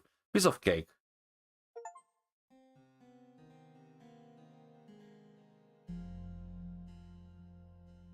The detectives have stumbled upon a past contest winner who working with the detective competition. He says he can get them in touch with the game master, but only if they solve the mystery from his book. Yuck. Lord Loomy welcomed his client into a ramshackle room of his clubhouse, nicknamed the Barisque by the self-entitled Lord. It was there he invited people in to solve their troubles as a mental exercise. But cash in his pocket didn't hurt either. What is this Lord Looney? Some sort of kid? Yes, he is. I only write in for my demographic, as I am not too old enough to yet for my works to convey the maturity of more experienced novelists. His client sat down. She was the daughter of a mayor of Slumpville, and can we just hear the mystery part? It was rude of him, but I was glad he asked. Who knew if the fillery crap we'd been forced to sit through? Louis obliged flipping through a dozen or so pages. And the shade of eyeshadow you're wearing contains a particle traces of glitter, which lends itself to the overall feeling of tackiness that I tend to avoid, yet you appear to revel in. In summary, I don't like you. Well then, said the client, clearly impressed by the stupefying power of reasoning. I don't like you either. You haven't even listened to my case yet. God forbid, said Lord's assistant for Mr. Onion, who happened to be an atheist, but often used an expression anyway. Who is this mystery part? He stopped and reconsidered before continuing. Well-known brand of junk food. The cream of the story essence and character development is obscured by the cookie of pseudo-intellectual humor. The mystery part is coming soon. Everyone knows that a good mystery story has to have some sort of engagement beside the mystery. What's wrong with a little humor? Well, when it comes to the expense of the characters, are these even characters? It's like they're just one-off jokes with one central gimmick that you exploit to death because you don't know how to write good dialogue. That's a bit harsh. He's just a kid, for crying out loud, guys. Come on. Fine, continue wasting our time. He waited on Louis to continue. Mr. Onion, do you think it's time to hear this person's story? Asked Loomy, putting his hand on his hips as he so often did. You tell me you're the detective, said Mr. Onion sarcastically as he so often did. Hey, that's the second time you used the often did. Redundancy is indeed to be avoided, but I thought I would use it here to point out the insimilarities between Mr. Onion and Lord Loomy. Can we move on, please? You're just making this take longer. Fine, but get to the mystery soon. Lord Loomy made a gesture for the girl to tell her story. 3 days ago, there was a murder in their bed and breakfast where I was staying, and unfortunately I was the prime suspect, said the girl. By the way, what's your name? I forgot to ask you, said Lord Loomy. Took you long enough to notice. Apparently the size of the heel on my shoes is more important, she said. To me, it is. I do not require the level to place upon the objects in my house, for instance. I only need to know what's the table a table and the lamp's a lamp. You're a human. Insert Latin phrase, summon it up here. That's what Now, what do you go by? I'm Mira. Last name? Onion. I didn't know you had a daughter, Lord Loomy said to Mr. Onion. You also managed to miss that I was elected mayor of Slumpville, and instead focus on pointing out to me how I'd lately taken more cabs than usual, said Onion. And furthermore, I have 2 daughters, and I do not look like coffee. And I do not like coffee. Those burn marks were from malfunctioning toaster. Anyways, what were you saying, said Loomy, ignoring Mr. Onion. We were family trip and we stayed at the bed and breakfast on the way there. My sister Jirios ex-boyfriend showed up, Mr. Diggs. He will also be staying at the hotel, she said. Was his shirt unbuttoned or was he wearing a snood? Asked Loomy, raising an eyebrow. Neither, so we checked in at the hotel. We were given 2 rooms, one for Mom and Dad and one for the 2 of us. In the dead of night, I heard a whistle. A whistle, asked Loomy. Would this perhaps be summoning some ghastly poisonous creature into your room? No, it was a slight whistle. I told Gerard to cut it out and we all went to bed as usual. The next morning, we learned that the man that checked in the inn had died, right in his hotel room, stabbed to death. It was locked, so they used a master key to get in. And get this, in his hand was the key to me, and Gerard's room as well, as his own room. So how could this door be locked if he had the only key? Is there something else you should know? The nail of the index finger of his left hand was cut off. Finally, the mystery part. Is there more to it? Well, what follows is their investigation, but if you think you solved it all, the clues are there. Excuse me. He proceeded to start hitting himself. The dead leg crouched to the floor and began muttering. I don't know a way to go about it. As for me, I'll be attempting to figure out the mystery without hitting myself or crouching on the floor. Thank you very much. Dare I ask why you're hitting yourself? Some things I need to quick boost of brain power. All pain runs through the brain. By shocking myself in the face repeatedly, I'm actively defensive, triggering that will increase pain tolerance and awareness of my surroundings and situation in the event of an oncoming attack. And I need a rapid increase in my awareness in general. This works in a pinch. I should try pinching myself too? Great. Lex stood up.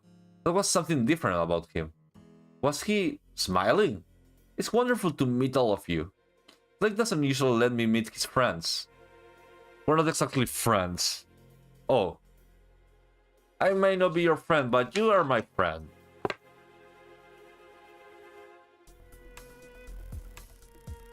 I'm friends with everyone. Oh, he has like double personality? We all have more in common than you'd think. 99% of our DNA is alike, after all. Yeah, you also share 99% of your DNA with Charles Manson. Is he your friend? Of course he is. Nobody deserves to be judged for their mistakes. That's very accepting of you.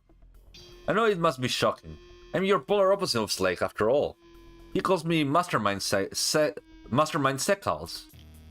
I'm a bit stupid to be called Mastermind, though. Just Secals will do. But what I'm here to do? Did he just want me to meet his friends? No, I think you're here to solve the fictional mystery. Alright, Lord Lossy or something, right? He always brings me out to solve mystery for him. Wait, how come he can't solve it himself? No, of course not. Blake is a terrible at solving mysteries, but he's great at coming up with crimes. I have the opposite problem. So I solve the mysteries and he creates my crimes. Oops, don't tell anybody that. Fully criminal and completely innocent of all crimes. I didn't believe him, but he seemed a little dangerous, so I kept quiet. Okay, my brain power is fully charged now. Let's solve the mystery. The first thing I think I should make clear is Kira is the killer. With that, everything else falls into place. Hardly. Just imagine the crime scene now. It's really quite simple. I didn't want to embarrass myself in front of a high-ranking detective, so I did my best to imagine it.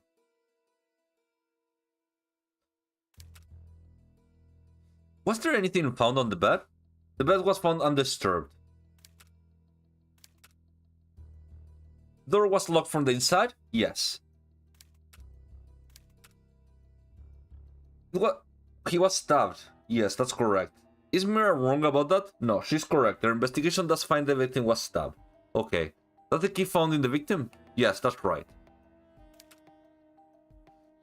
I think the key to the mystery is the missing nail.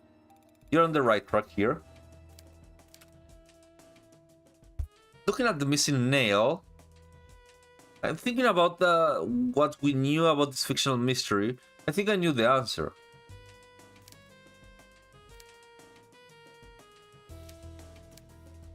The real method of death, the solution to the locked mystery. I figured it out. It's cool. Have you figured it out? The literal key to the mystery is the nail. The nail is the key. Yeah, we know it. The key to the mystery. I get it. The needle was taken off and cut to shape the key. Very smart, Nell. Thank you. That's a nice one, Nell. I was almost there. I agree. I will be keeping an eye on you, Nell. You seem like a very promising detective. I wasn't completely sure if I should accept the price of a dangerous criminal. But I said I'd take it whenever I could get it. You solved my mystery. Good job. Excuse me for a moment. He pressed the button on his headset. There's detective here. As the prize for winning a game of mine, I promised they'd get a chance to speak with you. He nodded and then held out his hand. Be quick. Only one of you can say something. We all glanced at each other. How about me? No, you're not a detective. It's me. This is why I'm here. You promise we all get to talk to the Game Master, Heine. I get you here, but that doesn't mean we should be the ones to do it. Neutral parties are better at than any of us could be. We should ask Nell to do it. Then she will relay our questions. What a great idea. Me? But I can't figure out what to say. Clock ticking. Fine. Have Nell do it. Nobody took the card set. What should the mystery running of the contest, the omnipresent Game Master should sound like? The headset is filled with white noise. I whistled the reflexively through the headset to the ground. Your connection has been terminated. That's it, I guess.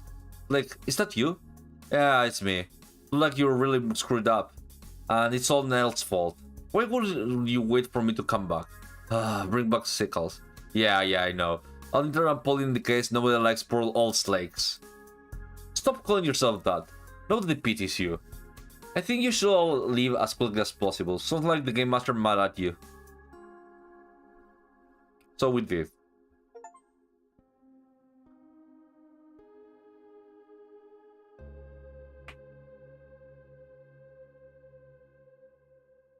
Okay, let me see. Let's do a few more. After leaving the boys' master room, the sting of defeat in the air was palpable. Penny cleared her throat. Didn't hurt to try. It was pointless. We didn't get anything out of it. We learned useful information. It was far from a waste of time. There's a call center of people pretending to be the game master. Who cares? That doesn't help us. We still didn't get the question on the master Slake. If you wanted to talk about what doesn't help us, it would be the first item in my list. Oh yeah, well, does anyone want to hear a joke? Worst timing ever. Here's the joke. Etha and Mr. Comfort are arguing over a banana. What are those named for? Are they part of the joke? They're an inside joke. May I continue with one on the outside? Yeah, go on. Mr. Comfort wants the banana because it's the only thing he knows. Etha wants the banana because she understands the ridiculousness of it. What? While they're arguing, a monkey conforming to widely accepted tropes grabs the banana and runs away. Alright, what's the punchline? Etha and Mr. Comfort were sitting under the banana tree. Huh? I get it. Yes, but do you get the moral of the joke? Morals are to jokes what mold is to food.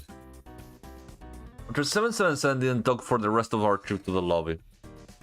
We arrived to find the detective gathered around a paper sign, painted on a sandwich board. Unfortunately, the crowd was sparse enough to get a good look at it. The sign read, "Rest in peace, 988 6589. This is stupid. What makes you say that? It's a cipher. It's stale. It's boring. It's stupid. What's so stale about it? There are people who make a living decoding this thing, you know? I know. But the whole concept of a code or a cipher is incredibly boring. A mystery is always changing.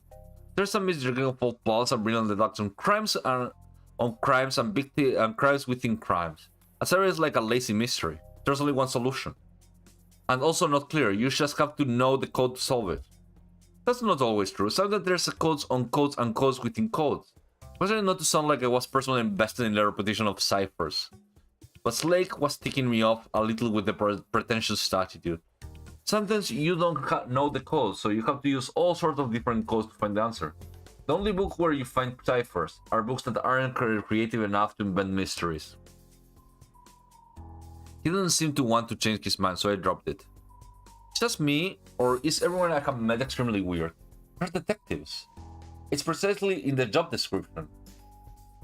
Only weird will obsess over details filled with mountains of tedious paperwork, testify in court and look at the dead people in the dead people for a living. He has a point. Now help me out with this cage. I'm trapped. I ignored his antics and peered at the cipher. Blake stepped over the cipher. Rest in peace? RIP? He looked around the room, making contact with everyone. They just looked uncomfortable. Someone died? Shut up, that's not the right answer. Do you have to do this? Oh, how did he know? For the previous sample, there's an... See, I was right. This is a detective competition, not a cryptologist one. But in a way, didn't you solve the cipher? He just granted. Like Haney said last round, the other detectives have a greater need to solve these pre-round teasers when we do. Admittedly, they are bad at them. Nonetheless, you're a jerk. The intimidating glare was minimized by the fact that that he was shorter. Get used to it. People don't like me, and I don't like them. That's how the world works. My world works differently. Always break for lunch at the appropriate time and get a promotions frequently. That's why I decided to trust you. Or really, how come? There are two kinds of jerks: people who admit they are, and people who don't. And I don't like them. And I don't like honesty, even if it's tactless. Okay. Tactless is the only kind there is. But whatever, do what you will. Trust who do you like. Your willingness is only paper thin, so I doubt you will stick around so much longer. 777 looks incredibly hard. Ouch. Has anyone solved the cipher yet? Oh, never mind. This measure isn't live. It's triggered when someone wins. Well done. You know what to do. Head back to your hotel rooms for the third round. As we walked the stairs to our floor, I noticed 777 wasn't hopping up them as usually did. Should we solve this in the dark? Maybe Red July doesn't need the help. Were you offended? By what? When Slake said your willingness wasn't only paper thin, yes, it was very offensive. You know, most people don't want to be weird. What's the first thing you thought when you met me? I found you profoundly irritating. See, it's part of my... I mean, the dancing, the demand, the terrible and funny joke, the smell of clown makeup, the clown makeup, all this clown makeup that's on everything now. Yes, I get it. Are you wearing a jumpsuit? What is that? A fashion disaster? Do you keep things in your sleeves? Haven't you heard of pockets? What? I like pockets. Have you seen inside my sleeves? They're full of pockets. And yes, clown makeup smells horrible. But you know what? My parents gave me a bottle for good luck in the contest, so it has sentimental value. Wait, he's alive? They are alive? But your parents were dead. Dad turned to me in a serious look on his face. Where did you hear that? When you said my parents were clowns, it's past tense, so yes, they're retired. It's a job, you know. Oops. I reached their doors at that point, and Sensen turned his face and opened his mouth. He closed it without saying anything else. Legs appeared out of nowhere and his partner Asper. And he told me to help you guys out. Royal Red July's Honor and our room have been darkened. They can't see us on the camera in there. What does this suggest to you? The weaker of 4 teams up to take on the top 2. You mean... Wait, that's cheating. Honey desperate to talk with the game master. Somehow, any means we will do. So here it goes. If we work together in the dark, we will solve it in 2 times quickly, and they won't suspect the team up. They will give us even more time to explore this room. To find the real game master room. We should discuss it with Royal. She can tell when someone's lying, right? She only is as good as a regular heart detector. So she's not that great at it, to tell the truth. Good to know. How is this gonna work? If you thought that to check the side table drawer, you have seen there's a spare earpiece for each of us. He handed one for me. I will work with you this. I'll take 777 spare earpiece. You will take mine, 777. No, you'll take Asper's. Hey, Terrace, Asper will take Nels. Okay, we should hurry then. Yes. Grab the spares from your side table and pass them out to us in the hall. I should have been more nervous about cheating, but Slade was very high ranking in detective. If he was okay with risking his position in the contest, then I had no excuse. Alright, let's do it. Okay. He was probably still sore about Slake's comment. I hurried into my room and grabbed the spare keys. The door shut behind me. It's locked. We went to the 3rd round of the 2nd stage.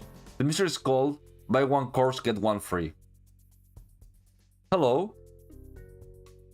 What? No, it's Nell. Oh, great. For some reason I didn't realize if I get 77 spare, I'll be speaking to you. Why wouldn't you want to speak to me? On second thought, you are far less annoying. Well, thank you. Please look at the case file for the crime summary as always. Mr. Cheats and Mr. Madison were both found dead in the hotel room. They were supposed to meet there at 6 p.m. The prime suspect is Mr. Cheats' wife, Mr. Cheats. Mr. Cheats' wife, Miss Cheats. The room was locked from the inside. Have access to the autopsy report. The suspect filed for those who dastardly culprits like were. I hope you're not talking about me. Hello, Seckles.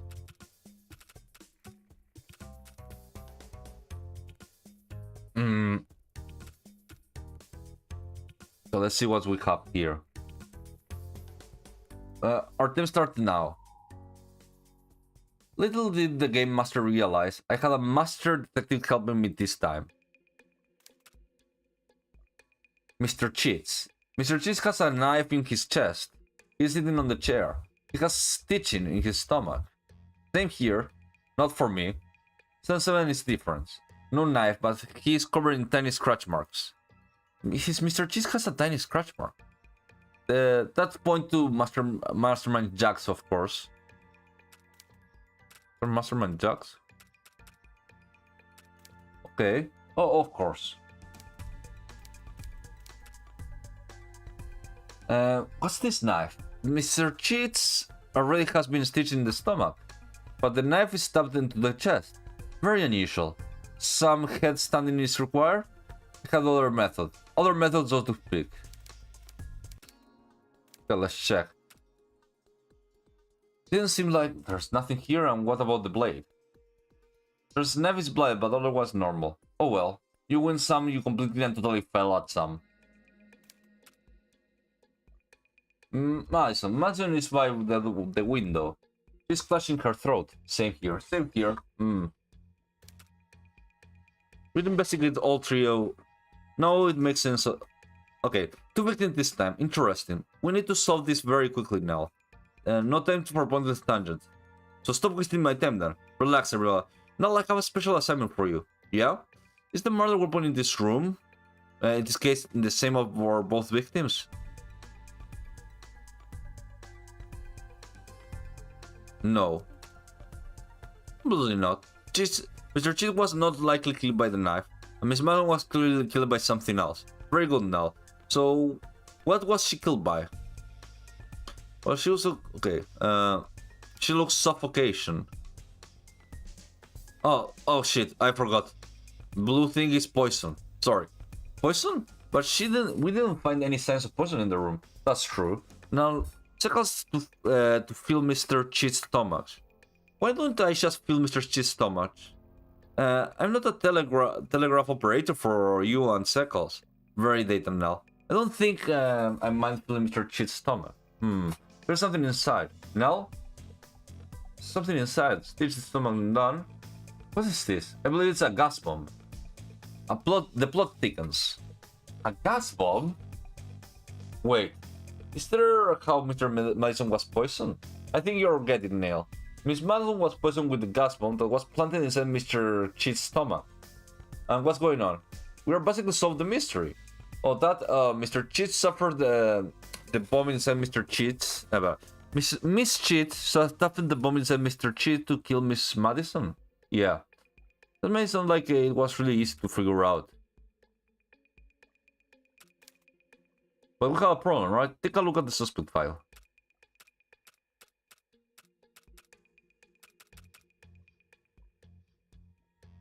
Yeah, it's there. It's unclear whether Mastermind Toyer, Mastermind Silent, or Mastermind Minefield were responsible for the bomb. No, actually, that one is quite easy. They're all good candidates. They may all seem like good candidates at first, but look at their records. Now, which one of the three do you think did it? Toyer. Look at her bio. It says she prefers two deaths to one. Like this case. I think Toyer is a red herring. Mr. Cheese wasn't turned into a weapon. A weapon was put inside him. Pretty poor detective work now. Don't take that seriously, it was a joke. But you were wrong. Shit.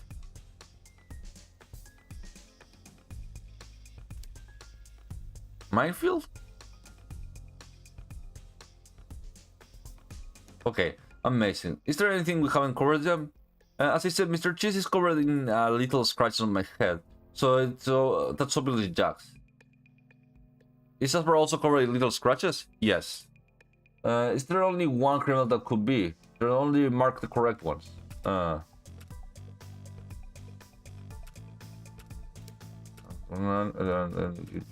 Minefield. Go. Minefield and Jax. Good job. Put that in on my end as well. Really speed the process to have an extra 2 brains. Yeah. Was there something else? Alright, the bonus question. Right. Why did Mr. Cheat and Miss Cheat kill Madison? Well, obviously he was cheating on her, right? Because he wasn't cheating. It's only drawn to me. That showing what happened to people who cheated will be a message from the Game Master. Pretty sinister message.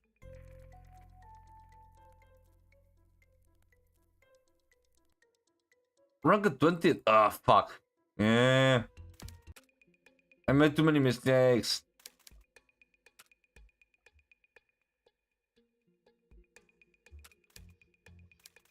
Poison. Tell me that. Minefield. Oh yeah, I have to remember to save. To save when I'm playing.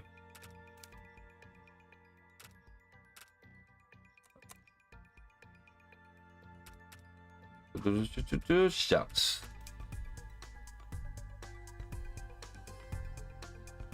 Oh, an explosive device. Minefield. There you go.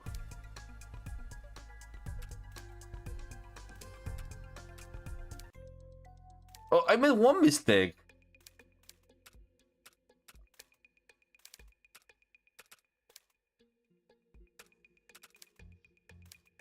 Minefield.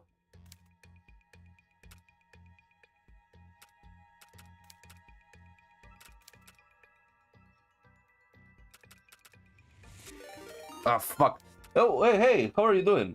Lloyd, ¿cómo andas? ¿Todo bien? Thank you for coming. Well, what were you doing, Tupo?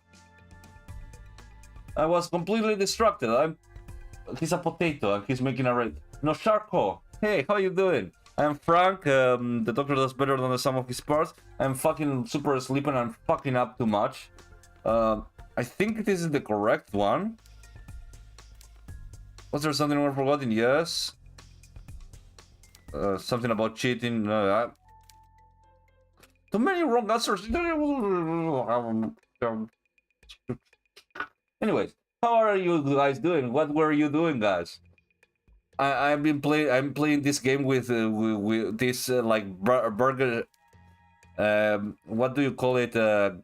Not garbage. It's a very cheap game I found. Okay, no mistakes this time. If I do one mistake, okay, finally I did correct. Anyways, how are you guys doing, Mr. Potatoes? I guess not that great. Well, I guess I should do. Oh, I see. Let me try to do this. Lloyd, 2, 4.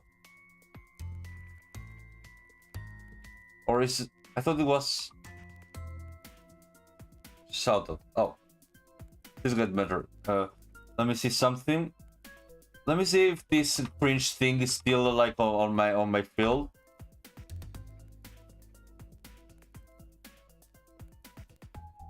Oh, I was just follow there. Anyways, what were you doing, Putupo? Normally you do like that. What do you do? What do you do? Were you having one of those like Ateneos? I forgot what they're called. Talks that you normally have, or were you playing something?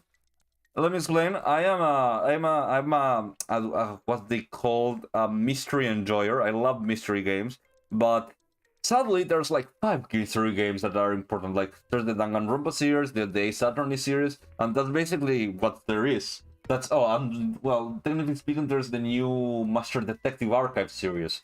Those 3 games are basically what there is on like the mystery games that I like. But I have been finding like little mystery games that are kind of cool, like on the cheap on Steam.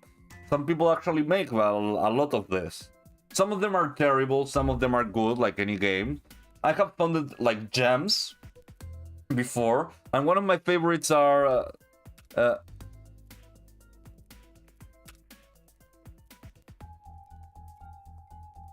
they're not $1. They are more or less, to be honest, like $10.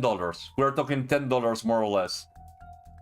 Maybe 20. The maybe 20 at most, but most of them $10 more or less. They are cheap. They're not garbage you actually thing, but $10 games are really cheap, fucking cheap. I have been playing things like games that I'm not rich as fuck. $10 games is cheap as fuck. I believe that's cheap, right, guys?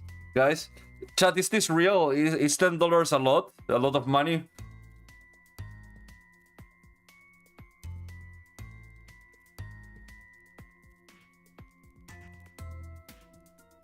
I'm starting to feel self-conscious now. I'm not beating the I'm not beating the poor the rich allegations. I hate that. I forgot. Tupo, you're from I see. That. Yeah, exactly. I was gonna say, you're from Argentina. You forgot you forgot that. You clearly have forgotten that. Clearly, right now we are not currently in a horrible recession, fighting against whatever you let's call it, fighting against your mistakes of the past currently, which have been following you for the last 60 years.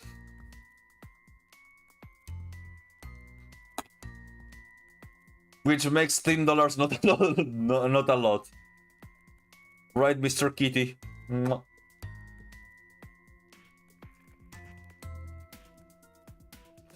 But yeah, this has made me no, they're fighting literally the economy. So depending the person, they're either fighting a horrible repressive regime,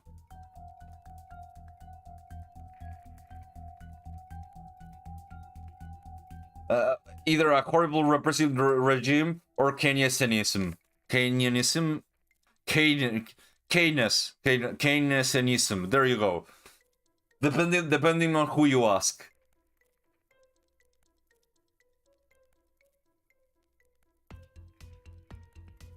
Kenya. It sounds like GC, you know, the no. It's with a K. You know, it's like economic stuff.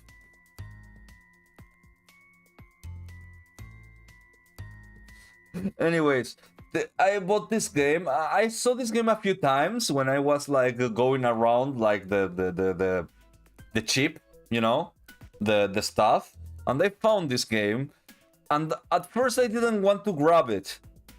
My problem with I didn't want to grab it because of the art style. The art style is it's something else. Look at the art style.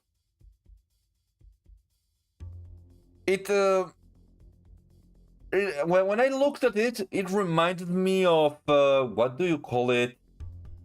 There is like this like 2000 anime, well, anime no, like a Canadian cartoon that I have watched, and I don't know which it is because I see this and I think of it, especially because of all the like straight angles and character design,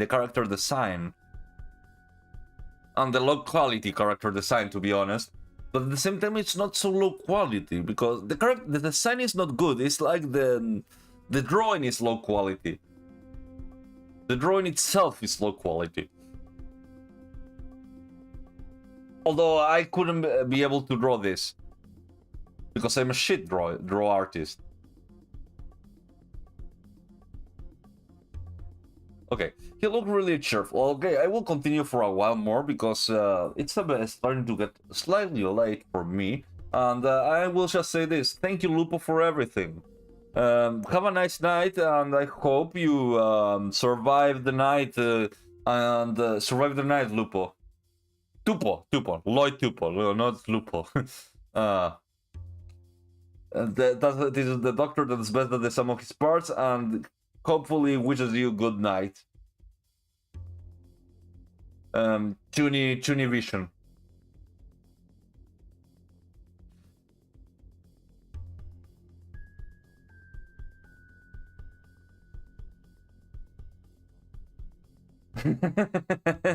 Well, you can do it, Tupo. You can do it. Okay, he looked really cheerful. He was probably the kind of guy who always cheerful. The aspirator door, the elevator door dinged open and we stepped in. How did the game master find out that we paired up? The lights were off. Did someone rat us out? Did Slake speak at one point delivered to clue the game master in? Did he tell the game master this was going to happen? Was this it? What was I out of the contest? I could just barely see a small smile on 778's face. It was totally him.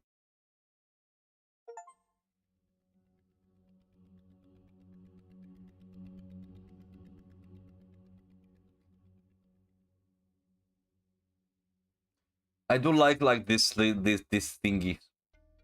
The fools. Didn't they realize we could hear everything that was broadcasted over the headsets? Ah yes, they are fools indeed. They're called TADs? Yes. They were so close to contact too. We need to get their focus off us and back on the competition. Okay, we figured out how they did it. Roel used her sensitive hearing to pinpoint where the voices were coming from, but she found out the voice master room instead. They are all cheating. To protect Red July. Silly of them, very silly. Why would we eliminate the best detective in the contest just because she has a headache? Well, we definitely do that to low-ranked detective. But Red July? No mate, no way. They think they are so clever. It amuses me. They didn't get suspicious when we didn't fix the lights. Some detectives they are. Okay, well, what will we do? Give them a slap on the wrist? Kick them out of the contest? They're all great detectives. We'll be the ones losing something. I think we should give them what they want. They want to talk to us? Fine. Let them. We will just continue on as planned. No. Why do you disagree about Kane? I agree with you 60%, but I don't think we should let them continue with this Todd group conspiring against us. They managed to figure out where the secret microphones are. Someday they will might find the secret where the secret microphones are hidden, or the secret cameras. Then what? We'll be stuck in this room. We can't satisfactorily answer their questions. They will find us eventually. The only thing that will work is to infiltrate their group. Huh. I like that idea. They'll get to meet one of us, but they won't even realize it. I like this idea as well. But you know what this means, right? The old launched. We have to ask the fifth? Yep. Right, I hoped it would be something else. We'll draw a straw, the loser has to talk to him. I pretended to grab some straws. Oh look, it's Melly again. He hadn't drawn a straw, or even pretend one. Whenever there's something difficult to be done, we always made Melly do it. But you think once or twice it would be me, but it's always Melly. Oh well. What? Well, while you were asleep, we drew straws. You have to talk with the fifth. We're sending you in as a spy on the detectives. How will you do all that? We'll through it as we go. That sure is to be the best way. Don't overthink it, Melly. Just go and ask him. Whatever. I'll do it, I guess. Even though you're probably lying about the straws. The straws never lie, Melly. You're extremely truthful. Just in case, we trust in the straws. We sighed. At least I don't have to breathe this stale air anymore. Maybe I'll finally be more awake. Kinda doubt it. Eat a horse, Gregor. She slid to the floor. What am I doing again? Infiltrate the detective group Tats. Keep them from cheating again. So, I'm gonna post as a detective? Yes. Cool. I need an outfit though. Just grab a trench coat from the hotel rack, there's like a million of them. Aye aye, Captain. She left. Wonder how many times we'll be able to do that before she catches on. Or she knows. She just let us get away with it because we are enormous bullies. Alright. I wish I had the foresight to realize our improvisational approach was going to lead us to massive problems, but I'm often lacking such profound insights. So I won't be too hard on myself. Yeah, some chapters are like, but others are a bit smaller. Game Master Millie is sent to speak with the mysterious fifth Game Master to request that she be sent into the contest. Let's see. Telegram, move me a mile. Turning away woman clue. It was the fifth. He was usually pretty quiet in his little room. It wasn't a closet, but it was almost that size. Raiders surrounded him on all sides. They were all set to child's playing only static. The fifth had a weird way of communicating. The other Game Master always sent me because they said I understood him the most, but they just liked to pick on me. They'd drawn so many mustaches on my face while I was sleeping that my upper lip has a permanent dark smear on it. I was boring in the office, so everyone did their best to entertain. Yeah, you said not to come into a while ago. We haven't disturbed you until Luke. As for why I come here, even I don't know. As if it often did, my brain started to wander into a tangent as I talked. Every word in my sentence reminded me of a million other sentences like it. It was a method and it was painful useful. Or useless, usefully painless. A pain to use, that is. Hearing pirates heard ducks inside. I tried to untangle what he meant. I needed to hurry it up. The Fifth liked to speak in cryptic crossword class. He was obsessed with crosswords and puzzles and all types of games. It was fitting. Besides being the Fifth game master, he was also the original game master, the creator of the contest. That's why we put up with him. The detective. Oh, that's a way to explain that they were fitting. Because I wasn't good at anagrams, I decided to just go with that. Set the deceiving act out of sorts. Seemed happy that someone had given him a clue to solve. Cheating detectives? You got it, buddy. To what end? Oh, he dropped the cryptic clue. Now there's a million other wordplay games he could throw at my way. They're trying to speak with the game masters. Well, I'll stop crying in a closet and make myself useful, I guess. There's only 5 of us. There's one brain between. And I have selfishly kept it for myself. Oh snap. Could never tell when he was being sarcastic or serious, so I chose to never take him seriously. You know, I invented this competition. That means that I am the cruelest person alive. You're terrible and mean. I'm the worst. And ugly. Everyone hates me. We make fun of you all the time. Even when I'm in the room. Because you're just despicable. This was the deprecation contest. Whoever was the last to say something mean about him could talk with him further. You had to stop every self-deprecation remarks he made to win. I'm the epitome of morons. You're the perfect model. Just feeling of the model wore off, but you were so stupid you were beyond stupid. You became superstitious. Sometimes stopping him meant creating a new world. He looked pleased with that. Relay all your information, calmly now, in fact extracts. Blah. Whenever he says something that could be a crime of knife, it meant I had to say whatever I needed to say in knife similars. This was another good reason nobody wants to talk with the Fifth. Fred, Clark, and Kane deserved at least 2 Marcus mustaches for this. And mutton chops. And goatees. Or Gritter Honey betrayed us, like a backstabber stabs backs with a knife. She was working with a top-tier detective, like a knife works with a world-class chef. It's a stretch, but it would do. They found their way to the voice master, like a knife misses the core of the apple. We must stop them, like a knife stops someone's heart if you stab them with one. It's not like I wanted to stab the detective with a knife, great. Obviously, it's obvious what we will do. Hotel with a grime loses cash. Gain prime termites, 1 star. This clue didn't seem like it was an anagram. I had no idea what he meant. Hotel with crime loses cash. Gains prime termites, 1 star. I don't know what that means. Don't make me shout it, or I have to make it add into a lead clue. No, don't shout it. Well, the other game master told me that the best way would be for me to spy on the detective directly. Go undercover and steer them away from the cheating and trying to find the game master. Yes, that's what I was saying. Well, sorry I couldn't solve your clue in 5 seconds. Stern autopsies get ruined. The Fifth shot me a dark look. Permanent cop trips. You're doing it again, Bob. This way to provoke him into acting normal was call him names. Really common names. I'm not Bob, I'm Convert, the strangest name in the galaxy.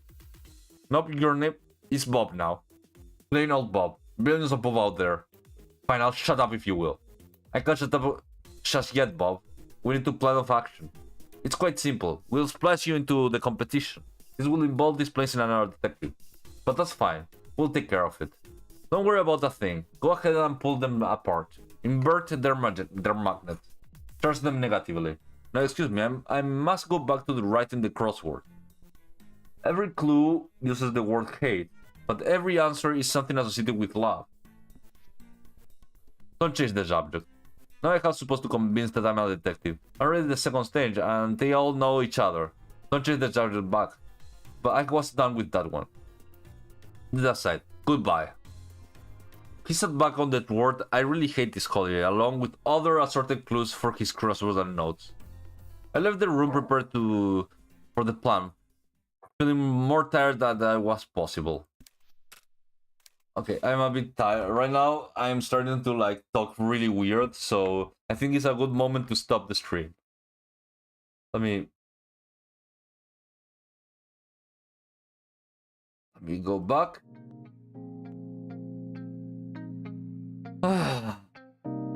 Well, it's a long game. It's going to be a long haul. I thought it was going to be smaller, but it's fast paced and everything.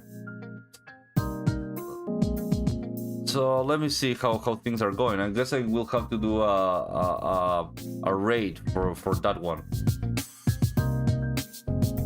I really appreciate the people that came, but Frankie is tired, and as such, he's not like single way tired or something like that.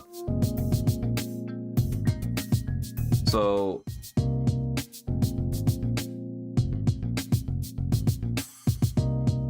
I guess I will have to choose someone.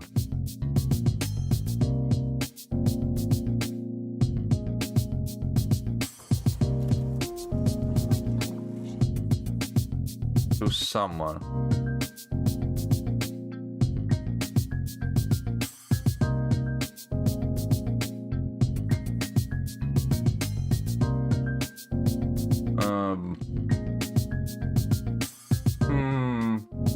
Who do I choose? That's the problem. Too many people. Which is nice. Nice to choose, I guess. I don't want to die again. And I don't know who's Raftalia Hoover. I can try that one. Holy shit, she's having a chill alien cool thing. And she's like, I have never seen someone play so fast.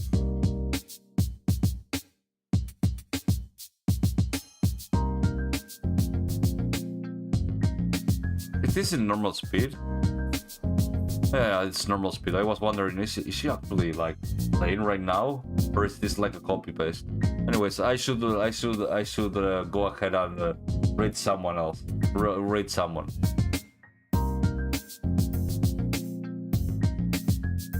Go.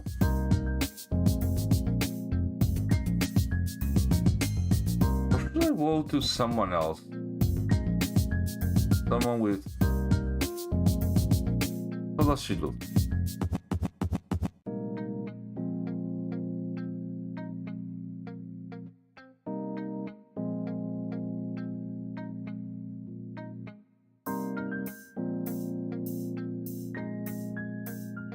Let's go.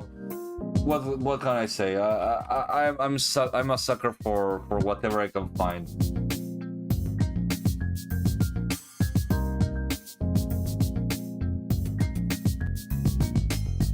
So guys, thank you for coming. Have a nice night. I'm going to go take a nap for a few hours. It was a nice night. What can I say?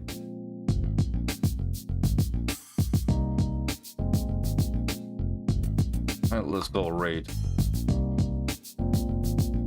Actually, I think there's nobody here to raid with, so I guess I should just end.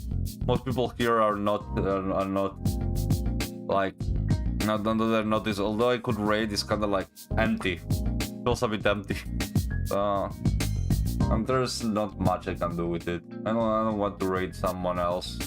I don't feel like raiding. I think I just want to end the stream, so I will just do that.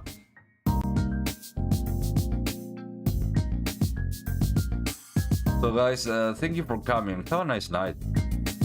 I appreciate you coming. See you later.